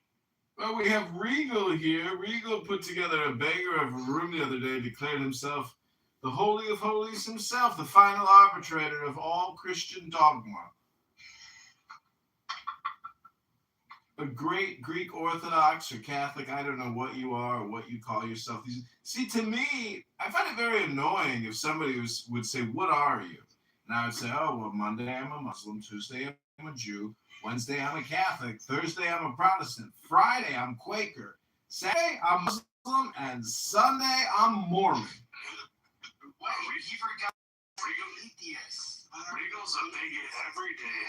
You're a bigot every day, Regal. You hear that? You bigot. He kicked me from the stage.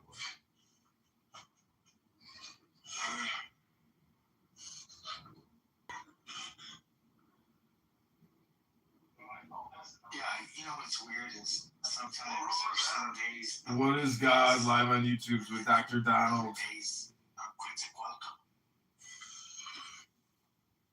He's extremely deranged. He's very annoying. He won't let you get a sentence off. Oh, Donald.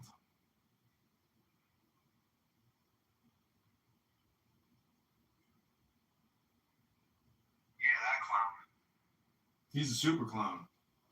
He actually has figured out the formula for a TV show called Prove to Me God Exists. Because imagine watching people attempt over and over again to try to prove to the television audience that God exists. And it's actually very entertaining. But it's only entertaining because Donald is a super R word. And thus it's like the most obnoxious, petulant child you've ever seen rudely talk to people as if he was God himself. It's very funny, actually. You see what I'm saying? The joke is Donald. Welcome, Yasmin. See, he's trying to find his cigarettes. Oh, wow, there's Kitty. I hadn't seen Kitty in a long time. But the thing is, Regal, we have to have compassion for these R words. You know, they can be helped. As the American people, like, the American people want in Iran. No, we're talking about Donald the R word right now, Yasmin. You know who Donald the R word is? Were you in that room just a second ago? Which one? Where you took a vaccine and you masturbated and blood came out? Yeah, that was fucking. See, Yasmin, you wouldn't want to interrupt this R word conversation, right? I guarantee you they're not related. I can guarantee you they're not. You done with Trump? They are. Demonstrate them. Can you demonstrate it, Yasmin? Well, my kidneys were Yeah, I mean, hurting when I went into the hospital. They were sore. Demonstrate that. The petrol prices are going up. What you think they always get down? Well, the blood came from the kidneys. So can Israel's coke. Demonstrate that had anything to do with the fucking vaccine. Well, I don't know. I'm assuming it was a vaccine. Oh, shot shoes too. One of the two. You're making a big assumption. Of course, you can do that. I don't have to accept it though. Right. But the reality is nothing was wrong before I got COVID. The fuck are my cigarettes? Hello? Oh?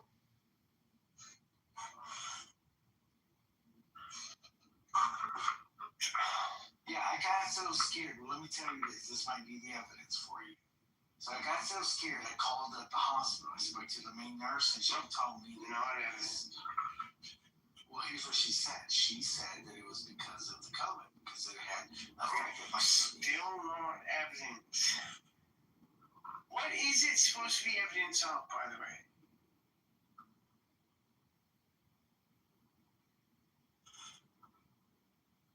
What is it supposed to be evidence of? See, Rico, the guy can't even form complete sentences. He's full R word. Me too. Check your dresser. Yeah, I can't even see that roll. Check your back.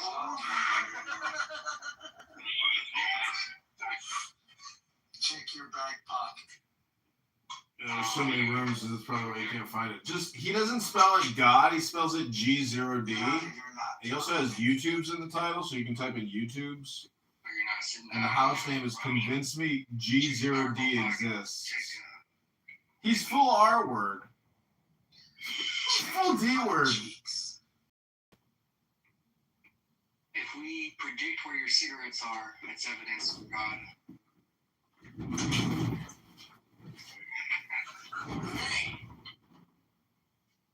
Oh, okay. I have cigarettes. The cigarette dilemma has been solved. Our Father, I have a cigarette. Joshua must have prayed for you, Donald. I mean, can you demonstrate that your prayers found my cigarettes? No, I didn't pray.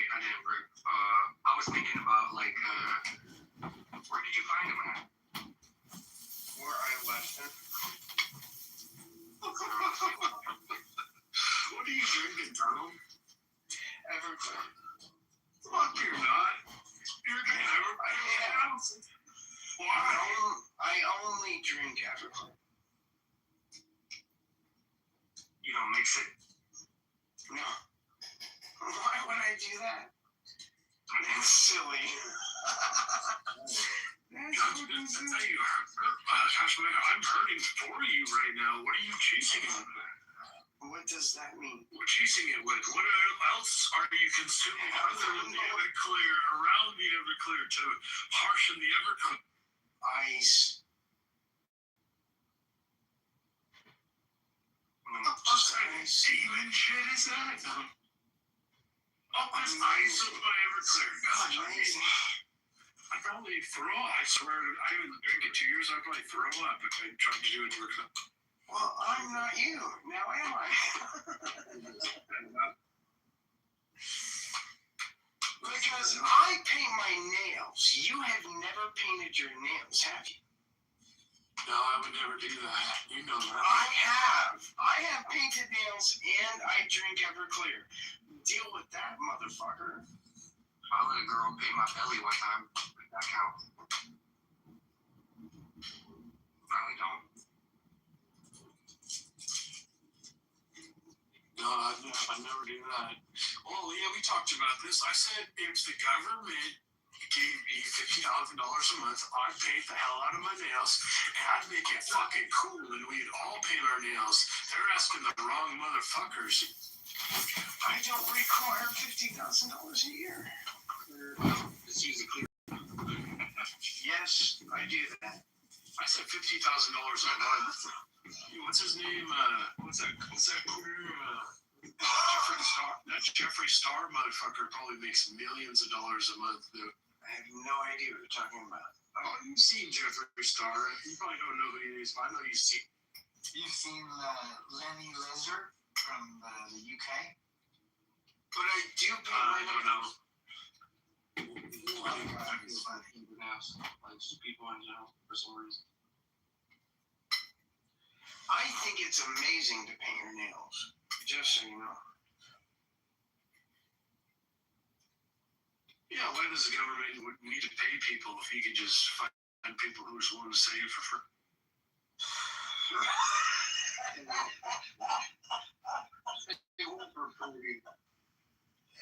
Demonstrate that. Once you hit a tipping point of people like Donald willing to say, yeah, I kind of paint my nails sometimes. Oh, No, I think it's fucking amazing. No, I think it's fucking amazing to paint your nails, you piece of shit. Why do I gotta be a piece of shit? Because you think it's not amazing to paint your nails. It is amazing to paint your nails, you piece of shit. My daughter can paint her nails when she gets old enough. I agree. Well, so can your son, piece of shit. Ooh, I don't know about that. I do, you fucking piece of shit. If my son You're a fucking piece of shit. If your son started painting his nails, I'd fucking wonder what color he was using. You got my girl laughing, but I would probably try to take off the nail polish. Why? Why? Why? Why? Because I don't know. What are we? You don't know. You don't fucking know why you would do a thing, which makes it fucking irrational. You would irrationally remove a thing that makes a guy feel better. Why would you? Feminizing. I don't know. It's kind of feminine for me. But it makes him feel better. I don't know. It hurts my stomach. Why? Hey, alligator, you said That's fucking stupid. It's fucking stupid that because it hurts your stomach, you think your son shouldn't do it. That's fucking stupid. Oh, yeah. You probably heard my stomach. Yeah. So, you want to say hi to Elma? You should definitely let your son do whatever he wants with his nails. I want to ask her if she knows that you're like completely psychopathic flat earther. Oh, yeah. You know, if I'm the only flat earther in my whole house. See, No fucking shit. Have you ever wondered why? No, I know. I know what's wrong with me. I don't have to tell you. You guys should know what's wrong with me at this Oh my god! It's amazing that you know that it's wrong with you and not with others. That's amazing. The first, the beginning of what is it? The beginning of healing is accepting that you are wrong, right? No. You guys know what's wrong with me. I don't have a tolerance for that bullshit like you guys do. I don't have a tolerance for bullshit. I don't have that. You can't demonstrate that it did. Right now? Green? I don't know. Sparkles. Purple sparkles. We'll bring up HLC as we're talking about nails. It's green with purple sparkles. Would HLC ever paint his nails? Ever? Sam, would you paint your nails? No, I don't. Okay, good. Yeah. Alligator, That just means that you're not consistent. Me painting my nails is consistent. no, I don't care if anybody paints their nails. It doesn't affect me at all. Alligator, You're an amazing human. can I talk to Mrs. Alligator? I want to ask her if she knows that you believe in lizard people. Lizard people do not exist. No. She thinks Alligator thinks Barack Obama and Hillary Clinton are lizards. That's still false. The amazing Spider-Man. It's still false. Batman. She says she knows you, CM, and it's kind of an edge that she knows you and you don't know her. So just kind of leave it there. What, she thinks I'm a lizard? No. We've watched all your videos, Camellia. Oh, Lord. We've watched all of your videos. You really showed her my videos? No, of course not. It's a good job. We're gonna listen to music, right? We're just gonna music. I like all the music. I like this. I don't know which one is he gonna do. I only have one. Muhammad. I've seen 4 or 5. No, Muhammad's in it. only have one. Muhammad has a problem with identifying thoughts with like the electrical chemical signals like producing. I have to get my glasses.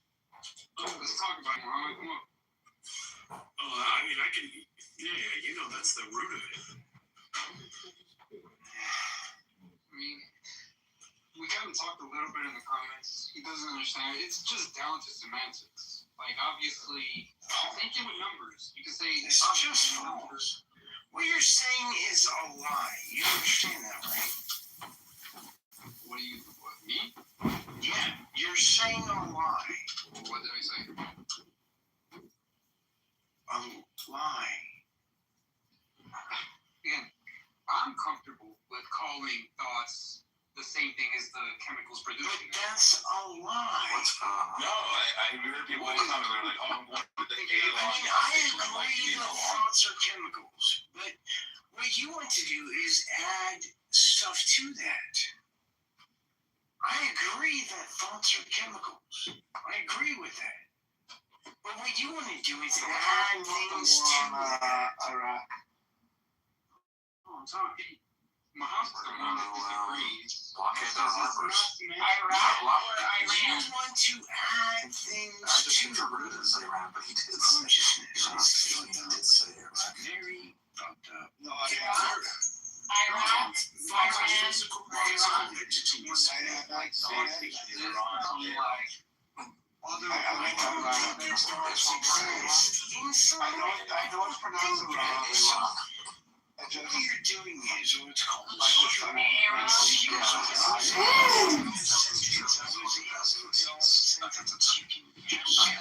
of was all sorts of interesting names. I got a question. Did anybody foresee Donald Trump taking us to war with Iran prior to this election? Because I did not personally, but Look at an interview when he was a private citizen in New York, and he was hot to trot with going to war with Iran. But what I'm saying is, did you know that if he won, we were gonna go to war with Iran for sure? Did you know that? Yes.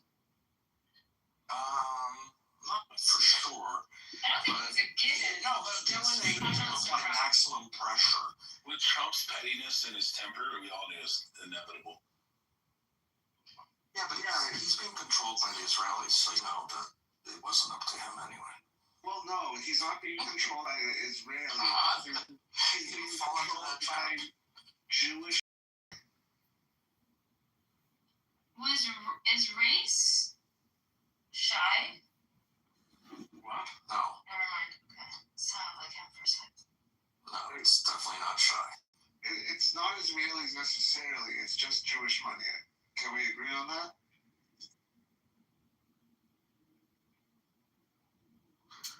I think everybody's kind of collectively digesting their dinner, and they're wondering, why is your question so defaming or so stupid or so racist or so bigoted or so hateful and prejudiced?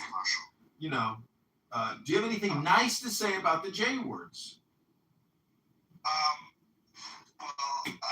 think the reason that I reacted like that is because I am a member of the J-word communities. And J-word adjacent. Wait, how many J-word communities are there? Naftali, how many J-word are there to be sure? Because I don't know how many you're talking about here. There's the Japanese. There's the youngest. That's a part of psychology.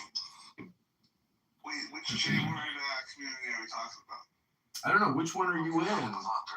You said there were many. Which ones? Which ones are you talking about? You know, like the conservative and the reconstructionist and the reform and the humanists and don't forget the logical positivists.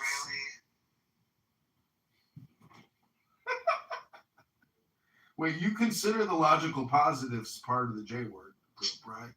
Logical positivists, you get it? Hello? They are logical, and some of them are also positive. Is there a difference between a logical positivist and a positivist logicalist? Oh, I don't know. What do you think?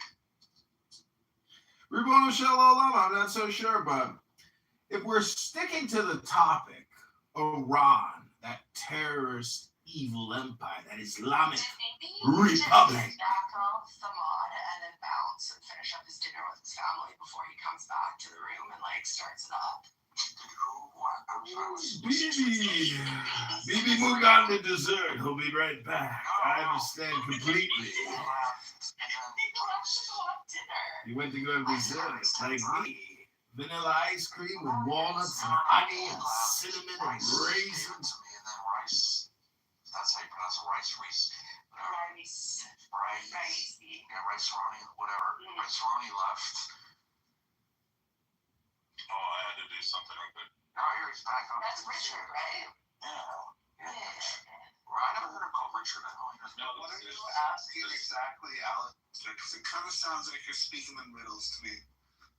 Johnny. Well, if you can tell me what the answer is to the riddle of the Sphinx. I'm gonna blast you right now. Somebody told me that you're being investigated.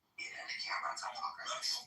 Can't run for Congressman. I'm running for mayor now. We transitioned. I'm fully trans now. Tuna's mad because John Who's Tuna. No, Hope said this. I know, and they all get it from Tuna. This is also. Okay. So John called out Tuna because Tuna's son is trans, yet he hates trans people. And then I called him out because he hates Muslims, but he lives in Dubai. That's hilarious. Yeah, I'm not being investigated. He's the pretentious British guy who lived in New Zealand and now lives in Dubai. I was being politically attacked by my enemies. As a politician, you develop many enemies on the path to liberation. His son is actually trans, which is kind of fucked up. That he hates trans people. Well, it's always a projection, isn't it? Oh yeah, he's definitely at least bi. And again, when we say projection, we mean that when other people cast disparaging remarks against other people, that's actually them talking about themselves. Hello?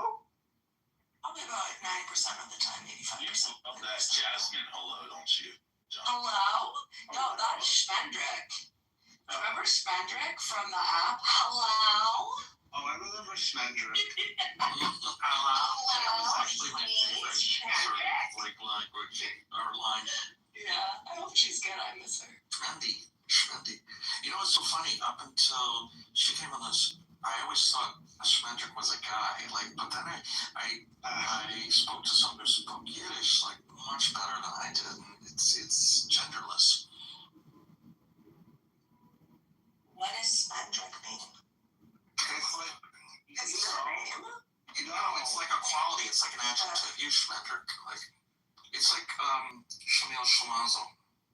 The fuck is Schmeasel Schmuzzle? Schlemiel is someone who spills something accidentally. Shmazel is the one who gets it spilled on. Remember? Isn't that Shirley Schlemiel, Schlemazel, Huff and Pepper Incorporated. Remember? Yakov, isn't that Gollum from Lord of the Rings? Oh, shit. It is kind of sounds like Gollum. Schmeagle Schmunkle. Hold on. Schmendrick or Schmendrick is used term for a foolish, ineffectual, or contemptible person. Okay. A small-time fool or a pipsqueak. Although I wouldn't consider her a pipsqueak. It often describes someone who is inept, out of their depth, or a pathetic sad sack who attempts to do more than they're capable of, rather than a malicious person. I don't love Yiddish. Yeah, Yiddish has some great put-downs, like all of your... They get very specific. Yeah, I think I read one. Did you tell it the other day, or something like, may all the rooms in your house be infested with mice, or something? It's like really strange. Why would you adapt that as your, like, I guess you... I know there's one that's like, may you kill yourself in peace or something. If you look up on Google, there's like a whole list of like... Ribbon Shalom. Don't you know Ribbon Shalom? Oh wait, is this that crazy guy that would come in and play those?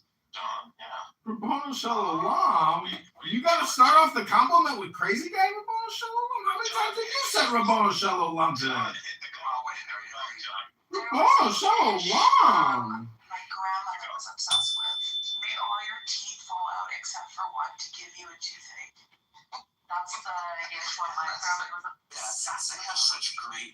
Yeah, she was like, she always thought it was so creative, yeah. Yeah, they're great. Earlier today, I looked up some great Talmudic put-downs that are in the Talmud. My grandmother, my booby, used to say, "Geh kachen lichtig in dein Augen," which means go take a crap, it'll open your eye. My grandma didn't speak Yiddish. She liked Yiddish curses. She thought they were funny. This boy speaks Yiddish. Wrap him in the tefillin. Alright, Yakov, there's 61 Yiddish insults that everybody needs to know. It's the article in the chat. Excellent. Good to know. I can see that. So when... Let me see how I have. What I don't understand is when you say that this conflict is biblical, and people get so upset and they say, that's why I don't believe in that fucking book. You know, don't they understand the power of mythology? and the fun of a good story? Are they that angry? Do they live their lives road raging all the time? Getting angry like it's a complaint department at the layaway line? Anger is the problem. Anger. If these Iranians in Tehran who have all the rockets and they're still alive and they're fighting, don't they just know that anger is their problem? That they don't have to be angry about anything. They can just let it go. The Ayatollah is dead.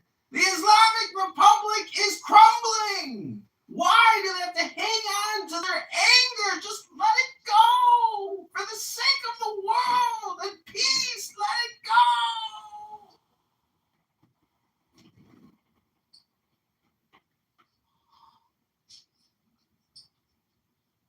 She funny, good one, Jacob. Yeah, I'm reading through them.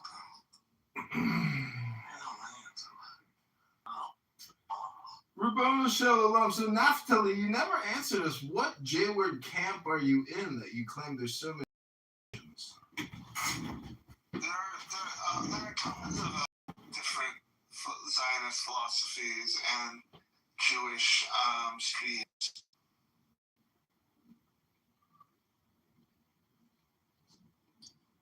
How dare you, Kitty? Me as a mod who would allow you to crash out and do whatever you want.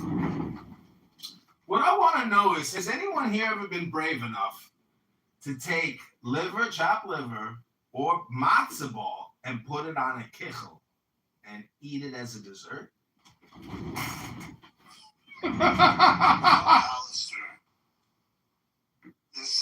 This version of Judaism you do is a stereotype. I don't know if anyone's ever told you that.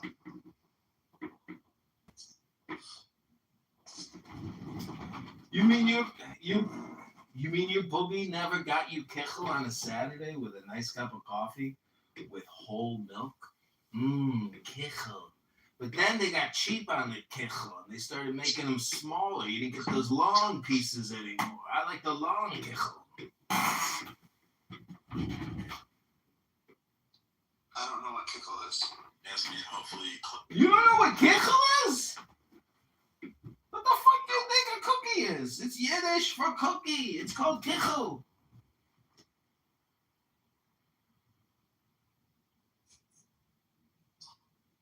It's a sugar cookie. It's an elongated cookie. It's delicious. You put it in your mouth. With a long box. It's not a donut. It's like a dried pastry cookie with sugar on top. Think about that for a second. Think about that? Yeah, think about a donut and then make it long. Think about that. Are you thinking? I'm thinking of a peach. A perfect peach. Peaches and cream. Does anybody know the story? Does anybody know the story of Daddy and Peaches? No, but I know you're going to tell us. No, you should Google it and look up the story of Daddy and Peaches out of Manhattan. It was like this really rich real estate developer who married like a 15-year-old girl. You should Google it. It's called Daddy and Peaches. It's a love story. It's a love story. A story about heartache and heartbreak, money and love. Grace can tell you all about the Jewish complaint department. We have fielded hundreds of complaints against the Jews, against Israel, against all kinds of stuff. And they keep on coming.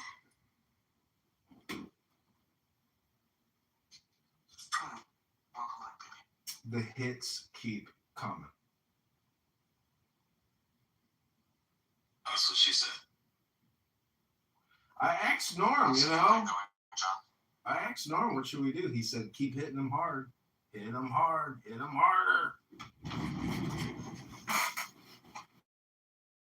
Chicago mayor going to be? Well, if you go to John Kitover on Instagram, you can see my first 5 days in office. The first day, I will cut property taxes by mayoral decree and proclamation by 25%. Day one. There's no free lunch, so where are you going to cut 25% of the budget from? Yakov, did you hear that Mamdani's going to raise the tax on white people and add all kinds of extra shit, and he's also going to restrict white people? That's completely against the 14th Amendment. I know. No, it's not. I think you can do that. Oh, Why not? protection clause? No, Well, that's the 14th Amendment. That's the equal protection clause. Oh, what are the first 14? Huh? You can't do the rate dating. I'm not dumb enough for this. No, you can't discriminate against people just like you couldn't I mean, discriminate it's so, against blacks. even if it wasn't in the, Okay, I don't there's so many laws that say I think they're gonna institute a curfew for white people as well. Yeah, send out what's even better is the first free supermarket, which is probably a bodega size, is going to take $35 million, half of a $70 million budget allocation for this, and it won't come online until 3 years of his 4-year mayoral cycle. Who is this? Mamdani, Who's that? the mayor of New York City. Oh, the city guy? Is canned beans and canned green beans and just canned food. That's all it's gonna have. Oh, he's not milk. Is he Sunni or Shia? Most likely, given the ratio of Sunnis to Shia in the world. What? He's Shia. No, he's not. He's a 12er, yeah, he's a Shia. His family is from India, and they follow the 12th Imam. Yeah, the Shia are the bad ones. He's from Karbala, or they follow the Imam from Karbala. He's from Kampala. The Shia His are the family ones is that lived in Uganda or something, but he's Yeah, Indian. He's Indian. Quite the compound there in Kampala. Mm. What's up, Michael Bronson? Every socialist should be married in a $5 billion compound. Yo, Michael, what's going on? Wow. I was just thinking about how I replaced Elon in your life. Eli? Are you trying to get close to Michael left out? As your best bro. Yeah, such good friends, don't they? Yeah, no, me and him are best bros. You and Eli are friends? Or you and Michael are best bros? Me and Michael, right, Michael? Oh, okay. That's cute. I haven't heard Michael say.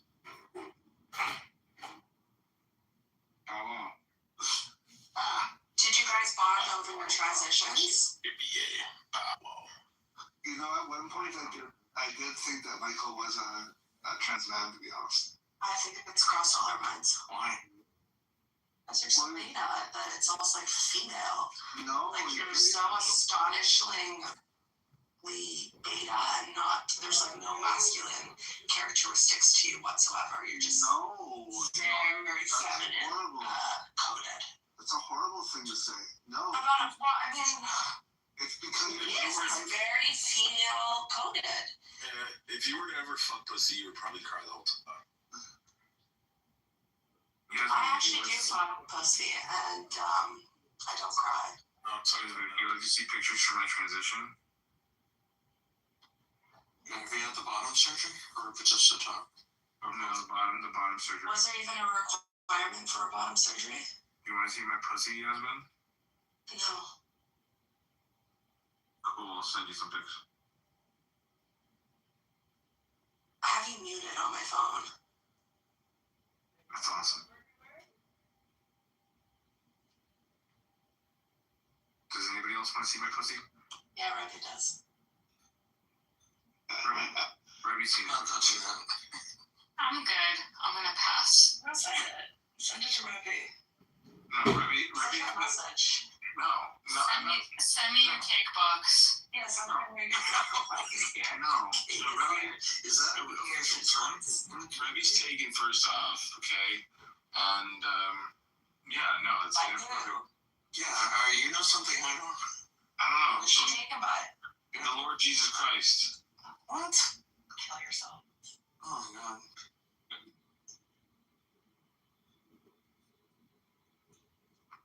Michael, are you also trans? I actually did think that as well, initially. That's interesting. Yeah. I suspected that he's bisexual for a very long time. I smiled. Lots of people on this app. It's been easier to date if you're myself. Did it make you smile to think about that or no? Me? Yeah. What do you think? Yeah, you definitely smiled. No. Definitely not. Definitely not.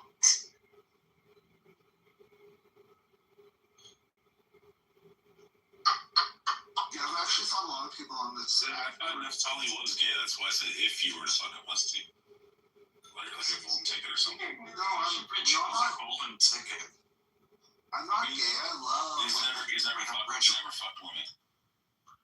No, that's. Raised, would you There's one that's never been a.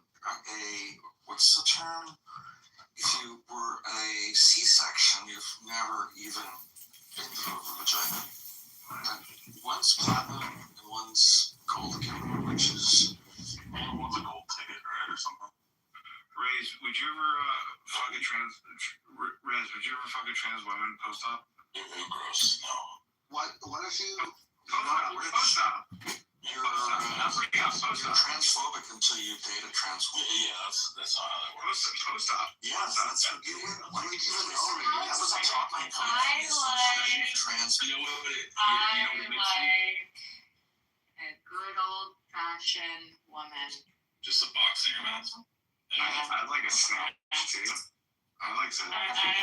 Don't need to make it complicated. Tragus. I'd love to finger blast. I'd love finger blasting.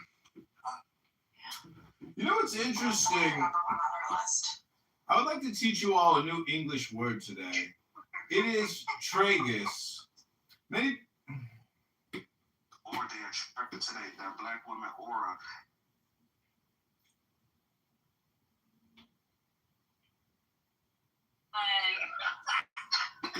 So stupid. Help me, Jesus. If Jesus is real, shut him the hell up. She said discredited. She's stupid. No, she was talking about you at the university.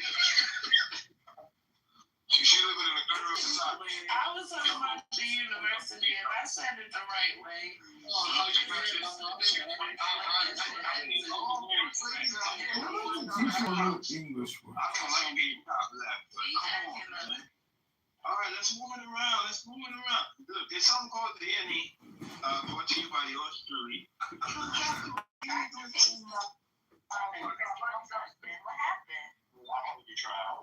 No, but someone was making a when you changed it. That's what happened. Someone had a new subject, and I went back to Melania. What was it? There was a lady. Go ahead. What was your topic? Oh yeah, Christino's husband. It came out that he has a dominatrix that be shaming him and saying shitty stuff about Christino and how she's better than his wife and stuff. And he also wants to be a transgender woman. He wants to transition to gender affirming surgery. That's so democratic of him. I put that video in the chat yesterday, dog. I'll never report today. That's progressive. She a big city, big white girl. She's getting roasted. She spent $200 million on advertising. She scammed America. She lost $200 million advertising nonsense. It's me. It's Point. It's Point.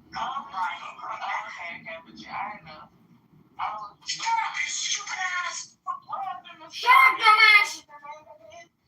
People think that I'm a black woman. I'm actually a gay white man. That's not the real point. It's the real point. Shut up, dummy. No, I'm a big Point fan. You're a stupid dummy. I'm a fucking supermodel, bitch. Point never call me stupid because Point was stupid. Yeah, you need to go away. That's that motherfucker, huh? It's Point, you stupid dummy. I'm a supermodel. You're just jealous that I'm a supermodel. That's that weird fucking on the phones. I'm a supermodel, stupid. Bro, this story is crazy. Y'all We need to do a new community like the girls say, you know what, I need. They kicked me. You're so close. I'm sorry. I think he was so confident. Man, boy, take money. My fault, Taylani. Yeah,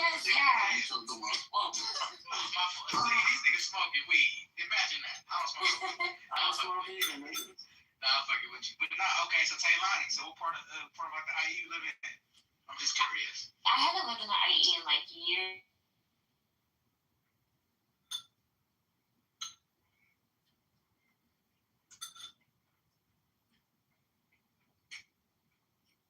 لا إله إلا الله محمد رسول الله.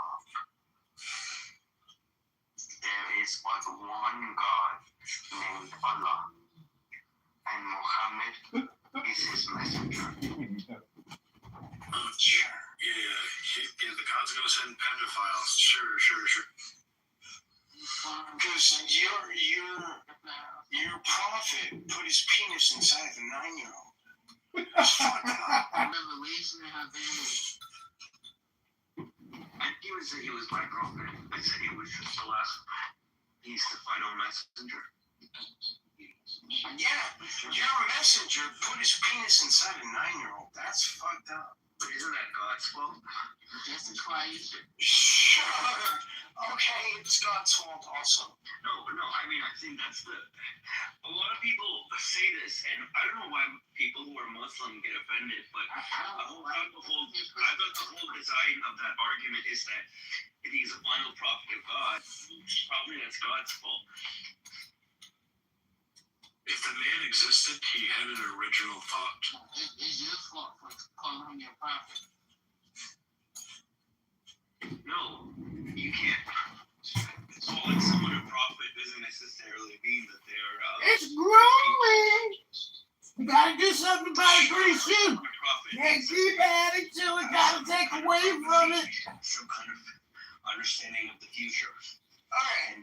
So, can you demonstrate that God exists? No. No, you can't do that.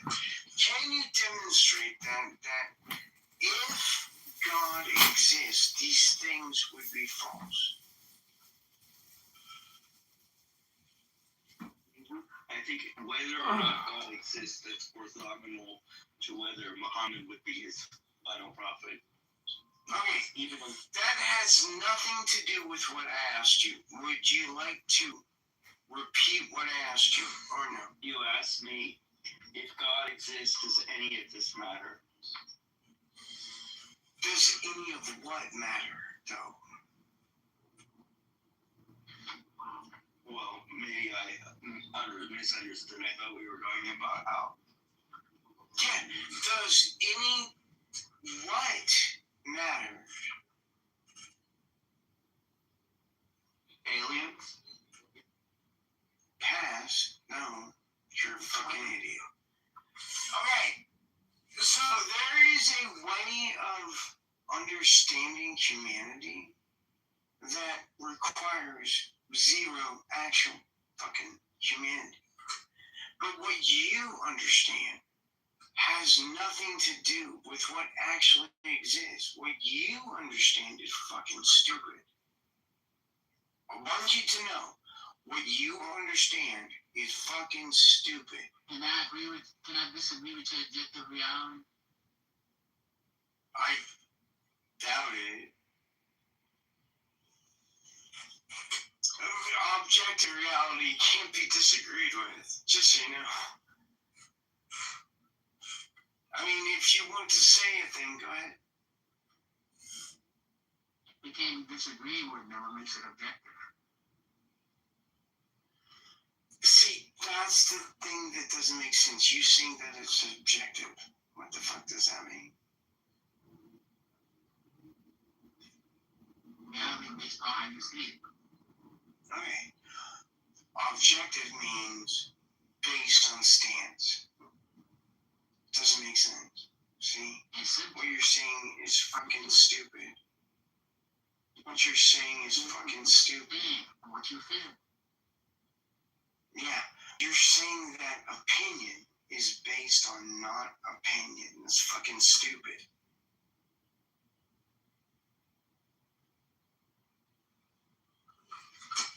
Your objective reality is that you observe painting your nail. My subjective reality is that I observe you painting your nail and disagree with it. So objective reality is a thing that exists, right? but your opinion, but excuse me, your opinion is something that doesn't actually exist. No, that would. What you have to do is demonstrate that your opinion conforms with reality. Oh, easy. I can demonstrate that easy. Demonstrate that. If my opinion doesn't exist, that means their opinion doesn't exist, which means their mail should have never been paid. Well, that's just a false statement. It's not a false statement. So would you rather like say a true statement, or would you like to stick with the false statement?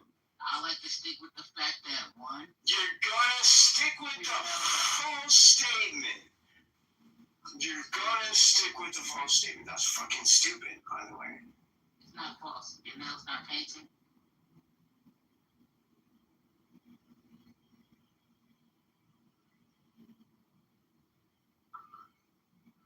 Excuse, I have no idea what you said. What?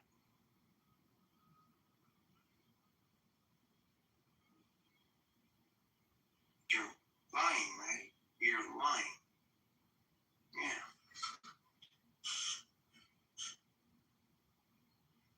Just stop lying, right?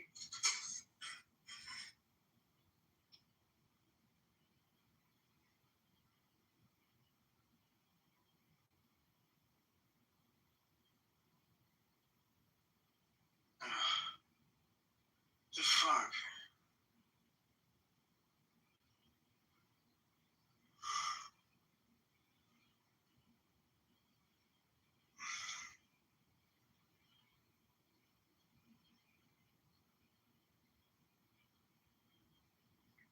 Fuck off.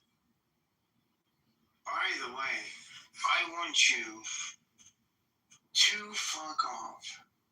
By the way.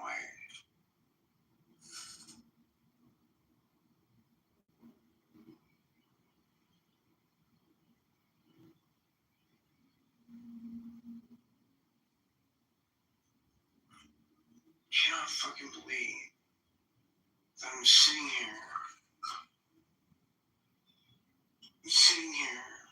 ignoring fucking existence, right? Just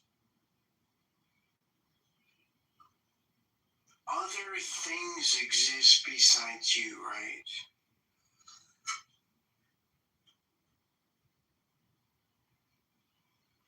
Yeah, Is it possible? Yeah, but if you conceive it and believe it, you'll achieve it. So belief What the fuck does that mean? Okay, stop something. Stop. Fucking talking. Stop fucking.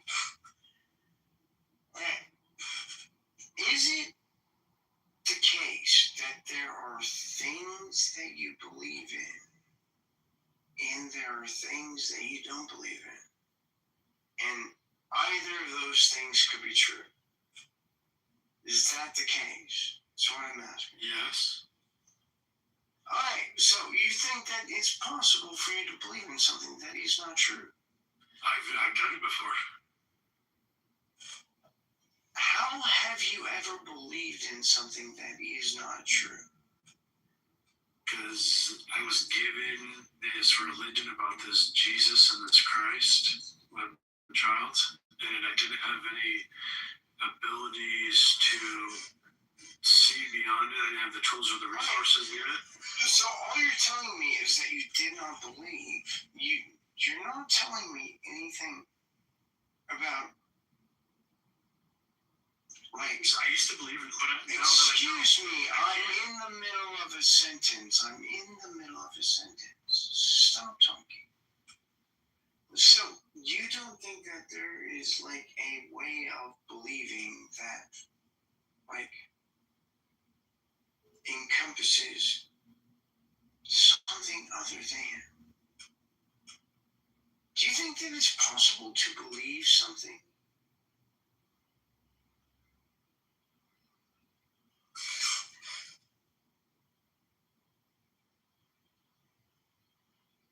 Sure, we believe in things all the time.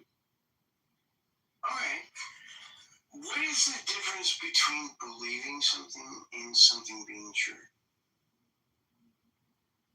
you don't know that, you don't know, you don't have enough evidence. It's not knowledge. You can't substantiate it. So lots of different ways you can believe something and it not be true. But, you can believe something, but what I'm asking about is the difference between belief and knowledge. So, is it possible for you to believe something that is not true? yes. The fuck you say? Okay. When I'm hitting a jack. Can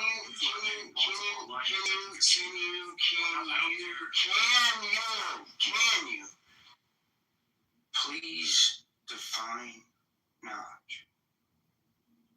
Wisdom shaped by understanding.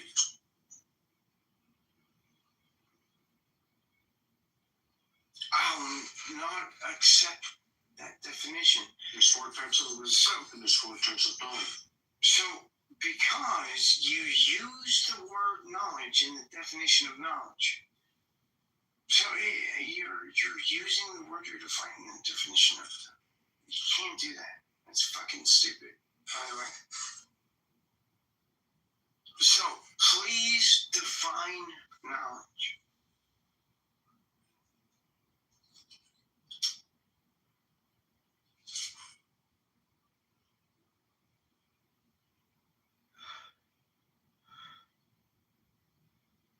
So you're not going to do that? I was wrong. There's only 3 types of wisdom. Godly wisdom, earthly wisdom, Can you do me a favor? Can you do me a favor and define knowledge? I don't find the word A without using A. Knowledge. I didn't ask that. I asked him to define the word knowledge. Wisdom shaped by understanding. I've heard some people say that knowledge is power. Okay. Cite your source. Where did you get that definition? That's from Alligator 7. I seen that in a movie. So, you just made it up.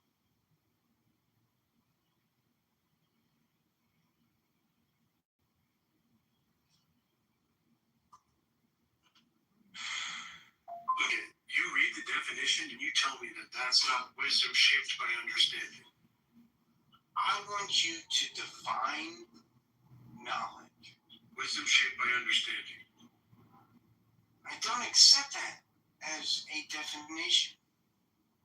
Doesn't make sense as a definition. So, can you define knowledge?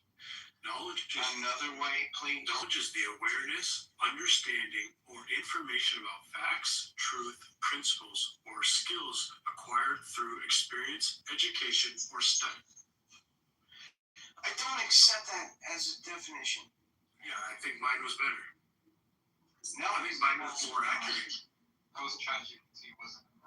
That was Chat. No, that was Google. That was Google. That was a Google definition. We don't care. Oh, well, That's not what other definition would you show me? I would like for you to tell me what the definition of knowledge is. I put the Google definition of knowledge into the chat. No, you haven't. Yes, I did. I put the Google You're definition of lying. knowledge into the chat. Okay. So as soon as your definition of knowledge appears in the chat, I'll respond to it. Until then, you're fucking lying. It's subjective definition, but it defines knowledge. No, he hasn't actually defined knowledge. Wisdom with understanding. That's not a definition of knowledge. Define a term as a complete statement. Yeah, I agree. The thing that he said was not a true statement. It's fucking stupid. Put the Google definition there. Knowledge is the awareness, understanding or information about facts, truths, or principles, or skills acquired through experience, education, or study. Cite your fucking source. Cite your source for that. It's at Cambridge. Post it in chat. You won't do that. Post it in chat. Post your definition. Why wouldn't I do it? Why haven't you? That's the question. Why have you not done it yet? I posted it twice now, Donald. You haven't.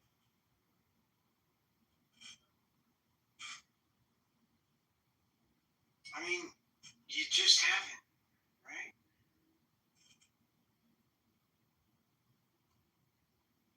Okay, there's the link. They want to get way more specific to guide you away from accuracy.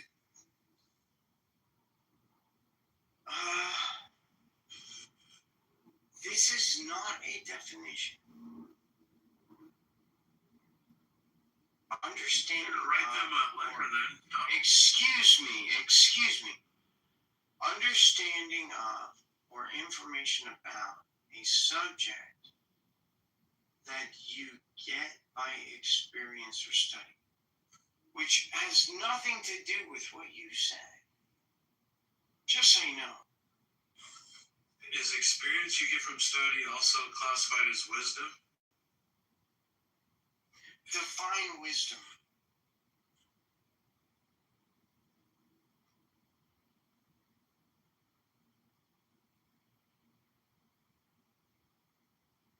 Wow. Define wisdom. I know the world's going to define it, but there's only 3 types of wisdom, and I said that a couple minutes ago. I wanted to see what the Congressman said. Your religious opinion doesn't mean shit. We'll look together for the first time. I'm sorry that you keep talking. But you should shut the fuck up. So, if you cannot define wisdom, I just don't fucking care. Put it in the chat. Define wisdom. Wisdom is the ability to make sound central judgments by applying knowledge, experience, and insight. So how does that apply to God? This is the first time that he ever shows up with you in your mind as the dyad. Wisdom and understanding, the dueling forces. Demonstrate. As a baby puts things in their mouth. Excuse me. I'm sorry. Demonstrate understanding of God.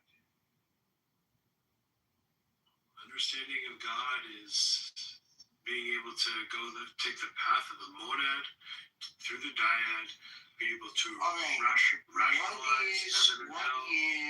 what is a monad? Monad, the Ruach HaKodesh, the spirit. The fuck does that mean? The number 1. Demonstrate. Okay. Demonstrate spirit. The first time you'll ever see spirit shows up, it'll show up as a dot.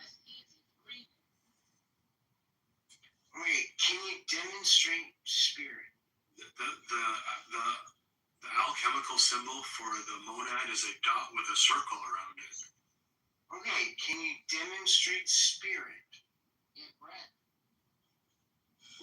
Your breath. My girl like that one. She loves it. So, can you demonstrate spirit?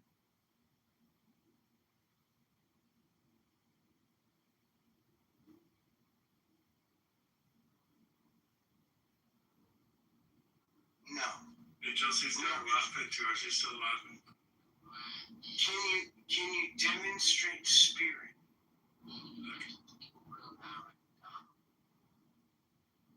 Okay, demonstrate spirit.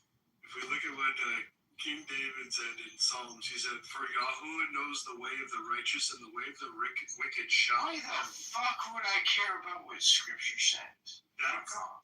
That's demonstrate spirit. It's the way of the righteous. Spirit is the way of the righteous. Demonstrate spirit.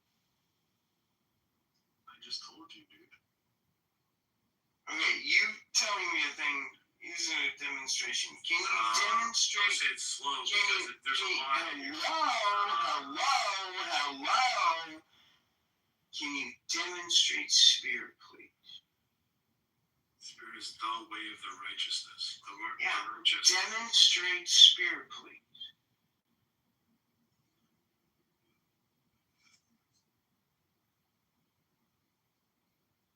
Can I demonstrate spirit?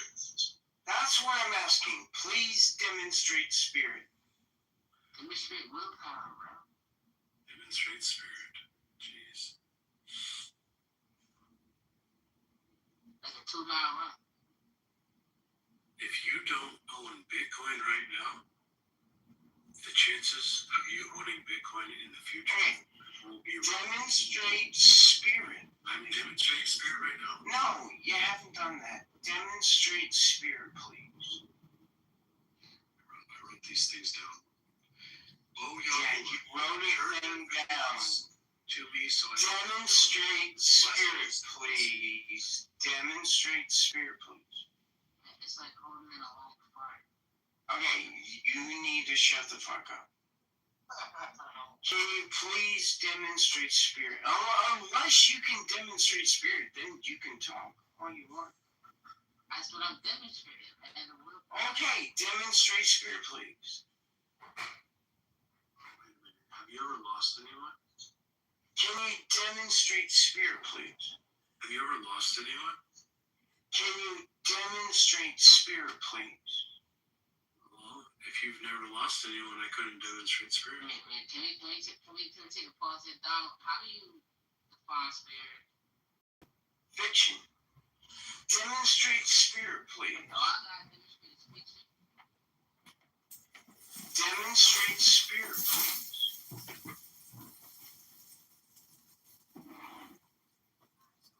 The other day, I went outside. Oh, it says ghost. It says the word ghost, and you. Demonstrate.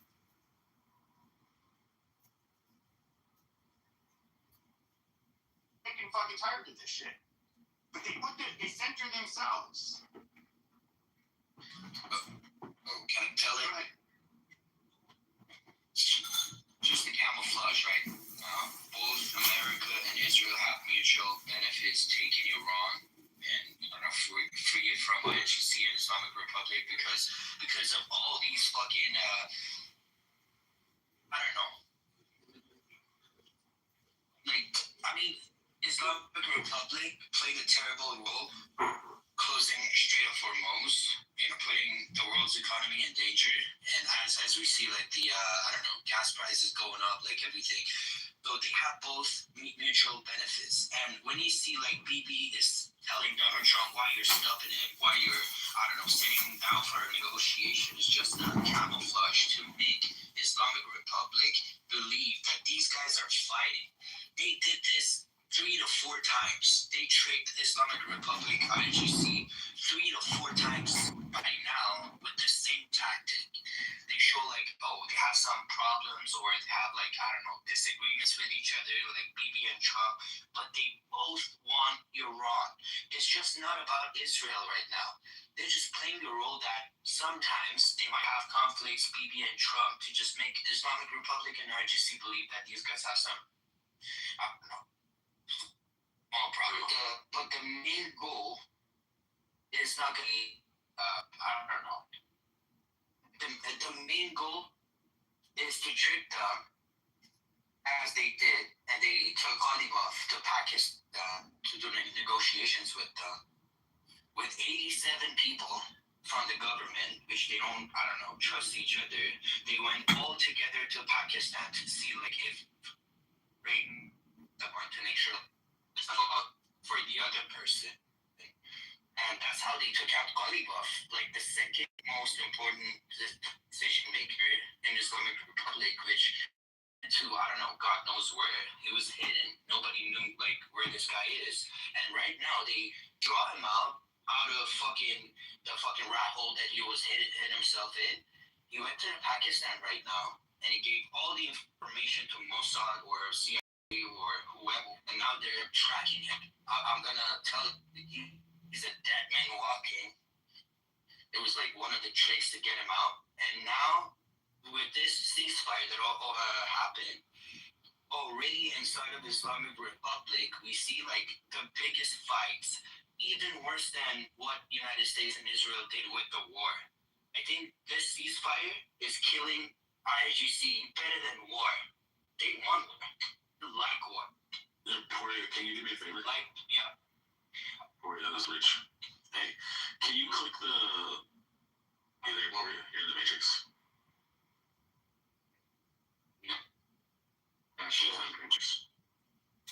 Click the link in the chat. Hold on, John. I was going to ask Poria a favor. Hey, next to the lead button, there's an up arrow. Can you click on that and then click invite people and click all the Iranians in? Invite all the Iranians in here. And any of the Iranians, can you all do the same thing? So you're saying there's internal fighting. Who is this internal fighting happening between in Iran? You're in the Matrix, Poria. Yeah, you're in the Matrix.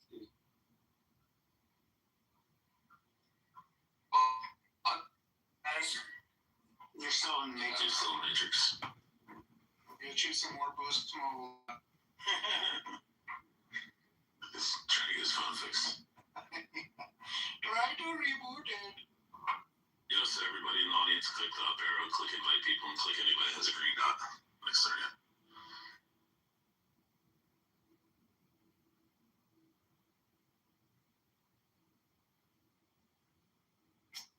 So in the chat, you'll see a link to the history of the Ottoman Empire and their secret sign language amongst the silent eunuchs that served the Ottoman king and emperor, and the inner courts and the different gardens and inner sanctuaries within Topkapi Palace. And so what I'm trying to say is a Muslim caliphate, such as the Turkish or the Iranian, they all operate on this principle of silence and inner chamber. But because we took out that Ayatollah, I don't understand why you're so pessimistic and why you complain so much. This isn't the layaway department at Walmart.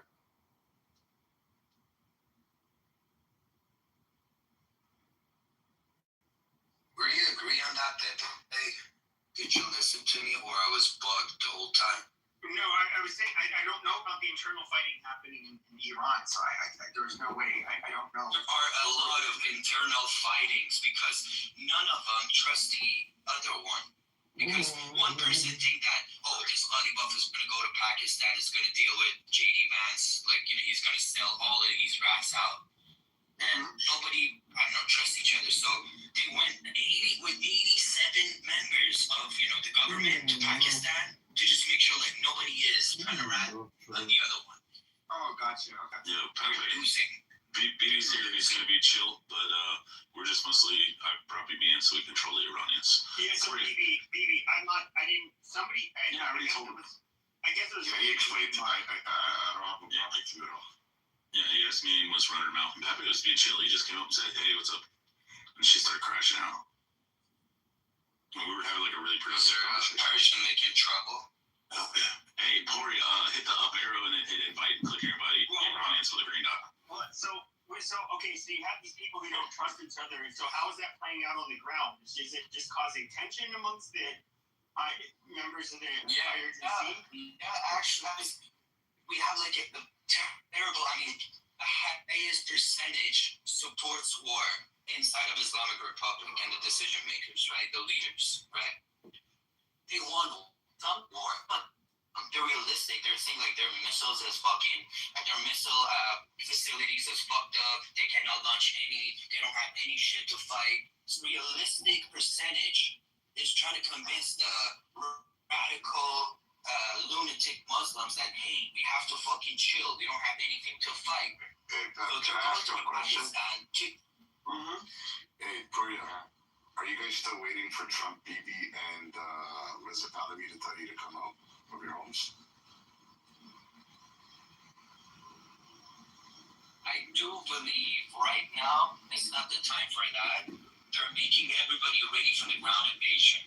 As their Navy SEALs, come into the Middle East, as we're following it, they need some time to get their troops settled in the Middle East. to get ready for taking the southern stripes, or I don't know, the So how islands. many American and Israelis, how many of the Iranian men will come out of their house to take over back their country? I'm just curious, and I'm not insulting. I'm not insulting. Don't take it personal. Because I've been hearing for the past 2 months that they're waiting for them to be called out of their house, and then I hear that they're leaving their house and ready to go to work. So I'm so confused. Yeah, Poria agrees. I don't want to be optimistic. I don't want to be writing Persian people. I'm trying to be realistic, and I can tell you 100% there is going to be at least 70% of the current society on Trump and there's a pilot and whatever they would say, they promise. I'm not trying to be like fucking lunatic. Realistic. No, I get what you're saying. In the U.S. has been telling them to like stay indoors, not do anything yet. So they are basically following the U.S.'s direction, which obviously Pahlavi he's echoing the same sentiment. So they're not doing anything, to be honest. I mean, last time they tried to do something, they just got gunned down by the tens of thousands, and nothing really came of it. So why wouldn't you just wait until you feel like the IRGC is in a compromised position to do your revolt? You'd have to wait. To go up against them now is insanity. You want to confess to something? Did you commit a crime? Yeah, I got. No. I gotta confess to something. So I don't want to fucking decorating my compatriots, as I just said.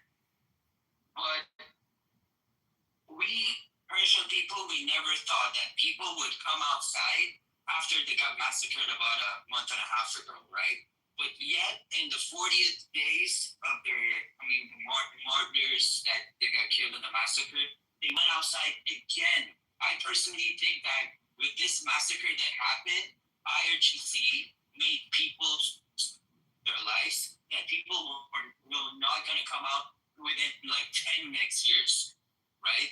I personally thought that people were never going to go back to the street. They're scared as shit, right?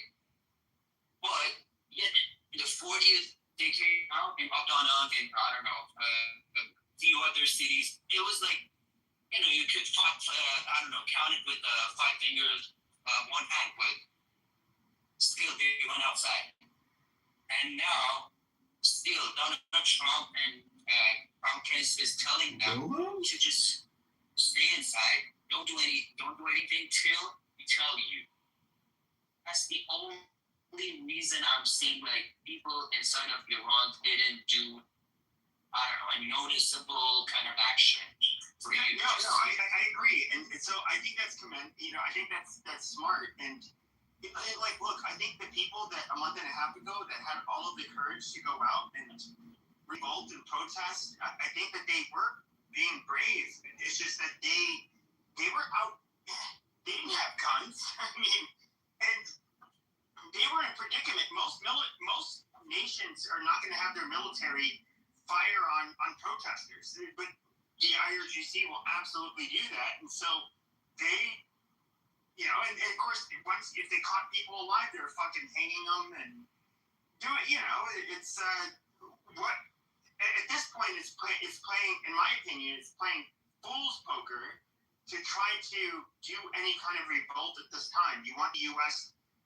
To come in and cause a lot of damage, and when the IRGC is on one leg, then perhaps then you can do your revolt. But you have to wait for that to happen.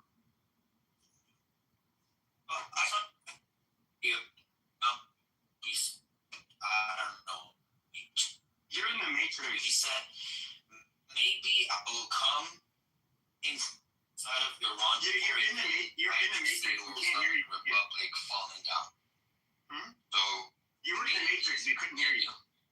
Just maybe United States trying to take the southern parts of Iran, especially for the Karg Island, and as we see, like they sent some men disposable.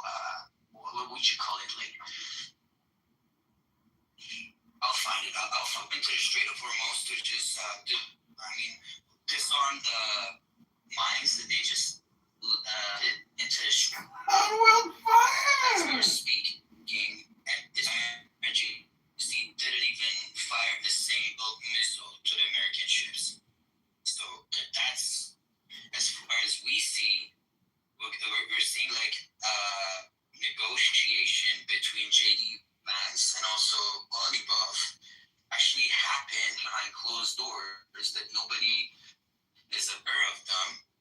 But I think personally Trump is doing a smart thing because JD Vance was apparently the only person in the Congress who was against the war, right? So he sent this specific guy because even Islamic Republic believe that since JD is like against the war, that's the only person that they're willing to talk to, right? And yet he went there, and what we saw he said, I don't agree on negotiation of the United States with an agreement or whatever. That makes the only person against the war rooting for them. It's not Rubio.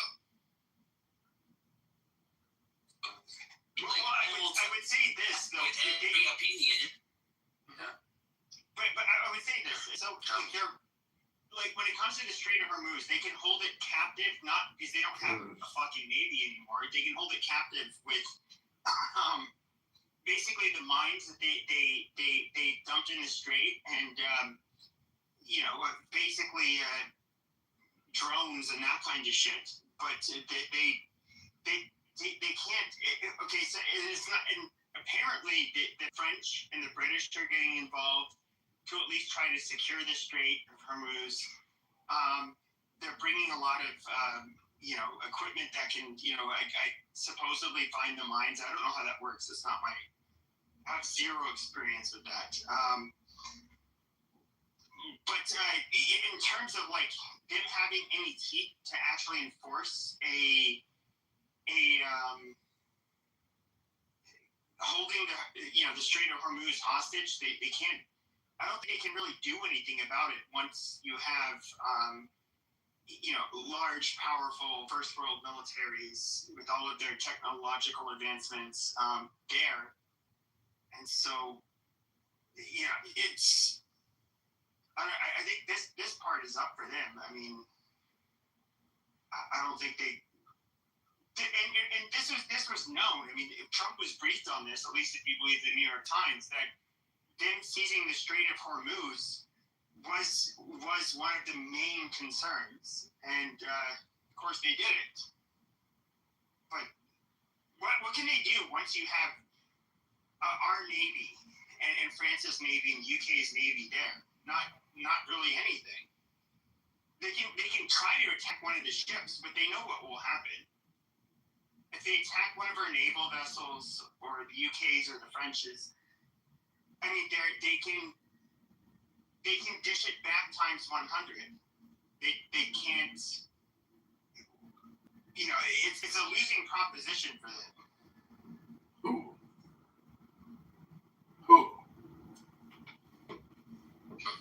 Personally, I think United States is winning, bro. This fire was even better than the war itself. Islamic Republic doesn't. They like war to be happening. Little children gets killed, or I don't know, people gets killed, or I don't know. Same people as the human shield, as everybody knows. But the only thing that makes them apart from the inside is to just put some of them into the negotiation table and promise them like a lot of fucking fairy fantasy, I don't know, fake fucking, just make them fucking understand who's the daddy, who's the boss, who's telling you what to do, which is Trump, realistically. And the other percentage, they don't like that realistic group, like Oliboff or that fucking guy, Zarif or Rouhani, those kind of people, which they're against against the war. They're saying like we have to make a negotiation with the United States. We should end the war. But the vast majority of Islamic supporters, like Islamic Republic supporters, they're telling that Ali Buff, you're traitor. You're traitor to the leader, and you're fucking pissing on his fucking blood. He got killed for nothing. You become this person because of Ali Khamenei, or threatening him to death or whatever inside the streets. Already, we're seeing the biggest fights in 45 days. So basically, the hardliners are shitting on everybody else that don't have the same stand, that are not worshippers of Khomeini. I think, in this 40 days, Islamic Republic did great at propaganda with the global leftists around the world, especially the United States. They turned into a fucked up narrative that is not even understandable. Like, you cannot understand. I don't think they even did it. I don't even think it was it. But I don't think it was Iran that was even doing it. I think it was more I'm going to be quite frank here, the Arabs that are on the side of Palestine and hate Israel that have been far more effective at doing it. And you have people that otherwise would hate fucking Iran. They hate Shia Muslims. But they are cheering for Iran to win because they fucking hate Israel more. And, it's... That's just your projection, Pepe. Huh? I said that's your projection. It's your opinion. It's not projection. Projection is saying how I feel and playing it, to somebody else. Oh, that's not how you feel. I see. Okay, then I guess it's not projection.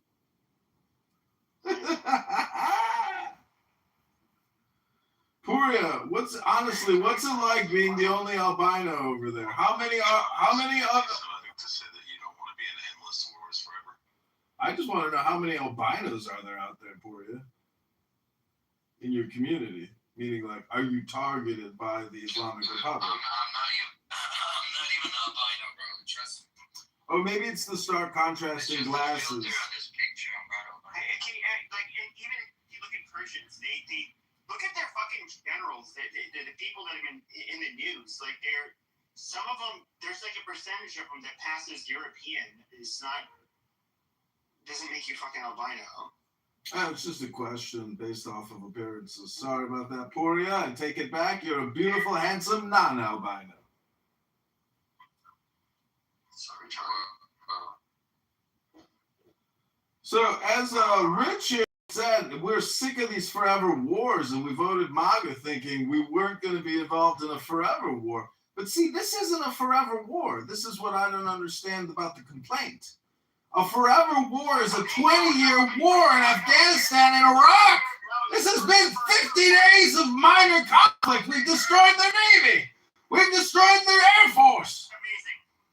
Where it becomes a forever war is that Israel has been talking about what they have to focus on after Iran is Turkey. And of course, Turkey is a whole different level than... Bro, where are you getting this Turkey thing from? Turkey jerky, where are you getting this from? That there's going to be a war with Turkey, bro? Where do you think this is fucking coming from, man? I think Erdogan, he's a piece of shit. He's a Muslim fundamentalist. I think he's driving what was a secular Turkey backwards. I'm not a fan of his, but they are...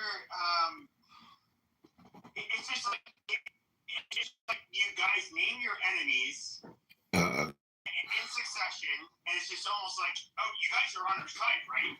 You guys are on our side, right? Otherwise, you're bad. So you're on our side, right? And then we have to become enemies with all of their enemies, and it's just like, look, the world is much. It's much too complicated to say that we have to take on all of their fucking enemies, and that it's going to be in the interest if not, at the detriment of our fucking country. And no, Israel does need to. Pepe, we're asking specifically about a conflict with Turkey, which isn't going to happen. Oh my God. Hold on a second. I'll take care of him. You'll take care of me? What did you say? Oh shit, it's the tag team. They're back together again. I said give me to take. That's fine. Daniel will fix you up real good. Daniel will tweak both of you perfectly. Daniel, have at him. Okay, so if you look at one of the biggest complaints when it comes to Israel, at least from the United States perspective, only United States perspective, is that we were allies with Israel. All the time you're complaining, you could be instead hustling. You could be instead chasing a race because you had to figure out the Cold War. They were the one holdout in that area that would align with not with the Soviet Union, but with us. And so that was invaluable. Really, truly was. It was like, holy shit, if they were aligned with the Soviet Union, that would have made everything very complicated in that region of the world. The Soviets tried. The Soviets tried. Oh, of course they did. And so that was where our original allyship, I would say, largely was. After that, American, it's more complicated than that. The American alliance with Israel really only started after 1973. Did America, provide some supplies to Israel prior to 1973? Yes. But it was really like the first real big, sort of formal alliance began after 1973. There was too much of the traditional sort of realpolitik saying these guys are never going to win. They're this tiny country and they're surrounded by hundreds of millions of people who hate them. And the odds were certainly not in the nation state's favor, except to say that the Arab states are pretty incompetent, and so. But one of the biggest critiques, though, whether it was Nixon, we obviously put him on the right. Carter, one of the worst presidents, but he's on the left, obviously. We can talk about Clinton. We can talk about a lot of presidents since the Yom Kippur War in '73. There was a realization that us backing the level of loyalty for us to show to them was absolutely hurting any possible relationship we could have with countries like Egypt and So let's go there. So let's talk about, go back in time, to the previous war, which is 1967. Okay, the Egyptians went to war with Israel when 40% of Egyptians were on American food aid in 1967, and that was an American attempt to carry favor with the Egyptian, and that was during which the Soviets were not only training the Arabs, but basically giving them billions of dollars of free military equipment. They just kept resupplying them. Right, and the logic of all of that was there was this sort of natural anti-Americanism which existed in the Arab states post breakup of the post 1945, right? Which is the breakup of the empires, the disintegration of all of the European empires. The Arabs saw America as, a a colonial power, even though it was colonial power, and then their culture trended towards more sort of tribal and dictatorial forms of government, which is exactly what the Soviets were, so they could cut deals with each other in the same ways that they wanted. And back then, I mean, there was still very much, going back much farther than that, an American fantasy that you could have conversations with them and say, you guys should really have elections, and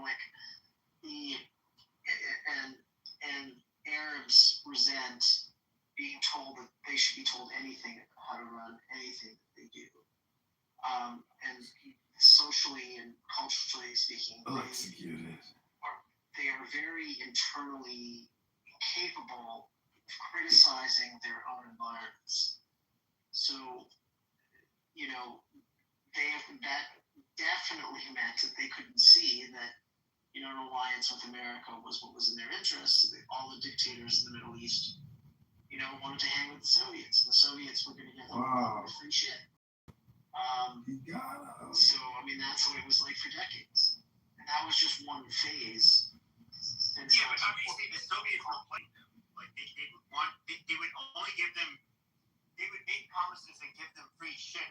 But obviously they could take the power and control from them. They would stomp out any remnant of Islam. They were never going to make you a very good citizen. I mean, look at how they worked. All of the Soviet sort of the Soviet foreign policy was basically all about a game of divide and conquer and revolution, wherever they could foment revolution. And exactly. I'm talking about post-revolution, that their rhetoric will shift drastically after the revolution. But the Arab states were never really socialist, right? The dictators that you agree, right? It's the Islamists, have much more in common with Soviet ideology and communist ideology than the dictatorial, regimes did. And we've seen a lot of those regimes fall over time. And things did not improve, right, in those countries. But can I ask you a question? So, sure. So, we can look at, these are all bad actors. I think you agree Saddam Hussein was bad. I think you agree that Muammar Gaddafi was bad. I think you agree that Assad was bad. Now, we end up deposing these rulers. Now they're basically, what are the countries now? They're still shitholes. They're still horrible places. They don't have a strong leader with the I guess you could say the type of national unity that you would have seen before, which obviously having that intact would be more of a threat to Israel. But I do not see what we're doing in the Middle East. I actually think we're causing far more problems. Well, if we look at American interventions, right? Certainly Libya was not only an American intervention. I mean, it was an American and European intervention, and they bombed Libya for 7 months. I'm not sure exactly what they thought was going to happen, but that was, I think, very typically, really based on a Western fantasy that that there's going to be some sort of that the future could be better than the past, right? Now, no one liked Gaddafi, right? Most other Arab states really didn't like Gaddafi either because he was crazy. And all of these guys were competing with each other, depending on the states. But, there was a long-term historical bone to pick with Gaddafi in particular. and the so-called Arab Spring, right, where there are all these revolutions, did not yield any positive results for any of the countries that had these Arab Springs, the Arab Spring, and what happened in Tunisia, what happened in Egypt, what happened in Syria, really didn't have anything to do with the United States. What happened in Libya did not have anything to do with the United States. The United States and it didn't have a lot to do with the United States. It had to do with, the UN did tell him that he had to restore basic human rights and civil rights, which is more of an American term, but basically freedom to protest, all of that shit,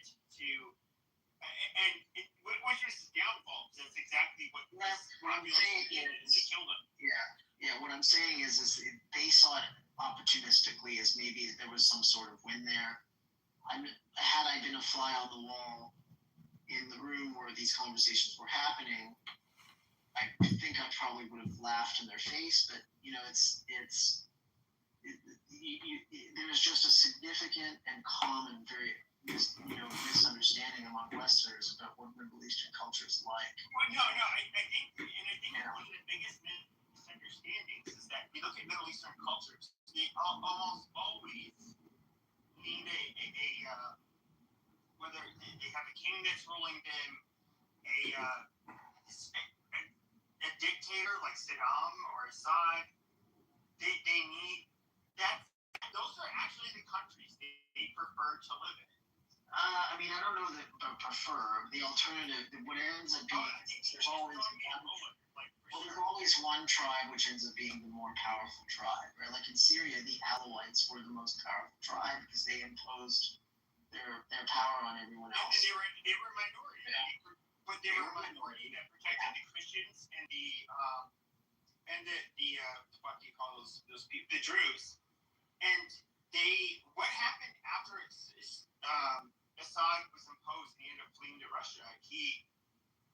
Jolani, literally, a first-class piece of shit ISIS terrorist, which this is what rubbed me the wrong way about Israel is they were excited that this fucking ISIS asshole ended up coming into power, imposing Assad, and then what are some of the first things that his people started doing? Did you know the enemy of my enemy is my friend? The enemy of my enemy is my friend! So it was a couple of things. First of all, no, hold on. Let me finish my point. So they ended up deposing Assad. Then you have this guy with a bunch, tens of thousands of Turkic people from a different region of the fucking world that come in there. They get rid of Assad. Then they immediately start targeting the fucking Druze and the Christians. And I see Israel celebrating, because they got rid of Assad. But I'm looking at, dude, they barely have any fucking Christians left there. And the Druze have been put through shit all throughout the Middle East. Let me shed some light on that. So, Assad became sort of a client state of Iran as a result of the Syrian civil war. But absolutely. So Hezbollah's... But not technically the Alawite or Shia. No. Alawites believe in reincarnation. They might not be Shia. No, but they fall under Shia. But they're like... Most Muslims are considered Muslim. Correct. Yeah. They when you look at Alawite sort of religious ornamentation, it's probably not the right word. It's like not considered Islam, right? So, I think it's not a question of celebration. I think first of all, the Israelis in that particular moment were observing in awe at the fact that the massive success of the Kitover operation in Lebanon basically made it so that Hezbollah could not respond to what was going on in Syria. And so through which was a very incredible operation, right? It had really wide-ranging impacts. The positive that they saw as they were the first thing they did is this was happening. So they bombed all of the military assets all over Syria so that Jelani could not get them. So it's not so much about them being in favor of Jelani as it is that the guys in Syria who were taken over were extremely anti-Hezbollah. And anti-Iraq meant that it was a reduction of Iranian power, further reduction of Iranian power. The Israelis subsequently bombed Syria a whole bunch of times after Jelani went. After a couple of the atrocities they did, well, I believe there was one where is their Ministry of Defense building. Yeah, they bombed the Ministry of Defense building. There's, but I'll say, I don't know if, right, but I have heard it on a podcast from a guy who was former Al Qaeda, who turned and started working for the CIA, or he was British intelligence or something like that. Mm-hmm. He was on Habib Ritchie-Gore's podcast, Ask Habib Anything. They had this long discussion, and he said that Jelani actually works for the CIA. Now, I don't know if that's true. He said it on the podcast. And I can't, it's very, I have a friend, actually a former employer who's a Syrian guy, a really good guy. He's Christian, and we've had a conversation going back and forth about the things that have been happening in Syria because we're seeing, these crazy Islamists there, and they are absolutely interested in turning Syria into an Islamist state. How much power those guys have versus the current government is unknown, and whether or not it's at the behest of the current government is unknown. I should say, I may have a bit more information on that soon, but no one seems to have a clear idea of whether or not, it's a good thing or a bad thing. However, the general consensus I can tell you among my crowd of people is expect disappointment in the Middle East. And, the Alawite revenge killings were unsurprising. They killed a bunch of Alawites when they took power. That's really unsurprising that that's everyone. There are a lot of people who hated the Alawites. The Alawites benefited from Assad's power, and Assad was a very brutal ruler, right? We heard all that stuff that happened at that prison. There are guys who've been locked up there for decades, right? And Assad also is the reason that ISIS became a thing, because when the Civil War started, they let out all the crazy Islamists out of the Syrian jails. So, so look, when you have a situation where you have nothing but bad decisions, you take the small wins where you can and you deal with the rest, right? And I know for a fact that there has been constant IDF activity in Syria.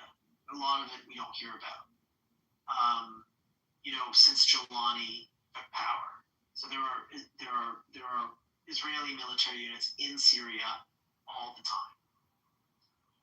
So I think so, and I should say, the Israelis have an absolute interest in protecting the Druze in Syria, because the Druze in Israel are extremely highly regarded, and they serve in the IDF at an even higher per capita rate. Yeah, they're some of the most patriotic people in Israel, from what I've heard.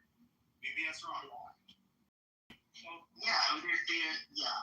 It's complicated. Like the way Druze society works. Like, you're loyal to the state that you live in, right? So that means that there's a bunch of Druze who were in the IDF, and there were a bunch of Druze who were loyal to Syria, not really involved in any significant level of the Syrian state, but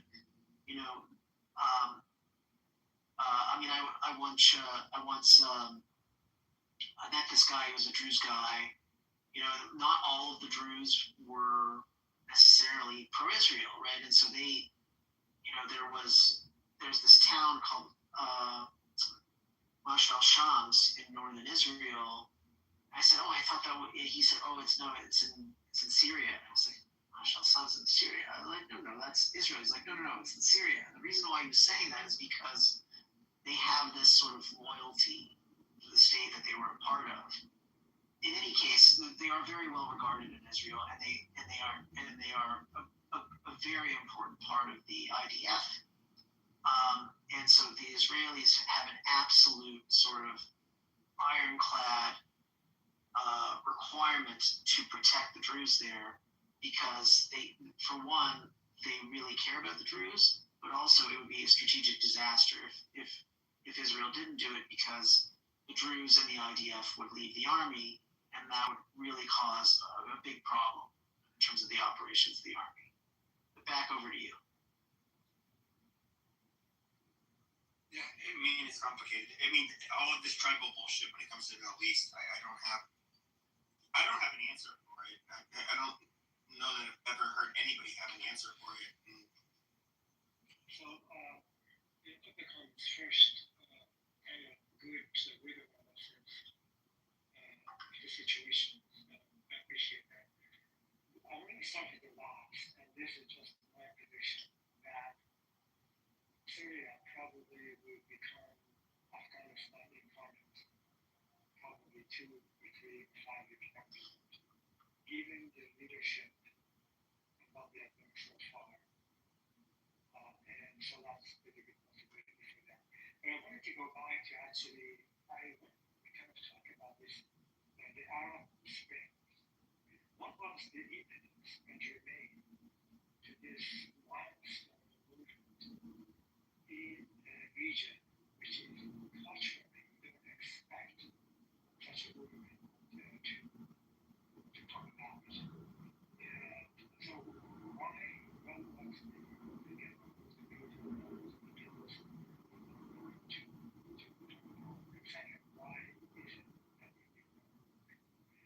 the first one, I would say, in terms of the genesis, the reason we operate, I think seems to be a right that kind of an appreciation of the secular representative democracy and the results of those types of governing bodies in Europe and US probably provided a template for the Arab Spring to say, look, this is no bad thing. This is what we wish it to happen to us, to our government, to basically freedoms and on the rest of the stuff that it's common in the secular representative democracy, separation of church and state, basic human rights, check the systems of check and balance from the rest of it. So I think that has probably, I'm not sure, I cannot tell you for sure, but I think that would have a lot to do with uprising, and it might be some other reason for it as well.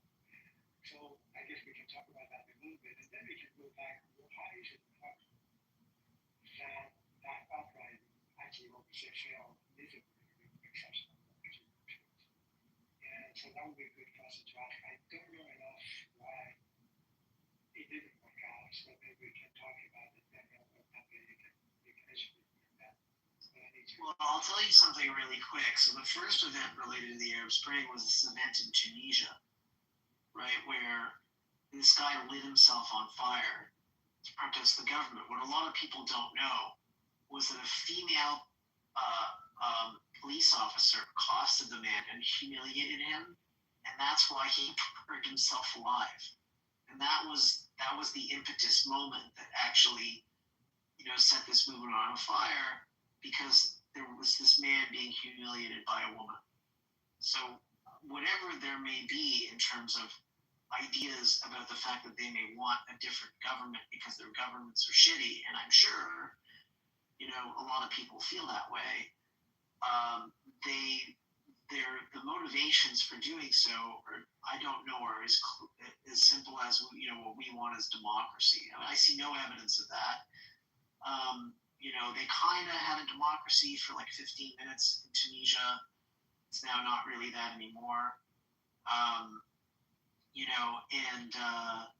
you know, in Egypt, they elected Islamists. You know, in Syria, we get the Syrian civil war. I mean, you know, in Libya is basically a failed state. Like, none of these things have really worked out. And it's really, to me, just comes down to the fact that you have clan warfare in all of these places, right? Which is just understood is clans really do matter in the Middle East. I mean, they matter in Palestinian society as well. It's clan first, always. So, you know, you think of like, oh, there's the Palestinian territories, but really the way people associate themselves first is to their clan. And there is inter-clan warfare all the time. This just doesn't make the news. Right? They are constantly fighting each other, and there's violence all of the time. So, you know, the only people who've been able to make it work in the clan system is the UAE. Each clan runs an emirate, and they came together and they formed the United Arab Emirates. That is a clan-based structure, right?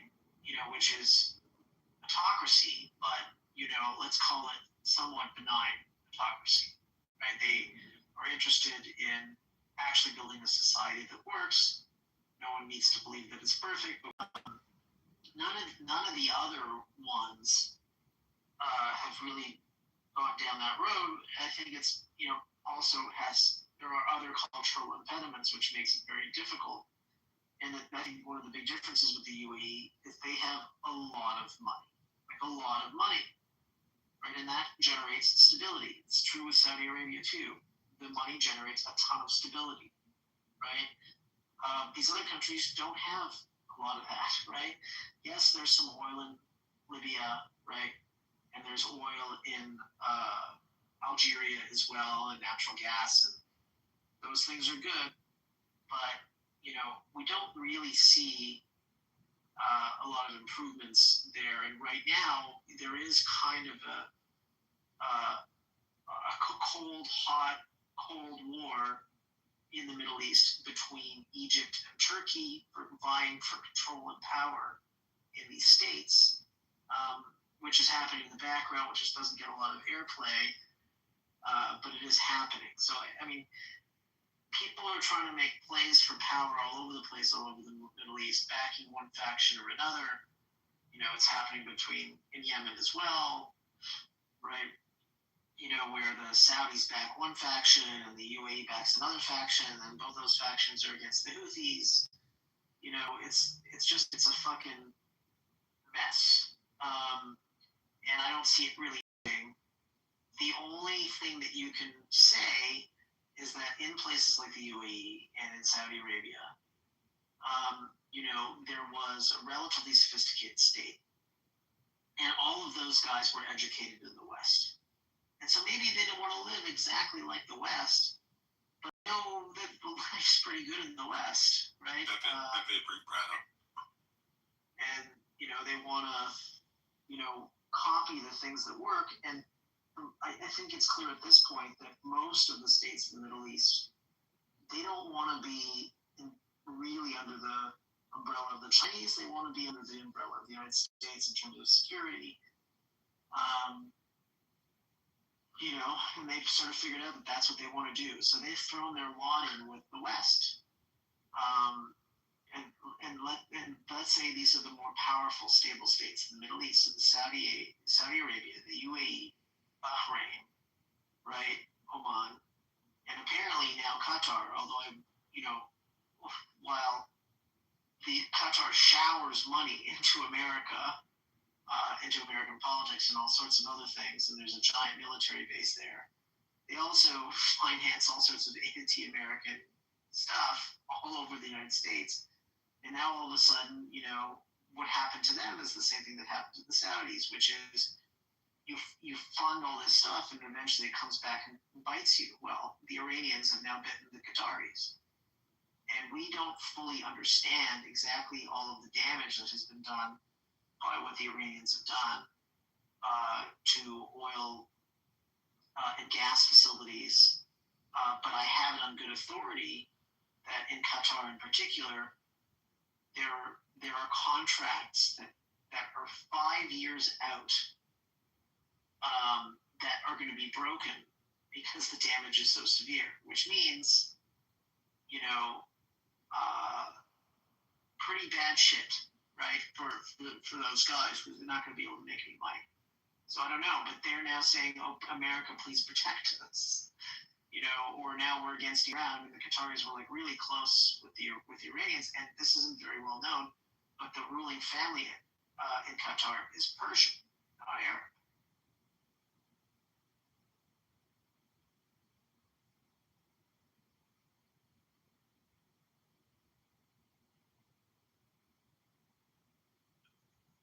Wait, the Qatari ruling family, they're Persian, and they're literally, they were Shia Muslims?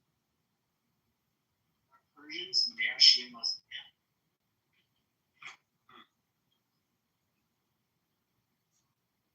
Can I ask y'all a question? As long as it's intelligent. So, do y'all think that Trump is wrong with what he's doing? Nope. Okay. Okay.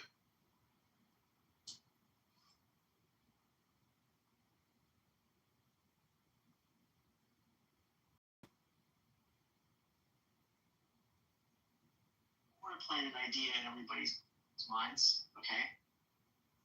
I want you to think for a second that there's no way that the U.S. government didn't know, okay, that the Iranians were going to do what they did in the Strait of Hormuz, okay? And that they expected this and they have let it go on.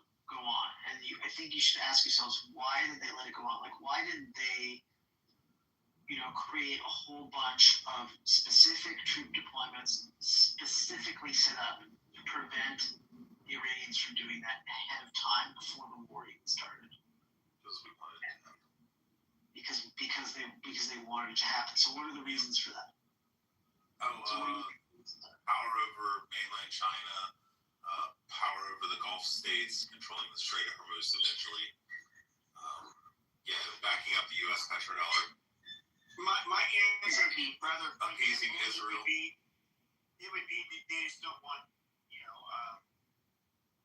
first of all, like I'm so against the IRGC. They're pieces of fucking shit. If we can find a way to easily eliminate them, like I would say, yeah, absolutely do it. I will never defend those fucking people. But like this war, I think it's as cut and dry and as easy as Trump made, and of course the people, the talking puppets that like to say like, oh yeah, we're just gonna like bomb them and kill Khomeini, and then there'll be a change. But obviously that wasn't the case, and so here you have these same assholes in power. And the question of the day is, if we leave while still allowing the IRGC to have power, we lost. Yep. And so the problem, though, is that Americans, I think, they're so apathetic towards us doing a regime change in Iran. They would never buy into a mass military operation like what we saw in 2003 in Iraq. I don't know what are we going to actually do about it? Nothing really. And that's where I think those are all interesting questions. Those are all interesting questions, but you didn't answer my question, which was why. Okay, so my question was why would the United States want the closure of the Strait of Hormuz? Right, because there are significant political costs because in the short term, right, the oil price has gone up significantly, and that is an issue among voters, right? That if costs go up by 30%, it's a big deal, right? Now, Jashan, I think it was who spoke, said it provides leverage over China. I would say if we end up in World War III, the after effect will put us so far ahead of China that we won't have to fucking worry about. Right. Okay. So let's say. So I mean, let's put World War III aside, but let's just say we're going to World War III. Okay. Well, let's just leave that aside just for a moment. Okay. It absolutely creates a situation where there is a cost to China that they cannot control. That is true. 73% of their gas. Well, right. 55% for the Gulf States and 18% from Europe. Well, there are other reasons that I think we should point to. Okay, the United States has $39 trillion of debt, and it has a ton of oil and gas. Yep. And right now, how about Japan? Sure, fine, but now whether it's Japan or China or South Korea or any of these countries, all of the empty VLCC tankers are all headed to the United States to go pick up oil and gas. I just want to say, I'm going to go to bed in a few minutes. So I'm just going to go ahead. So make me a mod. Oh, hold on. Oh, goddamn, did I move him? Jesus Christ, I meant to. Yeah, make Daniel mod. Yeah, I was going to make Daniel mod. God damn it, I accidentally pushed you. Jesus. Yeah, I said my Lord's name in vain, so I'm so shut up, you dirty mouth atheist. Okay, we got this account so we got like 600. I'll make I'll make Howard a mod. And then yep, amazing. I just I can you make me a mod? As mod. Galaxy, shut the fuck up. Make me a mod, my nigga. Shut up. And so they can moderate. I'll listen while I'm sleeping, or about to go to sleep, but that's what I'm going to do. And I truly don't really give a shit what happens in this room, so I'm no longer going to be a part of it. So, but, I'm going to be listening. So, Daniel, let me just answer the good question. So, you're making the assumption that Americans live in the category of what is more entail. One of the risk of the state of Vermont being closed, causing devastation in terms of the energy supply and the rest of the stuff. Maybe actually thought about it. And it's not possible to think that they were not aware of the political risk in terms of the stock tonnage and actually the oil prices. Yeah, but Ali, you gotta think about it the way they think about it. They don't think it is like, oh, we're gonna it's not some conspiratorial thing where they're like, oh, we're gonna intentionally do this. I think when they're sitting around, they look at it and they go, okay, well, what if it goes this way? Okay, well, we win. Well, what if it goes this way? Okay, well, we win. So it's just a win-win situation. We either keep the Strait of Hormuz open and we overthrow IRGC, destroy the Ayatollah, kill him and shit, and we implement a new regime in Iran, or they shut down the fucking strait and then we sell it at $140 a barrel. Actually, we're going to go. Yeah, we're going to actually talk about the scenario we should talk about, but maybe taking one at a time. One assumption is they fully calculated this answer, and the calculation in terms of the state of Vermont is going to be cold and Iran. And then what that would entail X and Y and Z. The prices going up, inflation going up, also putting some pressure on our allies to participate in this, which is not effectively for our, not in a material way, substantially.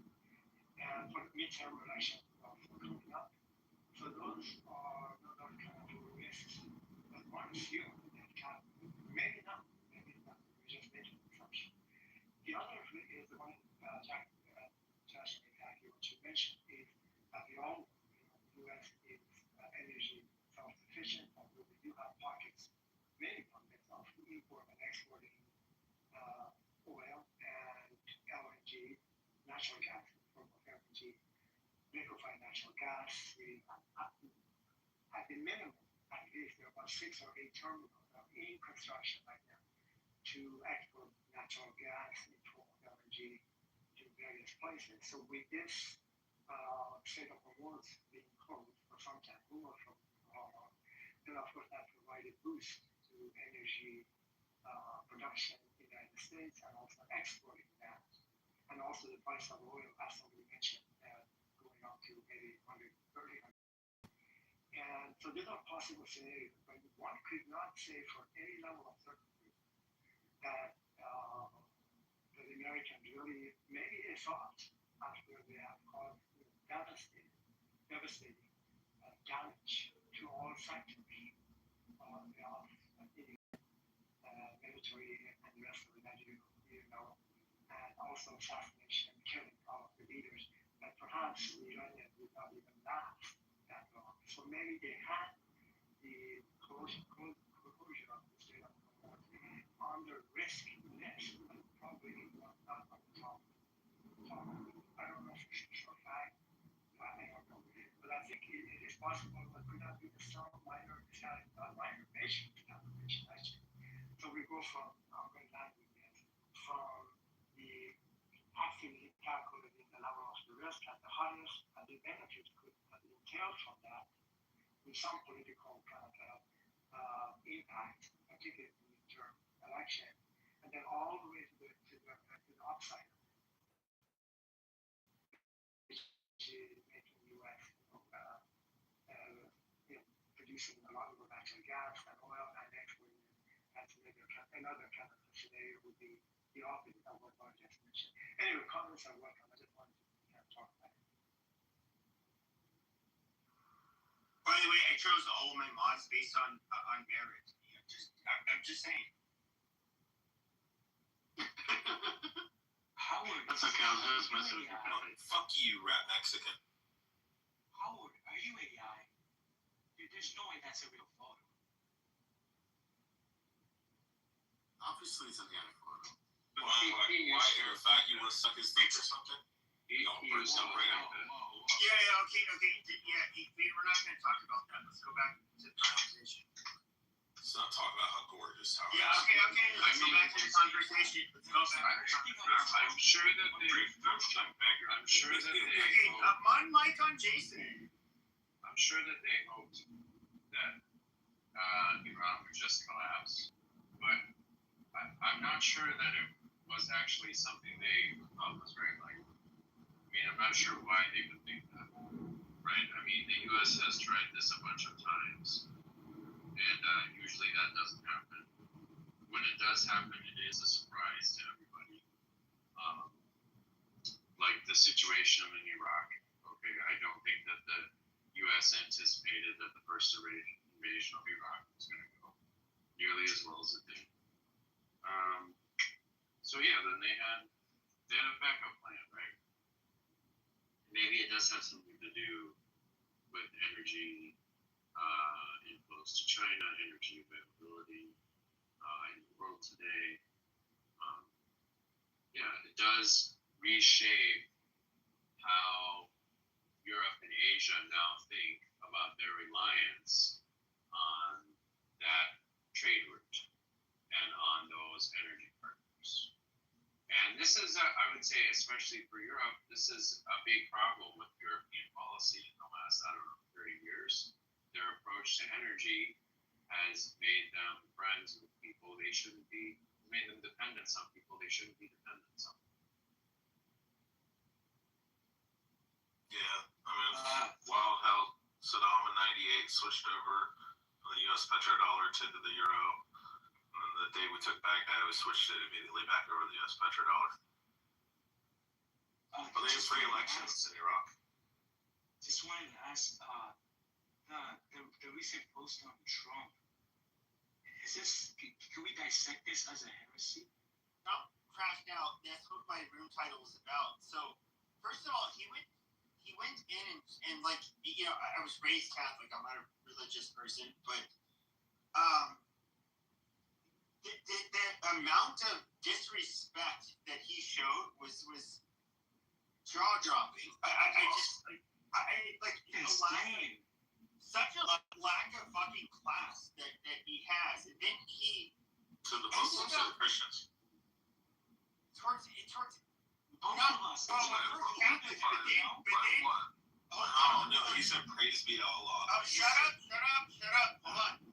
So, but then afterwards, he showed a picture of him as Jesus, and I posted at the top. This was something he posted. I went back to his Truth Social account, and to me, it's just like, really, like, what on God, green earth? Do you think that even if it was you're trying to be funny, that is even appropriate? Like that is fucking so bizarre. It's the savior to the Iranians. I mean, you like, why not just put the happy merchant? Of course, you do with faggots. And it's also Shut up. Okay, I don't want. I'm not. Okay. Do I have to put people to the audience? Yes, put the anti-Semite in the audience. This Mr. Riot. Okay, shut the fuck up. I don't care what either of you have to say. Shut the fuck up. By the way, the people I made moderators, you guys can move people whenever you want because I'm about to go to bed. No, the fact is, though, is that you showing your face as Jesus and after what you said to the Pope, like that is the level of disrespect there It's called gerontocracy. It's when you have old people running the country. No offense. It's called what? Gerontocracy. I don't understand. I believe he said Jew-ontocracy. It sounded like I think he English may be his second language, and he most certainly pronounced muscle. He most pronounced Jew-ontocracy as if it were government by. In fact, I do believe he tried to say gerontocracy. Yeah, obviously he is. I'm just really amazed that English is not commonly taught in the Arab world. Okay, but when is it fucking Jew being this overtly disrespectful in America? I'm being serious. Where they post a picture where you have some Jew motherfucker that has a picture of his fucking face as Jesus. Okay, after he trashes our fucking Pope. I can't recall such an instance. But here you have this guy. Netanyahu did say that Jesus that was is weak. nothing. Netanyahu did say Jesus was weak. No, he said he was insignificant. He added like a layer on top of it. He said he was weak. He said we don't need to be peaceful. Okay. Do we have an American? Okay. Fuck Netanyahu. He's not one of us. He's not an American. He's playing a big part in it. No, he's not. But with that being said, okay, where do you get a Jew or a Muslim openly? I'm going to say Muslim even.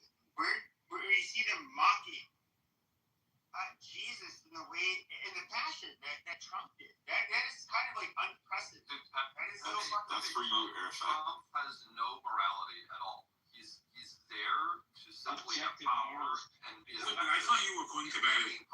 I thought you were going to bed. If anyone thinks Yeah, that so he you're gonna has get sort of confused. morality or Christianity or religious intonations in his mind or his body or soul, I think you're sorely mistaken. Like he does things purely to gain his own power, purely for his own effective purposes, and he just has a good sense of what's popular and what isn't. Sometimes he gets it wrong, and if he's wrong, he just moves on to the next thing. So I wouldn't even be offended by it. It's like children. It's like watching children, say this, say that, say this, say that. It's not grounded in anything. Sure, this is a real. I love when Jews get into like Taoism, Buddhism, and Hinduism. This is a realist theory of Trump. Sure, that's good. We can certainly talk about that for a long time. Well, I don't think he cares about Christ one way or the other. Like it doesn't have a grounding. I think if any of these politicians ever cared about Christ, they wouldn't be politicians. Wait, we couldn't hear you. You're like coming in really low. I said if any of these politicians ever A cared about little louder. I don't know. Yeah, like put your mouth right by the mic. I can hear fine, just shut up. Yeah, I can hear It might be You're my just hair. you're coming on to her, Jashawn, because Ew, gross. like that. That's Nargis.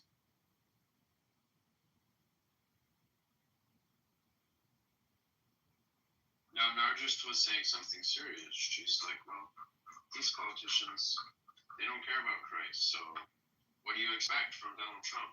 I mean, what you shouldn't expect any more from him than you expect from other politicians. And that's maybe not unfair, right? I mean, they're politicians. They're not priests. They're not saints. They're not. There's a whole lot of things they're not. So, what do you expect from them? I mean, they're a kind of dog or, animalistic human being, just trapped in the struggle for power. They've made the struggle These for power people, we give them their rights life. to defend us. Okay, and We give them that's rights to defend that's us what and they choose. They That's what should they be choose to able do. That's how they end up in a role like that because of a kind of barbarism, of their character, of their soul.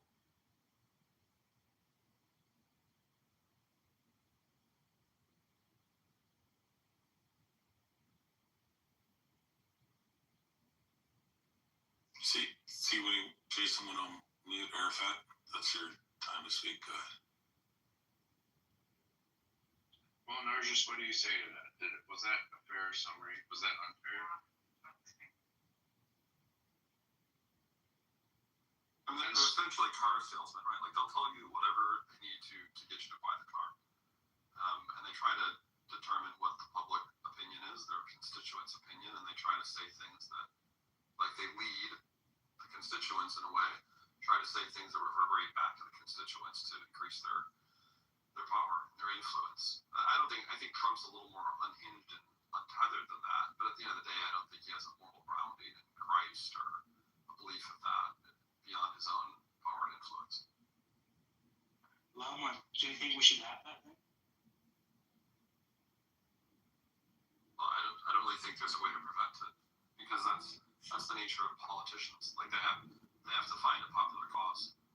Unless you elect someone based on their religious beliefs and you make sure that they have a thorough religious background, but obviously that often doesn't end well either. What about right wing? Because it's more attached to cultural roots, maybe religion too. But that's just a political party that happens to be aligned in a basket of various values. One of them is Christianity. Yeah, I mean, if Donald Trump is the right wing, but Donald Trump is the right wing.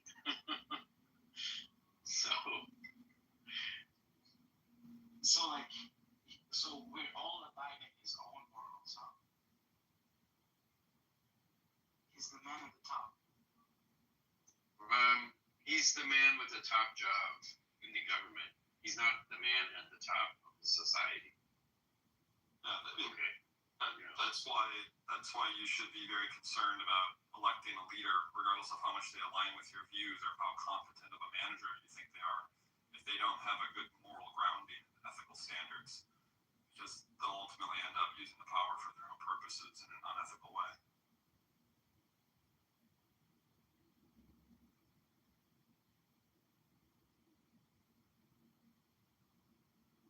I've lost my confidence in democracy.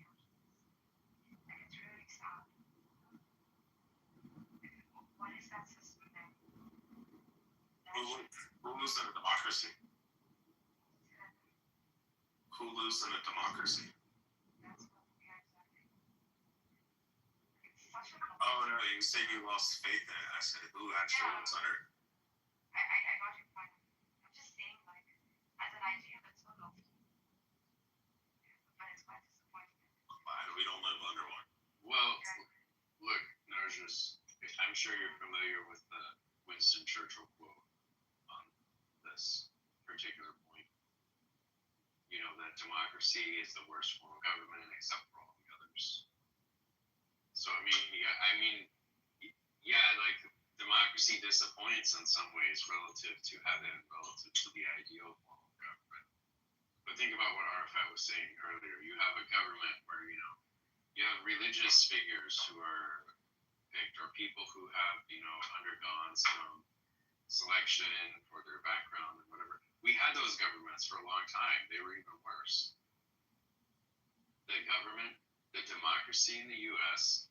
managed to get the Democrats out of power. Okay, and the Democrats had become basically completely corrupt in their own. They were basically trying to handpick a president. Okay, they were trying to make Kamala be president. Even though Kamala could not even win their primary, they were trying to engineer this. Okay, and they got booted out. And that's that's democracy doing what it can do, which is democracy is not a good way to select policy. And which is why we don't have, democracy is not like everybody voting on the best shoe size or everybody voting on whether we can smoke or not or whatever. But democracy is a good way to remove a manifestly illegitimate government, to remove a government that is unacceptable to the people. That's its only job. And when Trump was unacceptable to the people, guess what? They removed him. Wait, did I parallel shift to like a different alternate dimension? Maybe. One instead of keep calling America democracy. So it's kind of interesting. I mean, we expect in principle, we expect the principle of our leaders to be people, person of character, with good moral compass and good, wise, and good sense of your judgment and knowledge. But if you look at the Constitution, there are only three conditions for being a candidate for the presidency. Number one, 35 years and older. Number two, born in the United States. Number three, has resided in the States, for 15 years. Those are the three conditions. Nobody in the founding fathers didn't know. They have no other qualifications or attributes in terms of morality in the Constitution. Otherwise, they would have said something. So it seems to me there was an assumption, and perhaps somebody good one, that a man who rises to the level of president, like a senator, would have of people who have shown a character that is honorable, again, as I mentioned, wise, good people, but certainly in recent time, maybe we have more people actually get elected. So it's interesting. My question is why these attributes were not in the relevant constitution. So it seems to me that the assumption was, again, repeating myself, be clear here. The assumption was made, obviously, the assumption probably was made in the founding fathers that the person rising to this level would have some of really good attributes that qualifies them without a question to lead us, the rest of us. And it turns out this is more often than not the case. Well, I don't think it should, right? I mean, a democracy shouldn't be presuming a moral standard or an intelligence standard or anything like that. It should be open-ended as possible. In fact, some in the country would even argue, not me, some might argue that even a citizenship standard shouldn't exist. That it should just be of the people, by the people, regardless of the so-called qualifications or moral standing of those people, and it's a representative of the people, for good or bad. Some people would argue that we don't actually live under a democracy at all. Well, I mean, I think it's just a level of degree of democracy, right? I mean, if you're in a real democracy, if we were serious about democracy, we'd already be employing, and probably could have been employing for the last 10 years, an electronic voting system where you just download an app, you put in your social security, and it records everyone's vote and with a unique identifier, so there can't be voter fraud. Or the voter fraud is not constitutional federal republic. I mean, technically. Yeah, but not a democracy. Otherwise, not a direct democracy. I forget the term. Direct democracy is a kind of democracy, and what we have is also a kind of democracy. And so when Ali is talking about democracy, I understand what he means. Okay? And I'm not going to try to pick apart what he said. other people are saying. Okay, what Nargis was saying. Okay. And that is, I don't think, a productive direction to go down. But Ali, I think your point maybe could be interpreted another way, which is that the founding fathers did not assume any of this. They did not believe that our elected representatives should have good moral character, or that they would. Maybe they believed that they should, but they didn't think that they would. And that's why they built a system of checks and balances.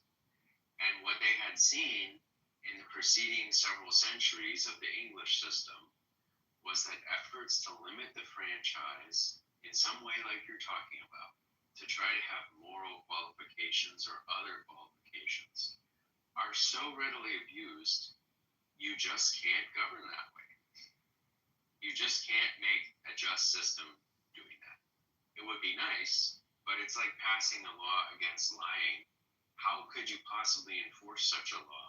The kind of government that would enforce it would be incredibly draconian, right? And the judgments would ultimately be pretty arbitrary, you know? And so it's nice if we don't lie, but we can't make a law about that. And it's nice if we have good leaders, but I don't think the founding fathers saw them A, as our leaders, or B, as necessarily good. They understood that there would be bad people that would get in there. And checks and balances are how it's supposed to work, to limit and focus the energies of those bad people. And by talking about the character or whatever of the elected representatives, we are, I think, just missing the point entirely. I agree with you, actually. I was actually responding to someone on the question which I heard of our leaders. I didn't agree with you before. They were selecting, the requirements were set to elect a leader to represent the democracy. And whatever that outcome might be, it may entail somebody very clever, good politician, maybe a wise man, but immoral. In terms of, they say, what is immorality?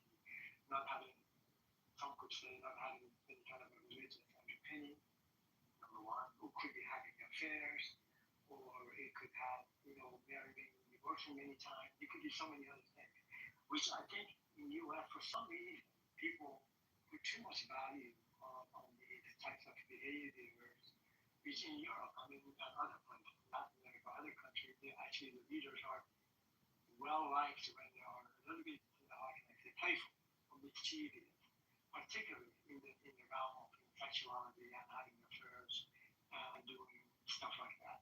So in this country, in the U.S., we high value. I don't know why. I don't think it should not be the case, but we put high voters at high value, some voters, on people not having done drugs, no extramarital affairs, no abuses, and the rest of it. Again, in some regions, I do agree with you, and I think it's a wise thing actually in the Constitution. There is not much explanation. In the First Amendment, basically, they're not abridging the freedom of speech and the press.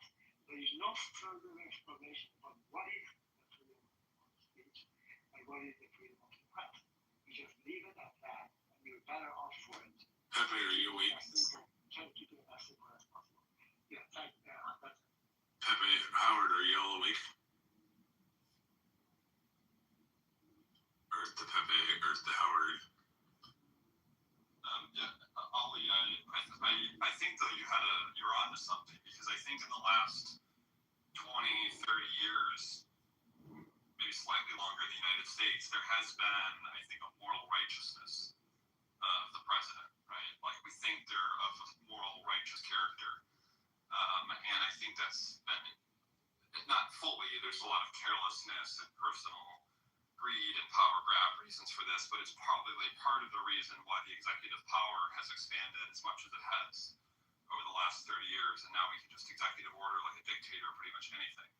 And now that's being, I think anyone who's argued this is kind of delusional, frankly. That's being used by Trump to expand his own personal executive power, and I highly doubt whoever gets in after Trump will slow that down. That'd be kind of a miracle. I do agree. Only the moderators who are awake, they can bring people on stage, but now they're both asleep. Go ahead, Nargis. I do agree with Jason's posit, right? And Ali too. So there is this, I think, quite a brilliant system of checks and balances, which either zeroes out eventually, or it has at least one would hope for like a positive outcome, right? More positives, less negatives. Like Ali says, lesser naughty, but more good, right? However, what happens if the reverse happens, where we have more negative outcomes and less positive outcomes? And I don't mean to be saying this in a moral judgment value. Just the way, like, does the system really cater to the well-being of the collective, right? So we've Bill Clinton, the Monica Lewinsky, and the blowjob. Can we forgive the Epstein files? I think that would be a good question. Okay, there's a black man breaking into your apartment right now. He's there to murder you. So, that didn't work. Nargis, I think if the system really ceases to be functional at all, then we have to become pretty resourceful, okay? Then the government's going to break down, okay? It doesn't really have a story for what to do about that, right? There's going to be like a level of out of specness that the system gets into that it cannot get back in spec from it. But in terms of like, how do we get back in spec? How do we get back in spec from where we are? That really just has to do with reinforcing the power and the role of the legislature, which no one really pays all that much attention to. Jason, do you think we're at a place of no return? Because I think I do not. Instead of pretty fucking close. No, I do not, because the legislature has plenty of power. They just don't exercise it. Well, no, I know. Yeah, right. I agree. But the problem is that's just a social. But that's just a social norm. That's just a social norm. Imagine the polarization diminishing. But that's just the social norm. That's not something where structurally the system you can't imagine a social pressure that brings it back into what social pressure do you think would bring it back? And this has to do with what the electorate focuses on. And the electorate is just focused on the wrong stuff. And it really has a lot to do with our norms and how we engage in public dialogue. And educated people can make a big difference here, okay? Because educated people can coordinate around a message, and they do. And right now, they are spending all their time talking about the president they do not like, right? Which is missing the point entirely of how the government is supposed to work. Well, it seems the educated people are the most polarized. Educated people are often the most polarized. The question is, what are they polarized about? Another group that can make a big difference is women. Women can get very polarized and very socially coordinated, aligned, very rapidly. Okay? This is also an avenue. Okay? And unfortunately, many women are just spending all of their time talking about the president whose morality or words, verbiage, they don't appreciate.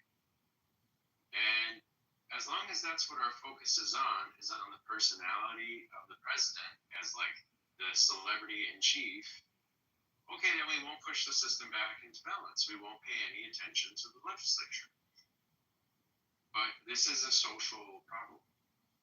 And if the people start to pay any attention to the legislature at all and say, okay, well, here we have a problem, and we don't expect the president to fix a problem the president cannot fix, okay, by making some executive order that will just be thrown out 2 years from now or 4 years from now.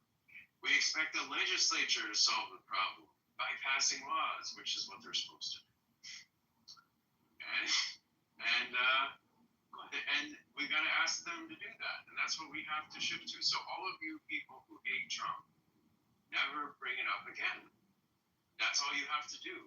Don't bring it up again. talk about the legislature, which is supposed to check and balance Trump. It's their job. Okay, you didn't elect Trump. He's not your representative. Your actual representative's job is to do something about Trump. And you gotta ask, what are those guys doing? Do you think the average Republican is anti-Trump? Like, do you think there's a substantial mass of Republicans that are anti-Trump? The reason I ask is because if there's not, I mean, they're just going to continue to align with their representatives that then align to Trump, and it's a functional dictatorship. You know, I think you've got a point here, and not just also have the point that wrong. There's I would say substantial failure in terms of the policy makers, like the Senate and Congress, in terms of coming up with policy for example, immigration, which has been on hold for decades. So what will happen then naturally is a shift of power to the executive branch, and then consequently to the Supreme Court. So in a sense, the Supreme Court actually making the decision, legal ruling, in the area that actually would have the responsibility of the legislative branch. So now we end up, to your point, hopefully I'm pronouncing it correctly, that the three branches of government, now we are in a situation we actually have a super branch, which is the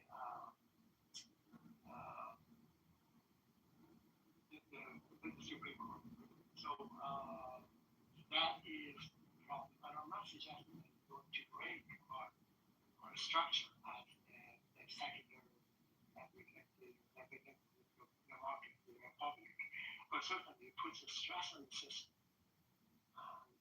like what we see right now, an ineffective legislative branch, a highly powerful, executive and Supreme Court, and particularly Supreme Court, and particularly given the situation of six of them, chief associate justices, that are by far are highly conservative politically and appears to be highly religious. So when you have that kind of outlook on life, then your ruling at times is going to be kind of tarnished by your belief system and your political kind of way of thinking. And no human being is immune from that. We all are impacted by the way we think, by our upbringing politically and religiously, and so on. So I'm not expecting people to go with a completely blind kind of way of looking at it. We do expect, in principle, from our justices to actually act that way. But that's far too ambitious to expect any human being either consciously or subconsciously, not bringing some of those underpinning concepts into their way of life. But last thing I wanted to say, people will think about just the checks and balances. We're talking about the checks and balances between the branches of government. But actually, the checks and balances are more thorough than that. There are checks and balances between the state responsibility and the federal government. And then we have checks and balances between the Senate and the Congress and House of Representatives. And your checks and balances, the energy on the tax and the policy. And there are other checks and balances, at least 3 or 4 of them, which in principle they should be effectively control or manage the situation so it does not fail. It does not kind of destroy itself. So hopefully that will be the case.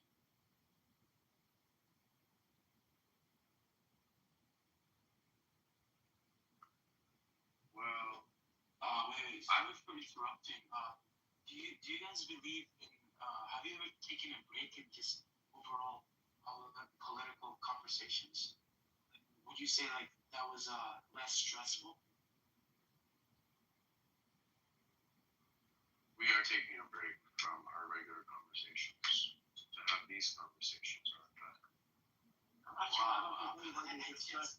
just think so. It's really stressful. I think it's a lot. This sounds terrible.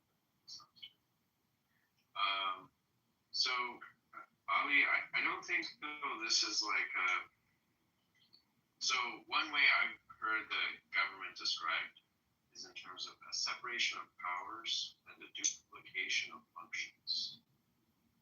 So all the parts of the government have the capacity to stand in informally when the part of the government that is supposed to do a certain job is not doing it. So, you know, the Congress can set up all kinds of committees to figure out how certain things should be done, even though notionally the executive is supposed to figure out how to do what Congress wants.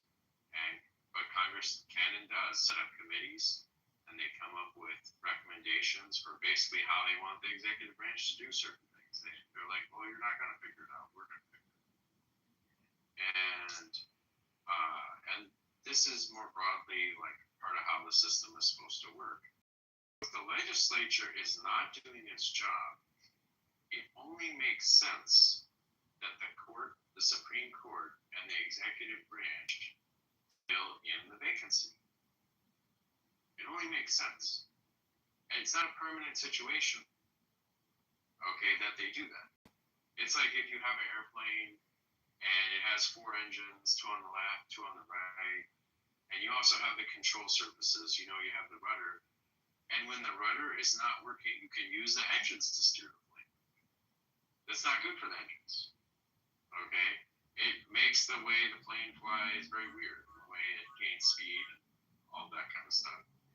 But it doesn't mean the plane is able to get home. And that's not a bad thing.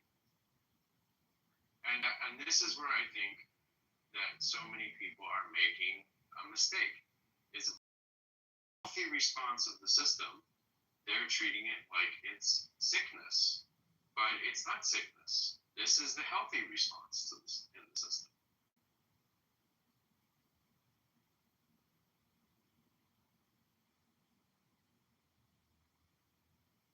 But Jason, what if, I think Lama was saying this, what if like the legislature morphs into the soft dictatorial system, right? That we're calling out, for example, the negative in the checks and balances, right? Does not become, because we're putting all our eggs in that basket of legislation. And rightfully so, right? I think that starts to be concerning, maybe.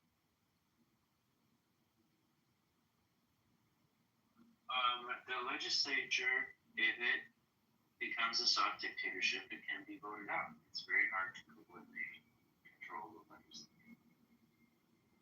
And then what has happened here is not that we have a soft dictatorship in the legislature, okay, is that we have a relatively inactive legislature. And we have an inactive legislation because people don't pay attention to the legislature. And they're spending all of this time fretting about, I don't know, a shift into dictatorship when and none of our institutions have changed. I mean, if we're a dictatorship now, we were a dictatorship 120 years ago or more. I'll give you a hypothetical. Just, I agree with you. It hasn't morphed into it yet. But in circumstances by which such an event might take place, then wouldn't that be like a downfall of democracy itself? What constitutes a downfall of democracy? Maybe that's the question I'm asking. Well, I don't think, I'm not sure what it means if we're real definite about it, for the legislature to turn into a soft dictatorship. But I could imagine I'm going to imagine 2 things along those lines, okay? And then I think you'll see how different they are from anything that anybody is talking about, even considering. Okay, one is that the legislature simply strips the executive branch of all of its powers and starts to administer the government itself. And so, you know, if something doesn't go the way they want to in terms of law enforcement or whatever else, they, you know, pass a law right there. They can pass a law before case even comes to court, you know, they have that feedback. Okay. And they just get in there and maybe they become judges as well, right? And so they unify the branches, okay? And that's one way that the legislature becomes a dictatorship, and this is what happened. This happened at some point in England's history. The other direction could be that the legislature just gives up all of its powers fully, you know, in a way that they can't take them back. Okay, like they have given up their powers now de facto, but every session they could pass something and it would limit what the president is able to do. They could, but you know they don't. But they could give away their powers forever. And that's another way you get the dictatorship. And yes, then democracy would have failed, right? At that point, they could never pass the law again that says, no, the president can't do this. Okay, let's just say, yeah, that would be it failed. Okay, another would be if they undermine the courts, right? You know, they got rid of the courts, so they shut them down, or they made the courts part of the legislature, right? So that's another way, right? But if the legislature insists that you have to show an American ID in order to vote in an American election, I'm sorry, this is not true. Okay. Yeah, I agree. I actually do like the way you think because I think it's grateful, right? Because we have complained a bit much. However, like I know this is really bad equivalence when we start with what about right? And we start to see, well, there are other governments who also call themselves democratic. And we've done fine. Comparatively, we've not been the best. But we're not there yet. So in that sense, I think I do appreciate that. I don't know, the silver lining that you're presenting.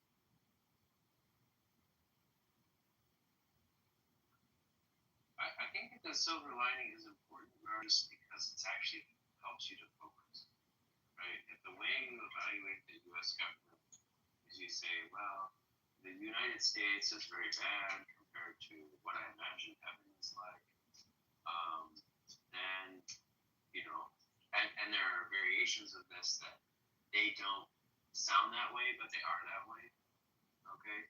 Then you have a big problem, and you start to come up with, you have the problem basically that life on Earth is not that great. And then you try to solve that problem. You think you're trying to improve the government, but you're actually trying to solve a problem that is just beyond the capability of it. And that is the kind of lack of focus that leads either to getting nothing done or leads to terror. Actually, it leads to people trying to impose all kinds of solutions on people that are completely unnecessary. You know? And so that's why you want to really ground things out against other kinds of governments and other achievable political arrangements. So, and ask yourself what is good, right, in the context of what we actually live. Jason, can I say something? You may not agree with me on this. I don't think in the recent past we've conducted ourselves very ethically outside of ourselves. Like, I really don't think we have done that. And I'm being very generous here. We have really been quite a bit of quite tyrannical outside of ourselves. Certain people and certain places. I think perhaps because of maybe just leadership or ignorance of these regions, not understanding that perhaps democracies do not work in every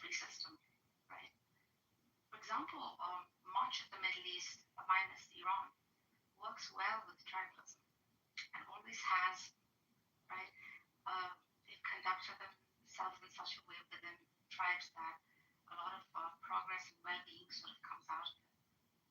And that word is not a negative within the context.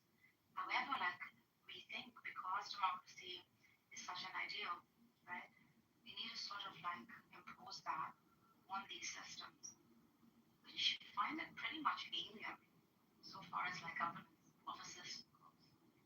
Maybe we need to think about these things also.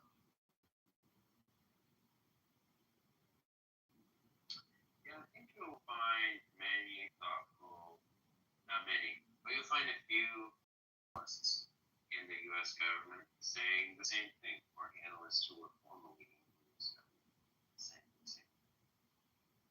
And I think that's basically right. There's no reason to impose ideas about good government too narrowly, about the ideal form of government too narrowly on people. And certainly no reason to impose them too quickly. You know, I firmly believe, I think you know the scene in Apocalypse Now where the man says, inside every goop is a way to figure it out. Are you familiar with this scene? This is a famous scene where they're asking the commander or whatever, why are we fighting this war in this jungle place?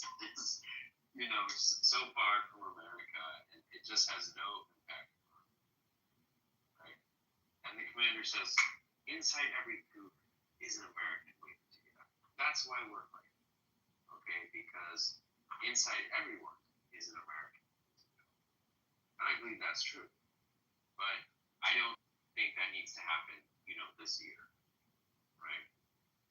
And I do think that there are timeless lessons. I guess a less comical way to say what that man was saying is that there are timeless lessons of any consistent government, and everyone has to come to the realization of those, you know, and we'll live in a better world if they do. But the way that America has approached bringing that about has basically not worked.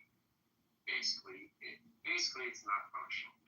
In many cases, the countries that we invaded and tried to impose governments on, we get along better with them since we left, you know, and we get along really well with countries that we didn't invade and that we didn't impose governments on, and that have their own very distinct form of government, you know, like some of our best allies in the Middle East are like Saudi Arabia, okay, which is a monarchy, right?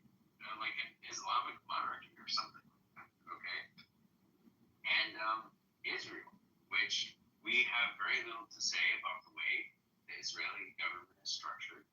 If Israel had been like our other allies, we probably, the leftists would have been killed a long time ago. Okay, we would have gotten the right to exterminate the leftists, I don't know, in the 70s or the 80s maybe. And we have never done it, okay, and it's full of leftists. I still think that Yahoo should kill all of them. But, you know, it's not going to happen. And there are, and Vietnam, okay, we get along very well with Vietnam and have good trade relations. Why would you like a leftist? Why? But the leftists are very bad for your country. They are very disloyal. Okay, they weaken the defense establishment. They weaken security and law enforcement. Okay, they bring in drugs. They bring in foreign saboteurs. Leftists just don't have any common sense, and frequently, to have a secure society at all, you have to kill all of them. Sometimes more than once. Oh yeah. And that's what Taiwan had to do. That's what South Korea had to do. Okay, and after you get to a secure state of society and law and order, okay, fine, you don't have to kill them anymore. But and maybe Israel got there. Okay, but I was just going to say the other example is Vietnam, which we got defeated by Vietnam, but now we get along with Vietnam. You know, so there you go. Jason, do you think morals change over time? No. America has the best morals, and we always did, and we always will. I have a big counter argument for that, but I think I'm not gonna present it if it's really big. Like it's that big, but I'm just gonna say, can we link that to gerontocracy? Because if you think about it, these people are influencing their own past. Because I believe morals change over time, right? Example, like the age of consent. Example in Delaware, I think it was 7. But now, of course, morals change, times change. We adjust to society. So my stance is that throughout time, when we have people in power, gerontocracy, do you think they could be influenced the past and couldn't be aligned with us? Do you think we should maybe put a limit on these people? That's just a form of discrimination. Really, it's a very discriminating form of discrimination. The reality is that old people are not the majority of the population. Younger people are over these old people. If younger people want old people to represent them, maybe that doesn't make sense, but that's what they choose. And we get the government that we deserve in a democracy, but we can't get a government that's much better than the government we deserve. Let me put it that way. Yeah, I'm gonna emphasize. I totally understand that, but like when we have, I think we should have maybe a system, maybe a age limit, I guess. Because like there's actually serious things to discuss about this, like cognitive decline, low reactions time, medical issues. I saw a video. This is real, by the way. Donald Trump, out of the helicopter, couldn't even walk straight on the red carpet. And these people are power. Look, I can't tell you more than once that I disagree with you. Now I'm just going to be repetitive.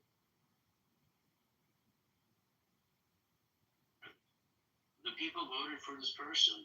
I mean, they have a right to do it. They have a right to the representative that they want. And if the people make a bad choice, the people should face the consequences for it. That's another part of accountable government, right? Is you get the leader you chose, and you choose a bad one, then you get bad results. Okay, otherwise, you can't. Democracy's not going to work if no one has to face the consequences of their vote. So we can agree right now. The trend with Donald Trump is massive. There's a lot of contradictions he made, the things he promised or the things he said, and the things he says now. But end of story, you're right. We chose it. So 2 points. Quickly, you do not have to be an old person actually to make bad decisions. You're crazy. There are younger politicians that they do horribly a bad job. That's number one. Number two, again, in order what you're suggesting to happen, age limitation, upper age for selecting a leader, let's say the president or senators, that requires absolutely constitutional amendment for this to happen. I'm not suggesting this is good or bad, but it requires the constitutional amendment, so there's no way around it. And there are requirements for the senators, congressmen, and president in the Constitution, which has something to do with their age, their place of birth, and for how many years you have resided in certain states and United States. And that's it. There are no other restrictions at all for that. I wanted to say something else, Jason. I kind of forgot an idea, but I'll come to it. Oh yeah, I wanted to talk about this potentially. I guess we're talking about the soft democracy. I'm sorry, soft dictatorship in the Congress, the policy making. And also, Jason was saying, well, the Congress can make a whole bunch of policies to diminish substantially the power of the executive branch. And I'm not quite sure that's in principle all policies that are passed by the president, by the Congress, by the legislative branch requires presidential signature for approval. And if he signs, as you all know, the policy goes into effect. If not, it goes back to the legislative branch with probably some recommendations from the executive branch that what else should be added or taken out of the policy for the president to sign. If the legislative branch do not agree, they have the supermajority, 2/3, I think, they could veto of the president and pass the policy. So in a sense, there are very robust checks and balances are in place to kind of, and on the other side, the president is responsible for electing all the cabinet members, the Supreme Court justices, I'm sorry, and then they go through the process, confirmation process through Senate, the president's nominees to be confirmed or rejected by the Senate. So these are pretty good checks and balances in place. There are, for example, take, I'm just not going to talk about that right now. But the reason, well, let me just give an example. For example, in Minnesota, I'm not going to talk about my position isolated, but I'm going to talk about when there is an intrusion of checks and balances. So two Minnesotan citizens were killed by ICE, and their case is being investigated totally, entirely by the federal government. In cases like this, almost always, there is a collaboration, a teamwork between the federal government and the state to investigate the case, to see exactly what happened. And so the reason the federal government is involved in the case because an ICE person killed a Minnesotan citizen. And the reason the state is involved is because a Minnesotan citizen was killed. So they have every right to say, look, what happened? So in this particular case, we see a breach of the checks and balances in the federal government. Either entirely, substantially, said, look, this is not your business, you being the state. We will handle this. And the state has repeatedly asked to either get involved or get some information from the federal government in terms of their knowledge about the case and not be passed on to the state. So here we see the break of the checks and balances between the state and the federal government in a kind of a glaring way, a very obvious way. Now it's taken to the court now. The case in Minnesota actually has filed a case either with the federal, with the district, or probably it will go to the Supreme Court in terms of the kind of establishing, here is the intrusion of the or bypassing or not respecting the system of checks and balances.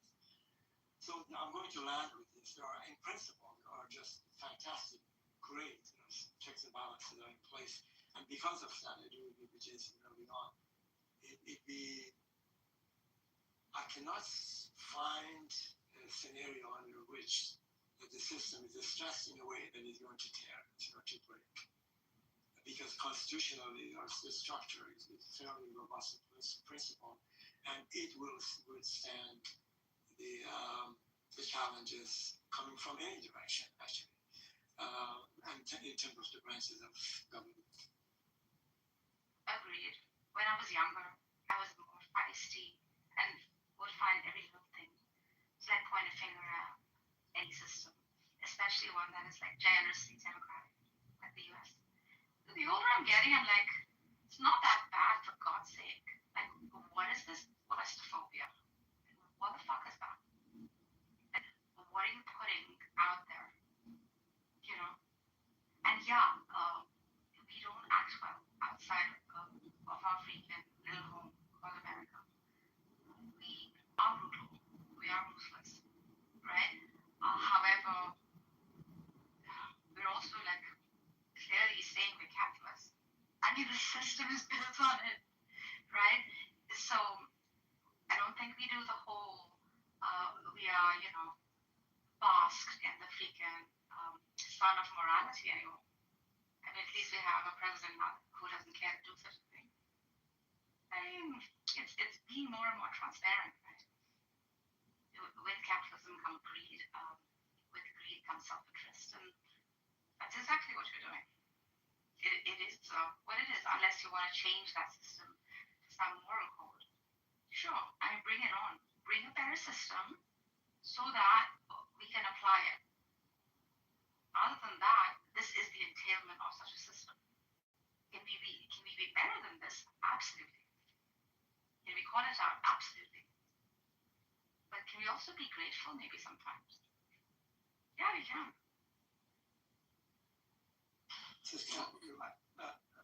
Jason, please go ahead. I wanted to make just a very quick comment.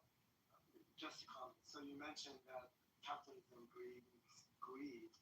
Maybe it's the other way around. The greed is the germane or impetus actually to capitalism. Anyway, just a comment. I'm a random. I'm an objectivist. Like for me, selfish is the virtue. So there's no you don't have to convince me of that, Lisa. So I would say, like, one thing I would ask you to consider is the pivotal role of property in, like, the theory of democracy. And so actually, I don't think we can have another system. We can't have a system that is not rooted in property rights, strong property rights. The English theoreticians, some of them said more or less, there is no freedom without property. Every right is rooted in property. All liberty is rooted in property. And there is a way to make that argument. That's pretty robust. So actually, if you try to find an alternate foundation for a just society, you won't be able to. And the intuition here is like, well, if I have freedom of speech, but the government can just take my food because I don't have any entitlement to property, then what good is my freedom of speech? And this argument does extend in certain lines of thinking to our arms. And so I hope you will consider buying a gun, Arjus, and carrying it for the founding fathers' sake, to do your duty like everyone else needs to do. If you have any questions about guns, I'm happy to answer. But be that as it may, I'm not sure that we can do without property. And that actually has to be integrated into your fundamental understanding of democracy. What kind of society is America? It's a society with several elements. Okay, one of them is representative government, but the other one is rule of law. And that rule of law is attached to strong property rights. We are a market democracy. And those strong property rights are also, another way to think about them is like your property rights are your exclusive domain that the public cannot intrude on. So the mass cannot vote to impose things on you in certain ways. The mass just does not have the power to do that. They can't decide what shoes you're going to wear or what shoe size or many other things. And that's a big part of being free. A big part of being free is the domain that is carved out from the public's control. And like if you just had democracy in the sense that everyone can vote on anything and what the people vote for goes, this would not be a very free society. It would be what is called a consensus-based society. And those are not very free societies. So I would say, you really got to integrate the property rights, not capitalism really, but property rights into your fundamental understanding of democracy and freedom. Yeah, I think that's absolutely correct. And the Fourth Amendment actually directly addresses the importance of the property. And I'm just going to read it to emphasize. So this amendment says the right of the people to be secure in their persons, houses, papers, and effects against unreasonable searches and seizures shall not be violated, and no warrant shall issue but upon probable cause supported by oath or affirmation, and particularly describing the place to be searched and the person or things to be seized. So in a sense, that requires an extraordinary action in terms of being able to intrude in the intrusion into the private property of people, either in terms of their belongings, their homes, and the people themselves.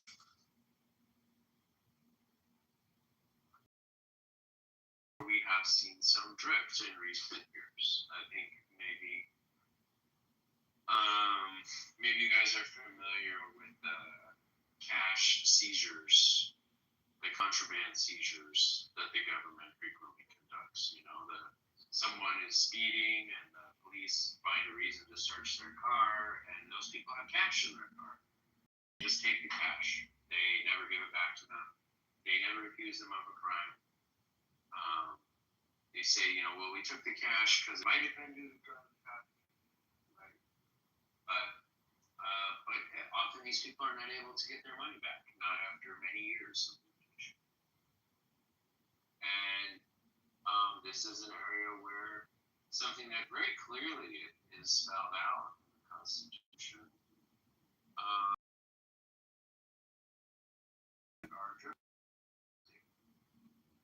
and these, I think, are things that we should be more concerned about than,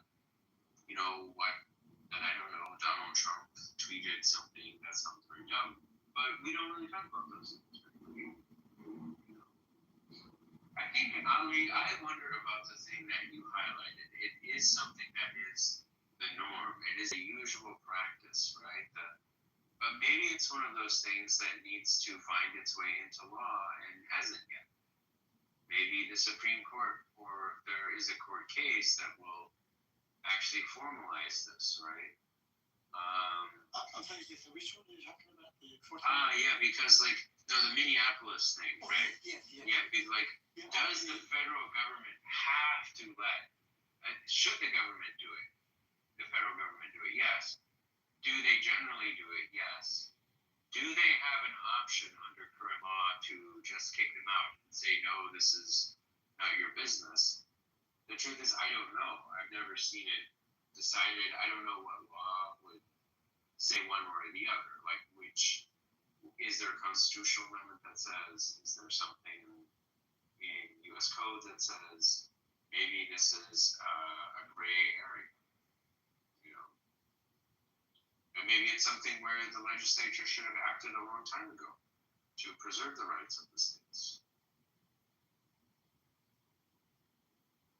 Yeah, that is actually a good case. As I mentioned, I think the lawsuit, something that's been filed by the state of Minnesota in terms of challenging the federal government's approach to this case, and it probably will go all the way to the Supreme Court.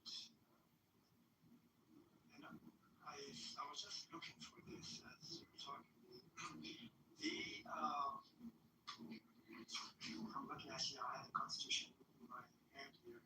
It talks about here's the amendment number 10, which is really actually two of them. The 9th and 10th are important. Here's amendment number 10 that exactly talks about what we're talking about. It says the powers not delegated to the United States by the Constitution, nor prohibited by it to the states, are reserved to the states respectively or to the people. So if there is something in the Constitution that the power is not given to the United States and is not prohibited by it to the states, United States and states, then they're reserved to the states respectively or to the people. So in a sense that goes back to this. So I think is this not just the case of Minnesota?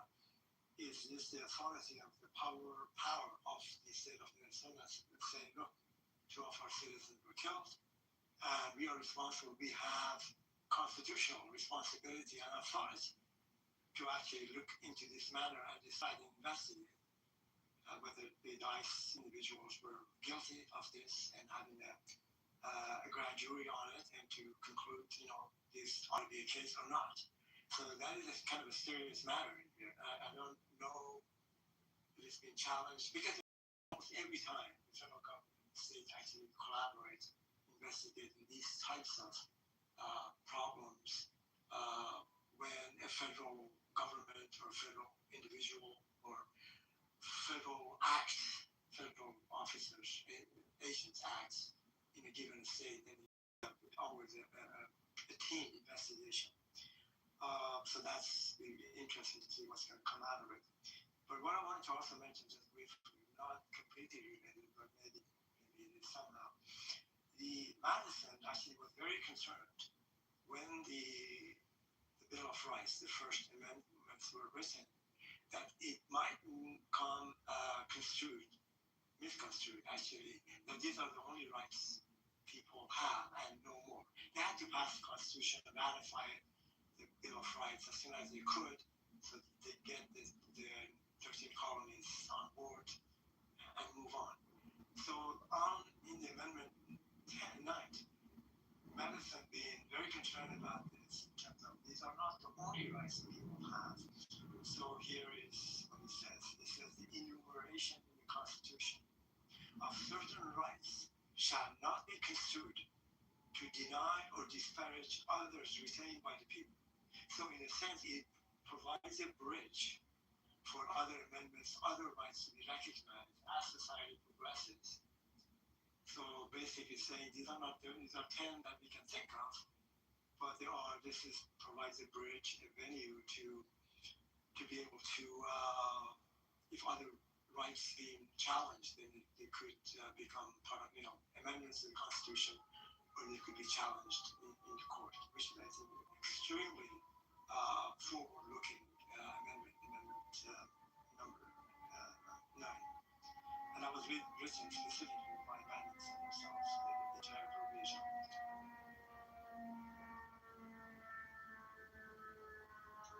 Yeah, so Ali, the thing about the power is not reserved by the Constitution is interpreted so broadly in practice, right? So broadly.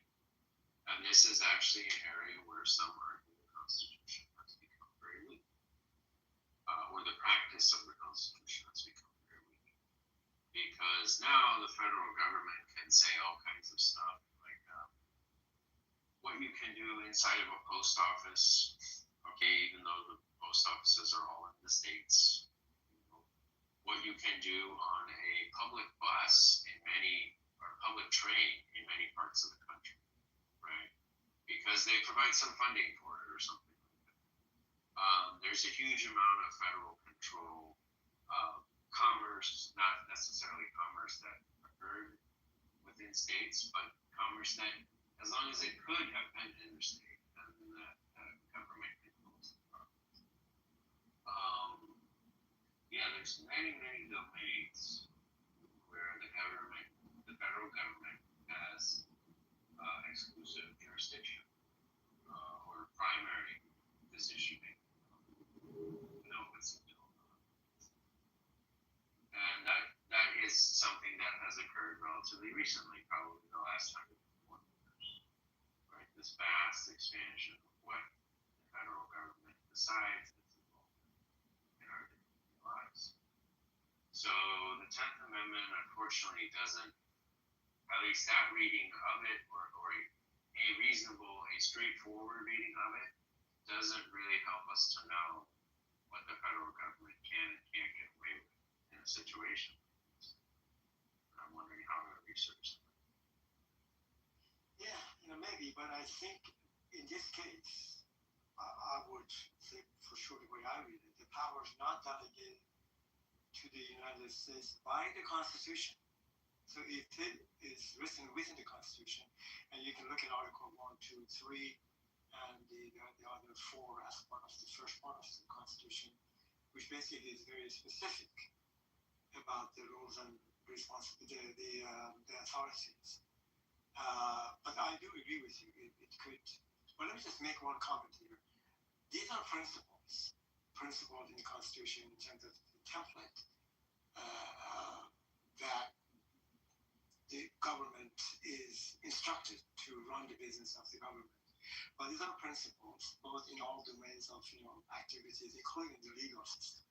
But every time there is a principle about anything. Could be ideology in politics, economics, in religious, and all kinds of fields of human activities. The execution of those principles is always would fall short of the full intent of the principle itself. So it is expected that when these things are executed, for example, the understanding, recognition of the powers of the government outside the United States, federal government, and what are those? And in principle, there are they may not be clear at times or stepped over. And it's difficult to, but again, the powers are in the Constitution. Actually, they're written there in terms of which branches of government, what are their powers.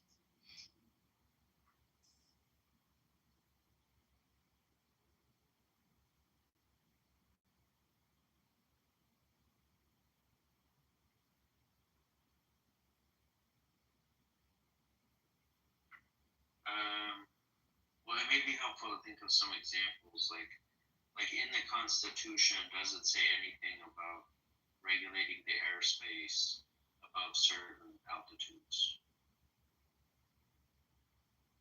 No, of course it doesn't. Right. Yeah, And sure, yeah. but it would be very hard for states in practice to assert any control over this thing, right? And this is where you get, and there's a wide range of examples like that, a huge wide range. Okay. But before you go, Jason, let's just take that one example, which actually is a good example. The authority or the control over the space of a given state, the altitude, let's say California or whatever the state is. Now, I'm just wondering if there would be any challenge, hypothetically, from the states saying, look, if the federal government planes or the commercial planes are going to go over our states, we have a say about that. And that would be kind of, hypothetically, the kind of really unserious way could be a case. An example of what you're talking about. There's nothing in it, in the Constitution, about it. And so it seems to me that falls along the categories of as society progresses, technologies, ideas, human rights, and the rest of it, then people, the Supreme Court and the justices and the legal system make an attempt to kind of to see exactly what the Constitution has to say about it in a very broad sense, and then would interpret their understanding of the ruling. And at the end of the day, everything has to comply, be within it has to be constitutionally correct or interpreted according to the Constitution. Now, people may interpret it differently, but certainly it has to have the constitutional authority for it. Otherwise, it's just not going to stand. I know that's what it sounds like, right? But I'm saying, as a practical matter, there are domains of federal authority, Yeah, I agree with you. Yes. That scope way beyond what you would see there. So, like, if we try to find, like, so for example, in this situation with Minnesota and the federal government, the DHS, it's not even clear this question has been asked before, right? So it's not even clear there is a legal answer. Generally, the federal government cooperates with the states on things like this. So it doesn't come up. So a lot of these kinds of things are like, we don't know the answer really until there is a case about it. But there is definitely a broader trend of the federal government having more and more power, far more power than appears to be delegated by the Constitution, at least at first glance. But there are ways that courts have historically interpreted, delegated by the Constitution to mean like, well, basically like any power directly delegated, but also any power which the government obviously needs to do the job that the legislature asks it to. No, the power that it obviously needs is like, well, what do you mean obviously? And they have a different way of framing it to try to make obviously a little more robust than obviously. Okay, obvious is not the operative standard. But, and that's really where you get into like the fuzziness of this. And this is where I think, the way that I look at this is that there have been a lot of changes in society, and the legislature has been very uncreative in responding to those changes, and done a very poor job of remodeling the house, as it were, to keep it up to date, to keep things ship-shape, right? Putting in a new roof when you need a new roof, changing the way the plumbing is when plumbing systems change, So, the house keeps its character and charm, but, is a fully functional house which you can easily get repaired. And they have not really been doing that. And that's what I think is the real problem we face, is the legislature has not been working that preservation effort in a sincere and thoughtful way. And that's what we kind of need to be, to do. And, and then the Supreme Court and the president, they do have to pick up the slack. They have to get work done. They have to decide cases. They have to do something, right? The legislature doesn't have to do anything if they don't want to. It's sad, but they don't.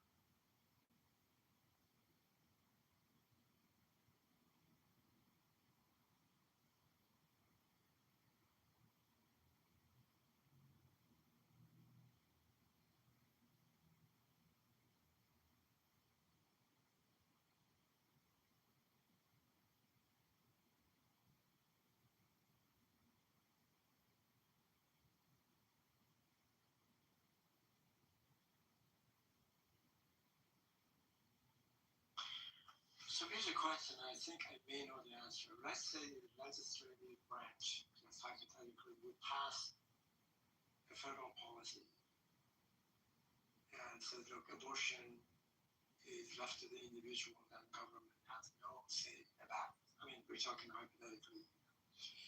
And it's passed with the majority of the Congress and the senators and becomes a law for the land.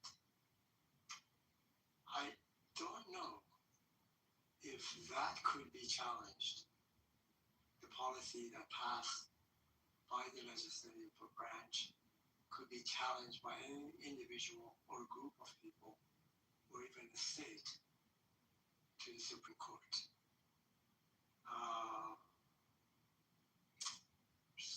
Or maybe an immigration policy.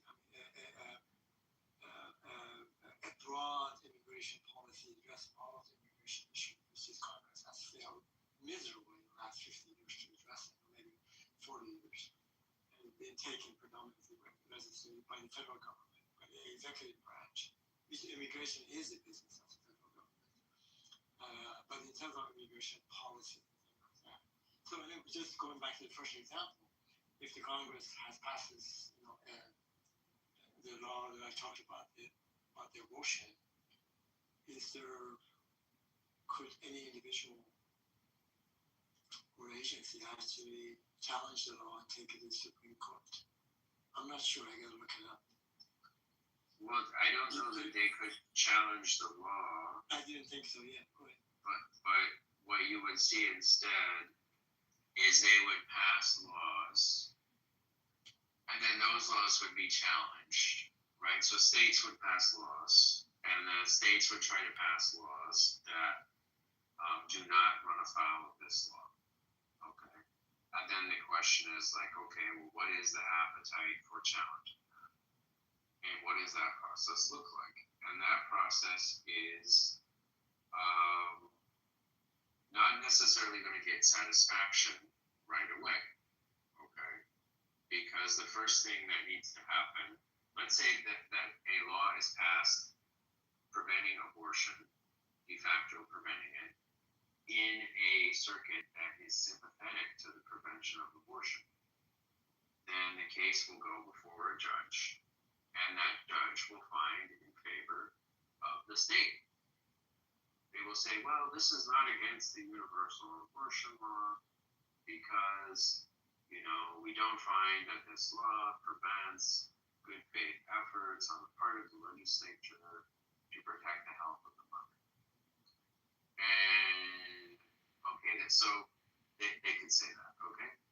Or they could say, well, no, it does go against it. But then the state will say, okay, well, we want a panel of 3 judges. And the 3 judges will look at it, and it's a jurisdiction that is favorable to this law.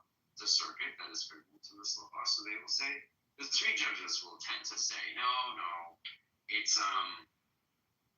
fine, okay? But okay, let's say, all right, then another case comes up, another law, and another challenge is raised, okay, in a different state in the state does the same thing, and by this time the legal scholarship is somewhat different, the case is somewhat different, okay, maybe it makes it past the first judge, and it makes it past the panel, and they can ask for another panel, I think. But then they decide, okay, we're going to do an en banc hearing. Okay, everybody in the circuit is going to decide. And then they will generally say, no, it's fine. It doesn't violate this or that law because of this, that, or this other reason. Okay? And in other circuits where they are fine with the abortion law, these cases never happen. Okay? They don't happen, so you never get what is called a circuit split. You never get the first circuit saying a law against a medical abortion at any place that is not, this specific place in the state that is in a remote location, okay, is that law is unconstitutional. You never get that in the First Circuit, and then in the Second Circuit they say it's constitutional. You never get the circuit split. So the Supreme Court is very unlikely to take the case. Because the places where they accept that constitutional right, they don't pass laws against it. And the places where they don't accept that constitutional right, well, their circuit supports them. Right? So you never get the circuit split. So, or it takes a very long time to get the circuit split. Okay? It takes 10 years, 20, 30, okay? So then what you will see is a huge range of laws that are passed to hobble this right. And yeah, you might say, Ali, how do I know this? And, so I'll pause here. Maybe you can guess how I know this. Because this is exactly what liberal states have done to try to undermine the right to bear arms. And this is exactly why there are so few Supreme Court decisions about it. Because in the circuits where they care about the right to bear arms, they don't pass these laws in those states. So there never is any ruling about it. And in the circuits where they have a problem with the right to bear arms, well, the judges agree with them. Is it not concerned about children, like smaller children, teenagers, because of the arms? Like that would be. See, I learned how to shoot when I was very, very young. My dad took me to the range. I learned the pistol. I learned the air gun. So it's not new. It's not that I'm afraid of it. It's just that I think when parents start having children and those become teenagers, and you hear of school shootings in America, where the freaking eyebrows rise, the big question of safety sort of comes up. You see what I'm saying? But that's a different question here. Okay, if you read the Constitution, the obvious reading of the Second Amendment is like everything California has done is illegal. You know, there can't be magazine limitations, limiting pistols to this roster, whatever else. Okay, this whole weapons ban. Okay, and the thing is, once in a while, you even get a judge in the Ninth Circuit who says it's illegal, but you get one. And then there is an en banc hearing, or there's a panel of 3 judges, and they decide, no, it's fine. Okay. And what I'm trying to describe here is the way that you have a constitutional right on paper, but as a practical matter, the states have a lot of capacity, or localities, okay, really the circuits have a lot of capacity to be down on that right and make it impossible to exercise. Okay, so I'm not trying to persuade you about the right to bear arms. I'm just trying to describe a mechanism to you, like the way that it works. Okay, and because even if you feel like the right to bear arms is a bad idea, I think you will agree it's still in the Constitution. Yeah. You know, okay, and the way that some states interpret that, it's actually almost impossible to bear arms. Like Massachusetts, and for some time, Massachusetts and 1 or 2 Hawaii, okay, and the way it was interpreted in New York City for a long time, it was basically impossible to bear arms. And and then you have like a rainbow of options in between that and Texas, okay, where, if you read it doesn't really make any sense that the way you read the Constitution, that like the policies you have in Massachusetts are the way that they are, or in New Jersey or whatever else. So to come back to your example, Ali, I think that could be done, but then what you would see is, for example, in whatever circuit Missouri is in, it would just be massively much more difficult to get an abortion, and the constitutional challenges needed to get that straightened out would eventually play out, but it might be like 150 years from now before all of that gets settled. Well, I would say dick in hand. Jason. That's your screen name, sir? Are you responsive? Lester, are you here? He is responsive. He's responsive. Lester, are you here? I'm here. Brock, what's going on, bro? I'm good. I'm just trying to see what Jason was talking, so. So, Brooke, if you don't mind, let me. Oh God, here we go. Here we go. We'd like to hear what you have to say. I don't care, but what do you want, Ollie? I don't want anything from you. I'm talking to you. Okay, well then, just quickly going back to this. No, I'm not holding out. I'm not for you. If you wait, well, we should. Did you notice that just? Oh my God, you're so in control. Okay, well then if you are in control, then you should know how to calm people down. Well, do that. There was no calmness on the stage. People were talking. Alright, so let's do that. Alright, let's do that together. Can you do that together? Can you calm down a little bit? Yeah, I'm right here, Billy. Can you hear me? My voice? You'll be fine.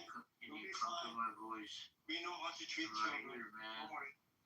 Right yeah. Okay, so let's do it. So let's do it like together. So what is your suggestion? Oh no. So you want to take control? Okay. So what do you want from me? Alright, Brock, what's his question? No third person. What I want from you, here's what I want from you. What do you want from me? What I want you to do. Tell me, brother. Well, yeah, I'll tell you. I would like you to allow Jason and I to finish the discussion about. So you're saying shut up? No, I didn't say that, sir. Say aloud. Say shut up. We were. Tell me to shut up. Conversation. Because I'm not. And so you asked me what I want you to do. If you want to speak for me, then why are you asking? I'm I'm not asking If you you're asking me a question, tell me what you want me to do. I want you to. And I will do it. Wait. Okay. Then. Thank you. Wait. I want you to not interrupt my discussion, which is let us. Okay. So you're telling me to shut up? No, I'm not telling you to shut up. I'm just. Okay, then tell me to shut up. What I'm trying to tell me to shut up. Not to act like a 5-year-old or 2-year-old with the diaper rash. You can't control this. Yeah. Okay. So ask your mama to tell me to change shut your up. diaper.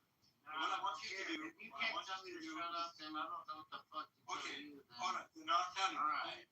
Then here we go. All due respect. All right. Here we go. So, Ali. I told you that. So, all right, brother. I'm just been trying to tell you, man. So, you can just tell me to shut up. So, I told you. Shut up! Solve everything. Shut up! You want to hear it? You get it? Ego. Stop it, bro. Reign Stop. supreme. No, bro. It's not ego. It's intrusive. No. So, Ali, Brock, Bro, it's not Ali Brock. and I. No, you can call me by name. I don't give a fuck. What do you I don't care. Well, Ali and I. No. I was explaining something You're not to gonna- Ali. That's And I fine. wanted to hear what Ali has to say about it. Would that be a Okay, problem? well, I want to hear from Allie, but that last shit, not cool. I didn't want to let you. I want to hear from Allie, and that's it. And then after that, nothing else. Okay. So, I want to hear from me. Shut the fuck up, bro. I don't So, want to hear from you. want to I want to hear from Allie. I don't care about you. Well, then you're asking me. You're entering a world that you don't want to enter. Oh, really? What is Yeah, oh, really. What is that? Oh, That would be. okay, so you're over the top of me. Whatever. I don't give a fuck, man. I don't care. I don't fucking care. You are not gonna take over me. I don't give a fuck who you have access to. I don't care where you're from. I fuck you. Fuck you. Fuck you. You are nobody. Well, You're I'm gonna start a new room. You are probably from LA, or New York City, or somewhere else, bigger than me. I don't care. Fuck you. Fuck you. Fuck you. Fuck you. Go ahead, Allie.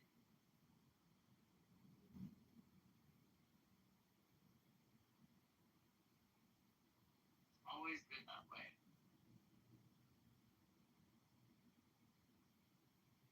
What's up, Lolly?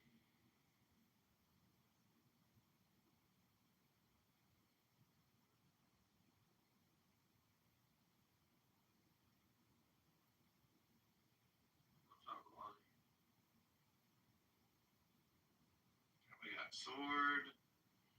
Sword wants to come up. Come up, Sword.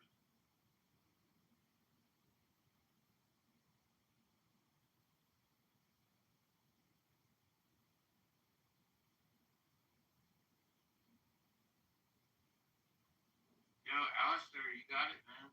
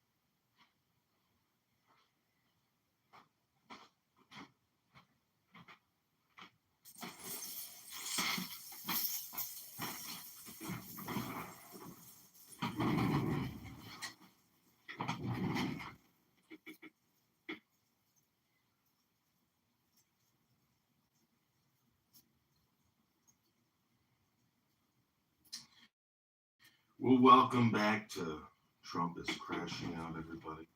We just listened to a retard get into an argument with other, what we might call retards.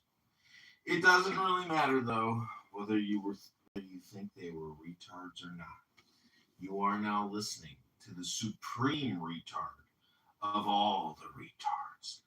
And in the land of retards, there can only be one retard to rule them all.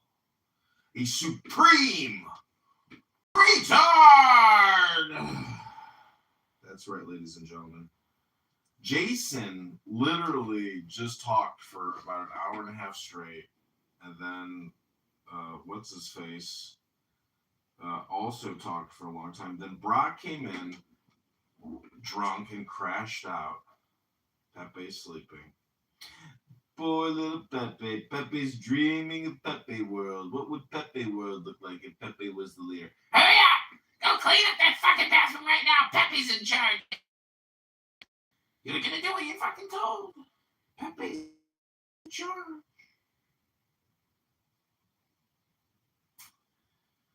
But we're going to close out this room with a little music. I hope you like.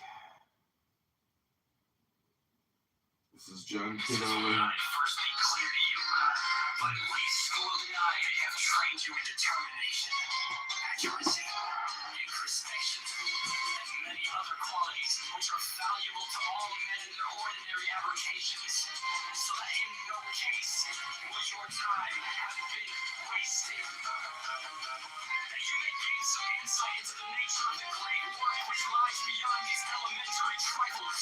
However, we should mention that an intelligent person may gather more than a hint of its nature from the following books, which are to be taken as serious and learned contributions to the study of nature, but not necessarily to be implicitly relied upon. Ye king of the Eastern!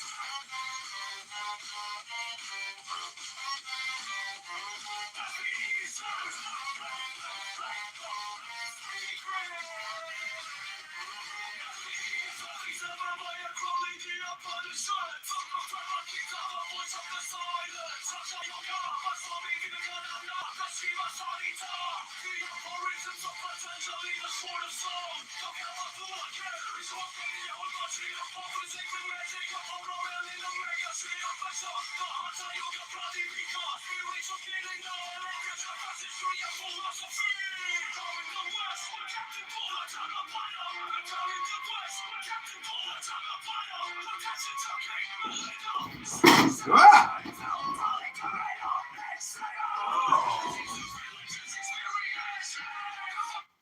So, X has done me the honor of deleting multiple of my X accounts because I upset Elon Musk, aka Adrian Dittman, the other day. He was live and I was clipping him and he got very upset. Deleted all my X accounts and said I broke the rules.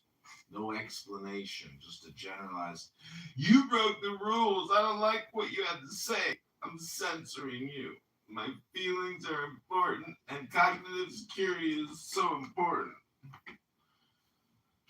Oh. Somebody sent me a message. Somebody sent me a message. Does anybody want to come up and say anything? Because I'm going to play some music, brush my teeth. I'm going to use my water pick. Then I use my tongue scraper. I'm going to use my brush, and my toothpaste, and my dental floss. That's right. A lot of moving parts to brushing your teeth. As we know, not a lot of people here in Clubhouse brush their teeth. They just go to sleep and they think Clubhouse can brush their teeth as they're sleeping. Have you ever heard somebody here say, oh, I gotta find a room so I can go to sleep? Oh, how pathetic. Oh my God. Just, how could you listen to Clubhouse while you're trying to sleep? You could just play music, some ASMR, NLP hypnosis. Hello? Voices waving flags. Every word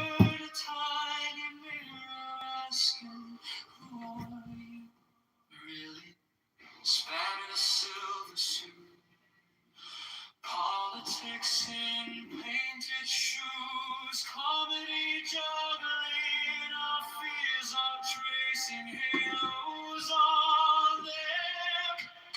All communication is hypnosis. Every sentence swings a line. You can call it love or persuasion.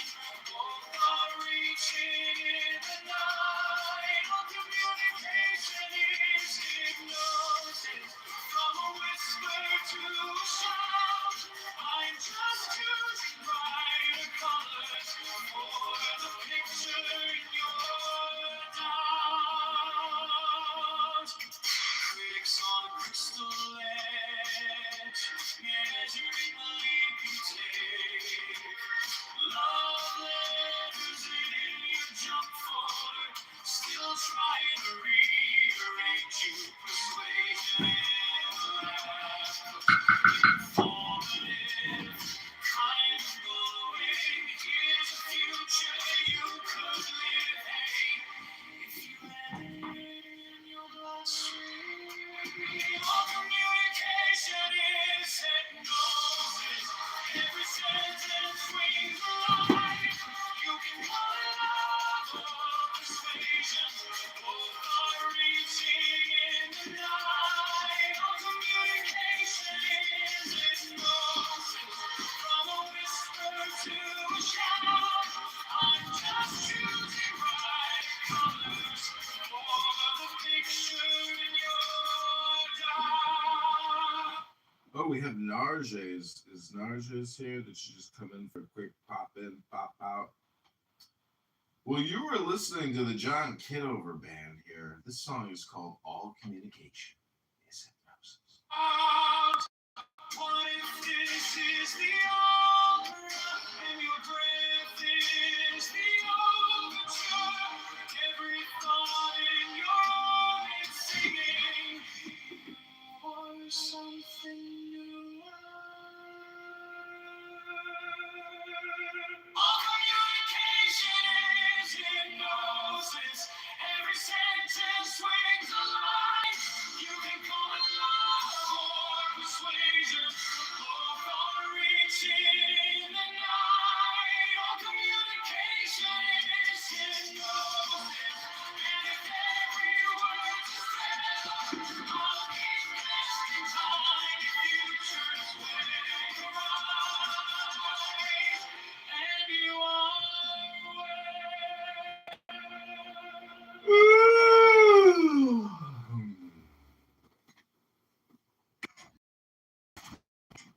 But to love me is better than all things. If under the night stars in the desert thou presently burnest mine incense before me, invoking me with a...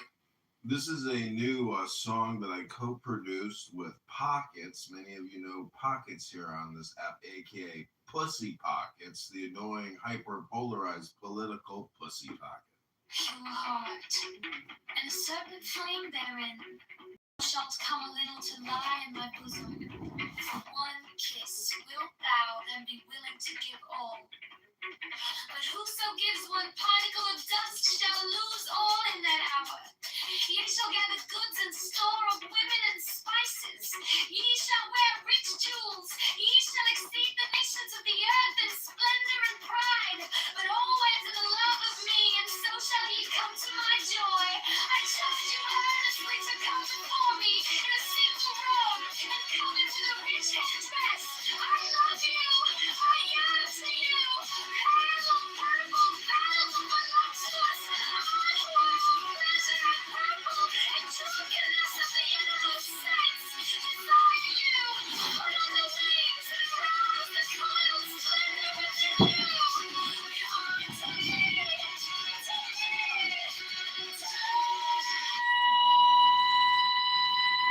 Oh, welcome, El Normo. This is the Pepe Show. This is my wind down before I go to sleep for the night. If there's something you want to say, just raise your hand. Otherwise, we're listening to a song that I co-produced with Pocket, Pussy Pockets, the polarized R word here on Clubhouse.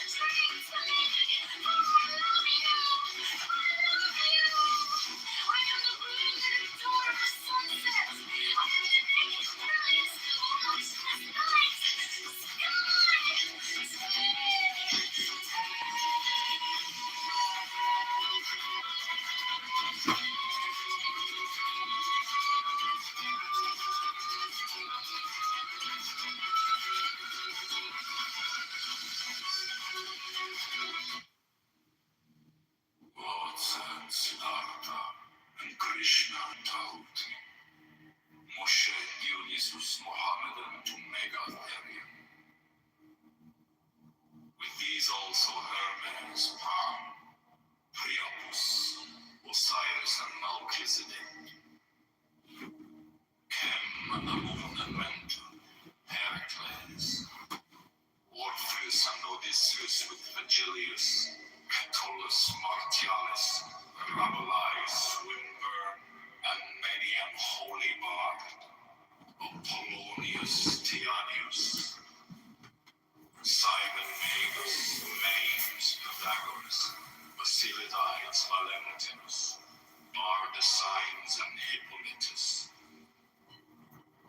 that transmitted the light of the Gnosis to us, their successors and their heirs, with Merlin, Arthur, Camaret, Parzival, and many another. Priya and Emporio Seven Fed, priest and king that bore the lance and cup, the sword and disc against the heathen. And these also, Carlos Magnus and his paladins, with William of Shire, Frederick of Hohenstaufen, Roger Bacon, Jacobus Burgundus, Molensis the Martyr, Christian Rosenkreutz, Ulrich von Hutten, Ursus Michael Mayer, Roderick Borgia Poi, Alexander the Sixth, Jacob Boheme, Francis Bacon, Lord Verulam, Andrea, Robertus de Fructus, Johannes D, Sir Edward Kelly, Thomas Vaughan, Elias Ashmole Molinos, Adam Wiesel, Wolfgang Mendoza, Ludovicus, Bavaria, Richard Wagner, Alphonse Louis Constant, Frederick Nietzsche, Hargrave Jennings, Carl Kellner, Forlong Dukes, Sir Richard Payne-Knight, Paul Gargan, Sir Richard Francis Burton, Dr. Gerard and Cosy, Dr. Theodorus, and Sir Alistair Crowley, of Sons of the Lion and the Snake. With all thy saints we worthily commemorate, and worthy that word and more to come. May their deeds be held present, potent, puissant, and paternal to perfect this feast.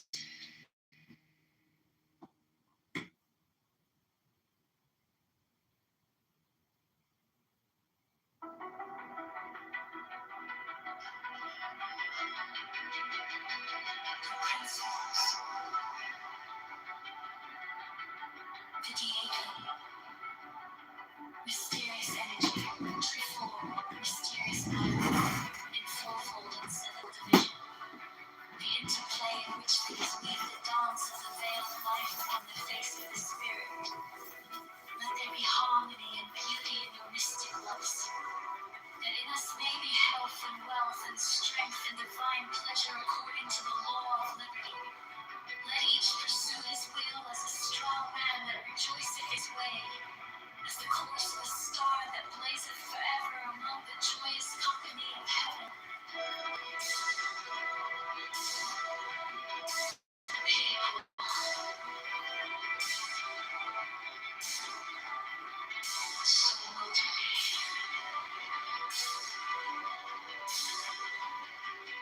So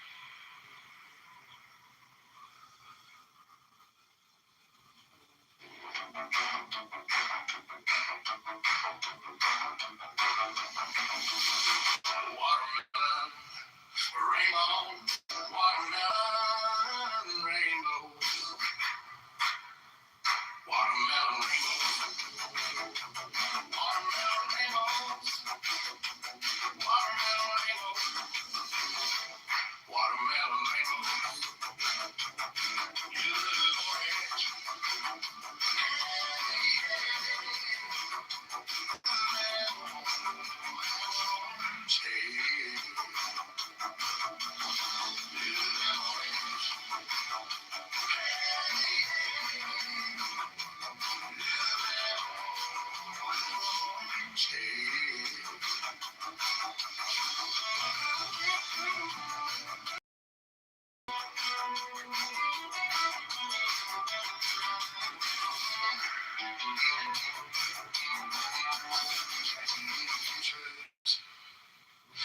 neon future.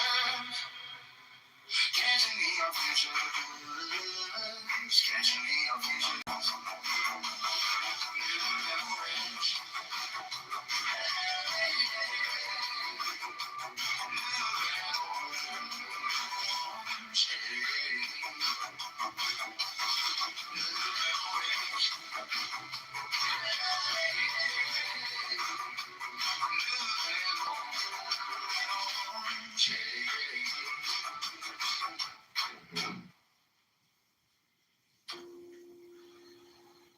He kneel adore, rises, turns, shows the cup to the people, turns, replaces the cup, and adores music. For this is the covenant of resurrection. He makes the 5 crosses on the priestess. Accept, O Lord, this sacrifice of life and joy, true warrants of the covenant of resurrection. The priest offers the lance to the priestess, who kisses it. He then touches her between the breasts and upon the body. He then flings out his arms upward as comprehending the whole shrine. Let this offering be borne upon the waves of ether to our Lord, and Father the Son that travelleth over the heavens in his name on. He closes his hands, kisses the priestess between the breasts, and makes 3 great crosses over the pattern.